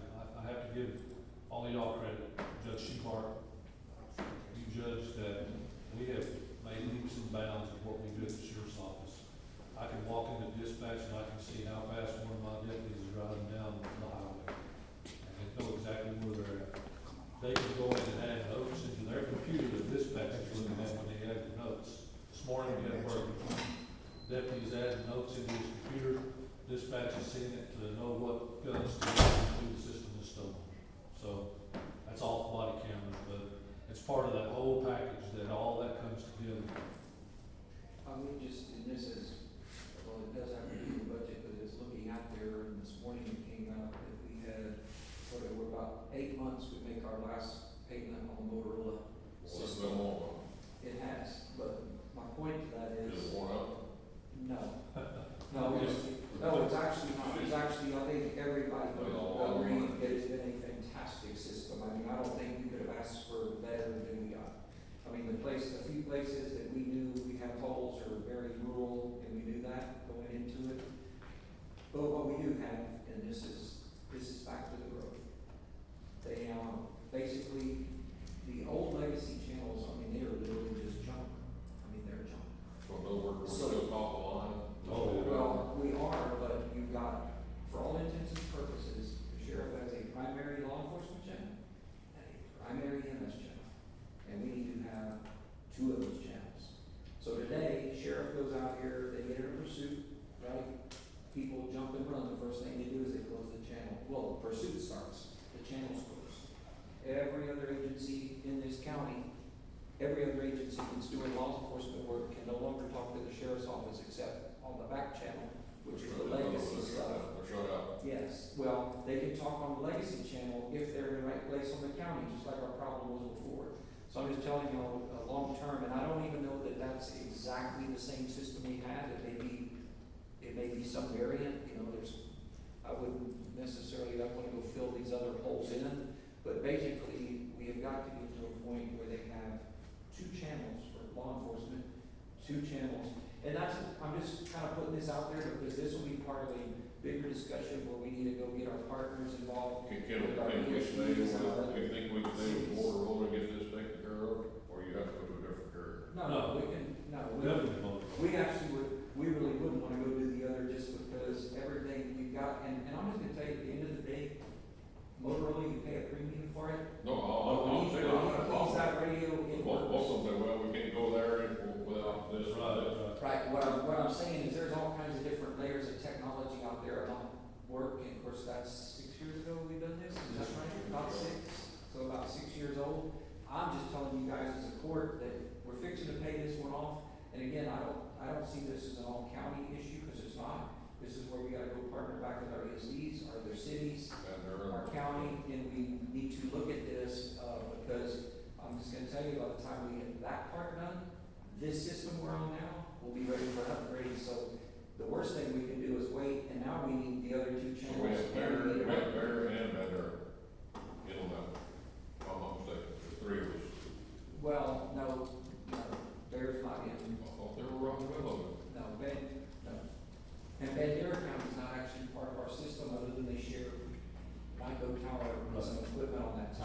This is us, Medina County, for all intents and purposes, you guys funded the whole thing, and it's our system. All I'm telling you, within the next year, Medina County and Catchville area is going to cover up the towers. Which is, I know of 6 coming in, big ones. which are the things that, why we need these discussions, because as we start to do this, we're gonna be placing, and my point being is, now I go, I probably want a second one there, because it's ours, right? But we have some of these other places that are not ours, which, we want to take one that either look to these other tower companies or look to do something on our own. I'll leave it there, but just tell you guys that sometime over this next year of process, we need to start talking to our other partners and us all getting in a room together with these other agencies and saying, how do we accomplish this? Because with the growth, we need this. And then not only how do we pay for that one, how do we all keep putting money annually in our budgets from all of these, so when it's time to upgrade the system we have now, we write a check for it and as part of the upgrade, because if not, we'll look up and it'll be 25 years later and they won't be able to talk on the radios where we were six years ago, so we don't want that to happen, so. Judge, that brings me back to the 500,000 real quick. So you said annually? Yes. But we don't know how many years that. So, well, it is a law. It's a law until they do away with the law.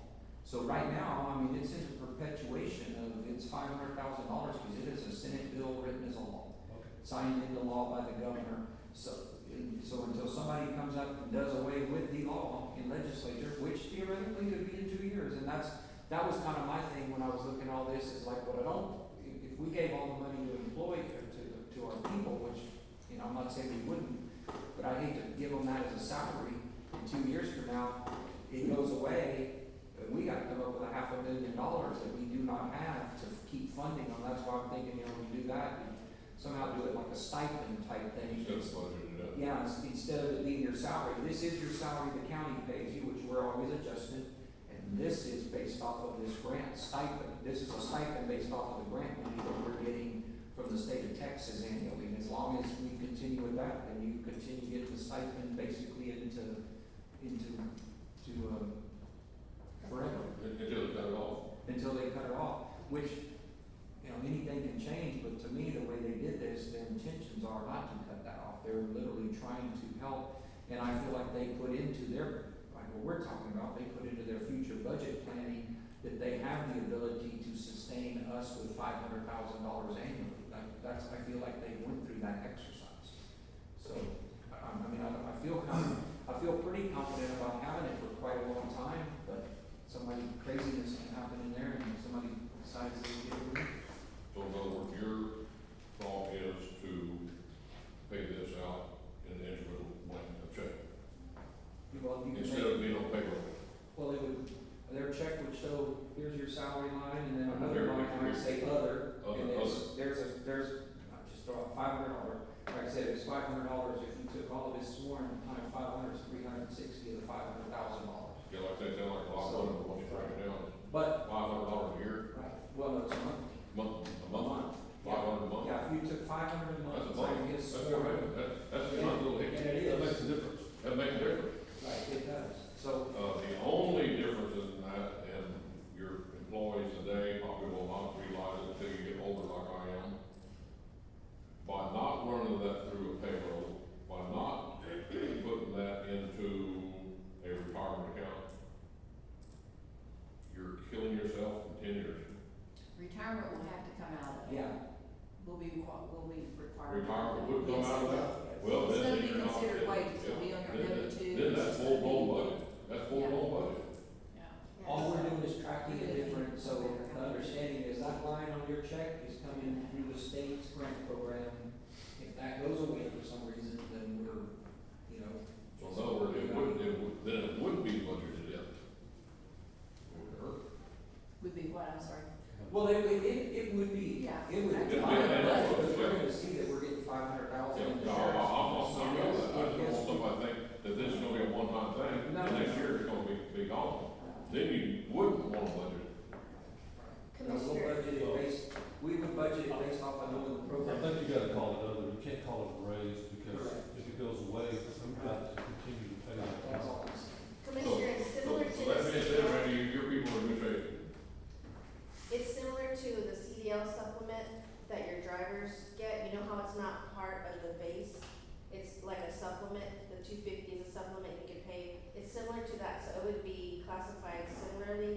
So if that funding were to go away, obviously then that supplement would also. Yeah, okay, and like I say though, if it's gonna be taxed through or charged through our retirement account, that's a big plus for the employee in 10 years. That's gonna be 6%, pull it out of that, we're gonna match 2 times that. A lot of people today don't realize that when you've only been here 1 or 2 years. Yeah. You put in 10 or 15 or 20 years, down there, that is gonna be, could be $800-900 a month retirement for the rest of your life. That's exactly right. For a lot of your, most people just want that money to go home and go buy a big screen TV, so we never. I'm going on 30 in August, so. Okay, well, we're scared. We're gonna give you a check for $4,500.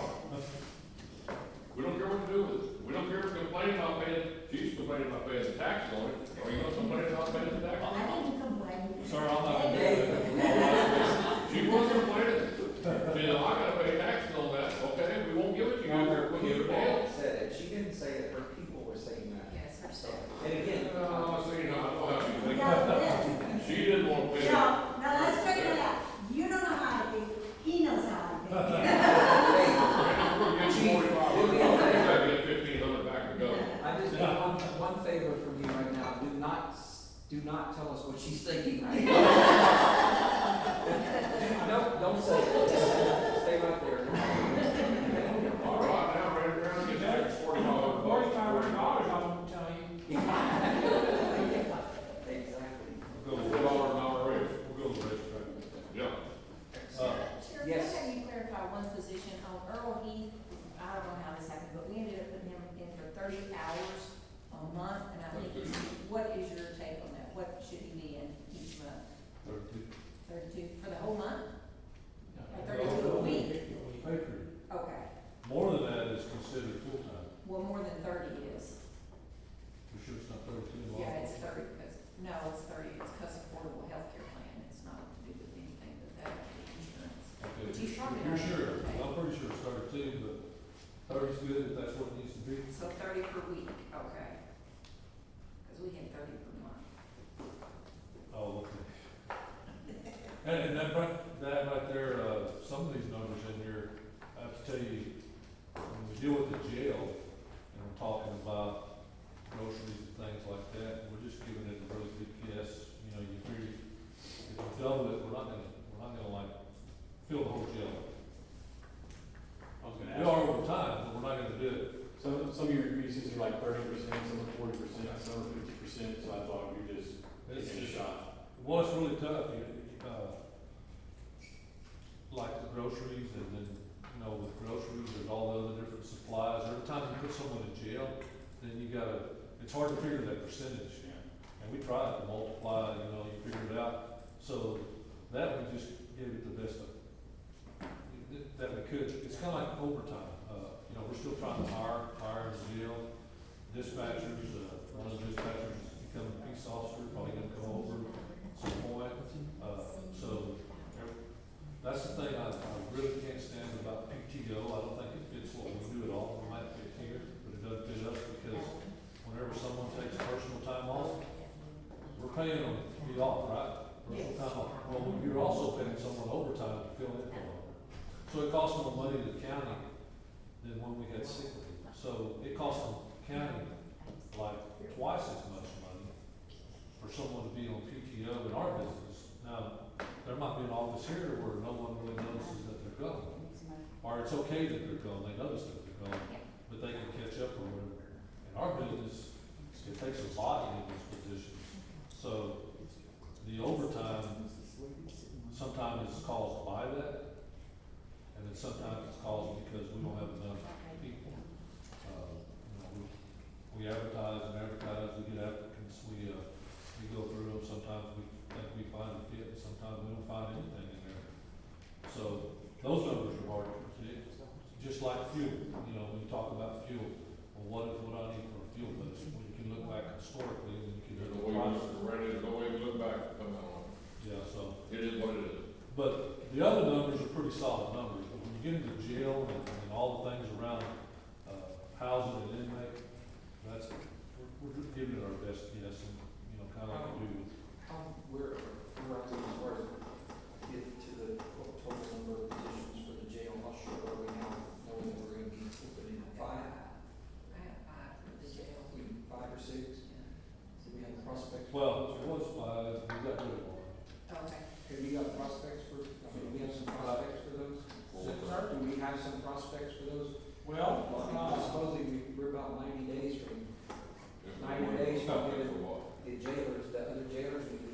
Supposedly. put out the entire jail.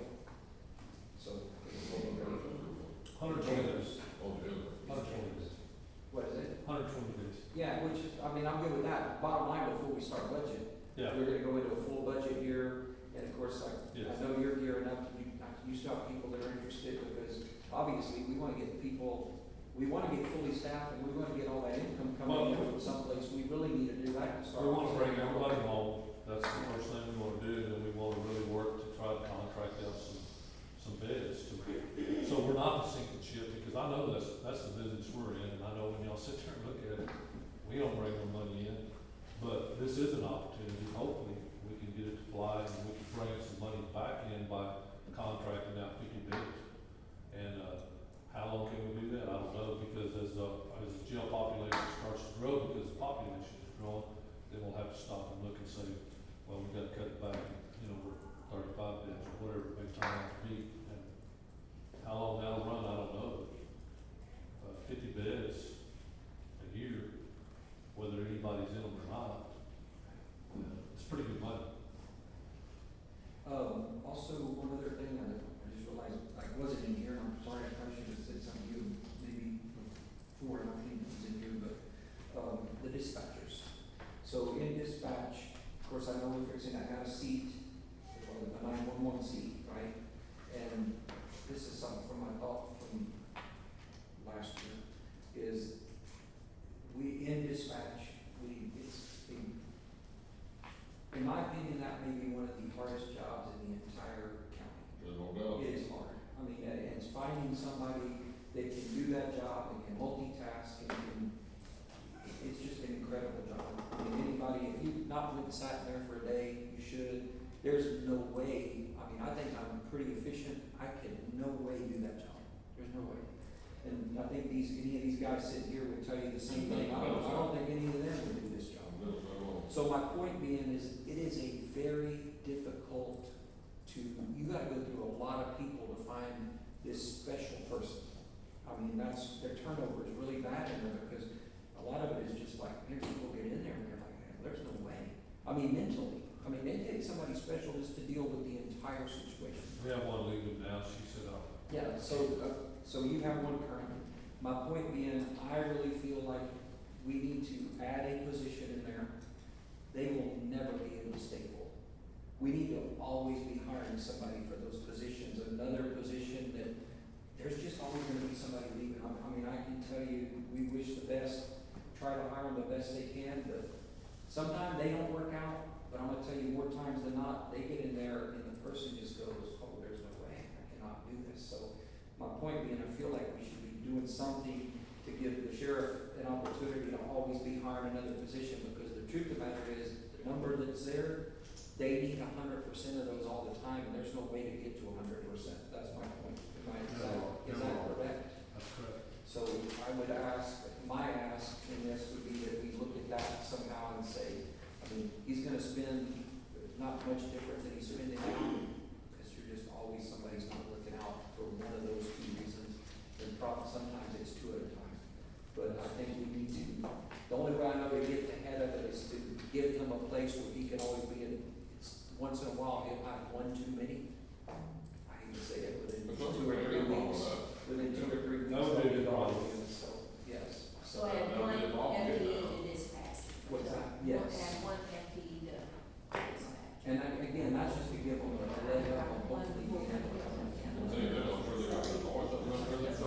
Well, it is, but if sheriff had one, if dispatch always had one more person, that's really what we're doing, we're trying to give them a person, rather than there's no slot available, so we're waiting, it would be huge in that room, and I think especially knowing that we got a 911 position and all those things, it makes a huge difference in y'all's schedule for those guys. Yeah, if we could get to where we're just one short all the time, but we got that chance to find that person, it would make a big difference. Anyway, I'm sorry I didn't say something about it before, but it literally, while looking through the stuff, I like, the light came on for a moment, so. It might go on. I'm glad it came on. We got some in the office in my building, and one employee out of 8 don't show up, they shut the whole building down. Right.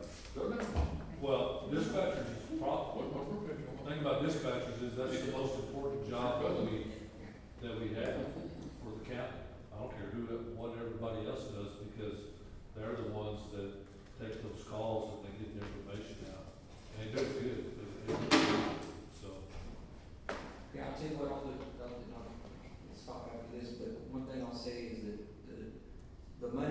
invested into that group for these people to work in and the environment they're working in and the technology and the tools that you gave them, what they now do for them out in the field, I mean, because they're able to give them so much more information, good information, and they're able to watch them, they're able to see. I think that's another place that I think if you took that from 2 years ago, would be like, we're at a whole other level in that room, which is important, very important to Randy, what if your budget, so damn easy, my 13th year doing this, you have never spent every penny yet. Well, we try to, That makes it real easy to look at your budget. we try to operate within, The whole newspaper picked that up. and we do the best we can with what we got. I think he's my friend again. I told him I'm not gonna call him fake news no more. That's helpful, ain't it, Anton? That's a starting point, isn't it? I promise I won't call him fake news no more. And you got to follow those things. But anyhow, our sheriff's department has never ran over budget. Since 13 years I've been sitting there. This is actually my 14th. Well, with this big a pot of money, you get them, they better not. Well, he's doing good. Is everything working? No, he's doing good. Well, I hope this helps, Well, we'll take it and we'll do the best we can with it. I know. That's what I'll tell you. It's like we've said on the people, first of all, just from a people perspective, I'm talking about existing people, we're gonna do the best we can fairly for everybody, and I hope people will be proud of what we do when we're done. And as far as the other positions, I mean, I can tell you, I know how badly you needed an animal control person for a long time. I can tell you how invested, and, we all have the same questions about how in the world do we get to a place where mental health is a problem, why? But you know what, the why of it doesn't really matter, it's real. We have a real problem that we gotta address, so I'm just gonna tell you, we'll make every effort. Obviously, can't promise you all of it, but we're gonna do the best we I can. know that, I believe all of it. You know, when I asked for deputies, my goal is to get 8 on every shift, and then I can split the county like this, and I can have the deputies spread out. But when I have 2 out, it's gonna be out for 6 months, 8 months, from injuries on the job. That makes it hard, because whenever you're missing somebody, it makes a big difference in what we do and how we do it, so. And I will tell you, the other thing we need from the public is to keep leaning on our state people and our federal people, because I look forward to a day when those 8 or 6 deputies you have on a shift will be out here worried about what somebody's stealing out of his place, or controlling traffic, instead of doing things that our state and federal government ought to be doing. But y'all are having to step up, and I think that's sad, because that money that the taxpayers paying for your deputies to be out there protecting them are having to do all these other duties at the moment. So hopefully we keep pressure on our state and federal that something changes with that. So. I have one more thing I would like to invite all of y'all, or whoever wants to come, so Monday, could we get it at 11? Yes. At 11 a.m. we'll be at the Hondo Vet Clinic. And we will do a procession, with our canine Lux from the Hondo Vet Clinic to the sheriff's office, and there will be a retirement of the badge. Which dog was it that there that day? No, it wasn't the Jesse, was it there? Either one of those. It wasn't either one of them? The ones that came here, the dogs, was it? No, Lux wasn't here, but Lux was, his handler, Jesse and Mike. They were doing really, really well. Lux was stung by bees, swarmed like, and died from that. A lot of head stings. Was in the vet clinic here for 3 or 4 days. Then we did a code red, blue lights San Antonio. Yes, sir. You know, and I had a long talk the other day, I had a concerned taxpayer, why are we buying cabs to be sure? You were, no, that's why we hired that type of employee, he's trying to make a living for his family. And I want him to go home in the afternoon. I think Cole might have had something with the Africanized people coming here, because those cabs are expensive, and everybody buys a cab now, right? They're about $6,000. Yeah, but you gotta have them, because if not, you don't know. One of the other deputies has a swarm in his house now, we're gonna I just had a swarm move into my house Saturday above where I parked. So they come quick. Yeah, I was actually set up over there, I was cutting shelving for my wife. I stopped the saw. My guys are right over $6,000. Just get rid of them. No, I'm still there, tonight or tomorrow night. Well, there's a lot of V6 been bought right now because we're gonna attack them ourselves. So, I'm gonna try to get them. anyway, we have the preacher from Methodist Church is gonna be there, and, it's a big deal. I mean, he was, And where is this gonna take place at? we're gonna start at the vet clinic. We'll be over there about 10:45, and then we'll do a procession to the sheriff's office. When is that? We'll end it. Monday, sure. What time, 10:45? Monday, the sheriff's office at 11, the procession will be right at 11 from the Honda Vet Clinic. That's out there on Monday? Yes. Jennifer will do a calendar invite for all of us so we can get it on our calendars. And, I guess Pat knows about this, right? I'll have to find out. It was posted differently. I know they're, can't answer this through Pat, but, I'm not worried about that, but I'm just saying, Yeah. they probably need to know that, so. And it was in the line of duty because they were training on that. Ruby, you got something? I'm sorry, go ahead. Yes, no, I just wanted to let y'all know, as far as those expenses are concerned in the sheriff's budget, we did work, tirelessly on all those numbers. And so they're pretty accurate. We tried to account for all the contracts, anything new, that we could foresee coming in. So if anyone has any questions on what is being expended or what is the foreseeable future, what we're planning on spending, just let us know. We can run details for y'all, whatever it is that y'all have questions on. But those numbers are pretty on point, especially with, they've been getting quotes and everything, to make sure that those numbers are accurate, so. Yeah, thanks, Ruby. Every time we called her and Kara, we spent a lot of time together. Thank you, Kara. And, they make my job a lot easier.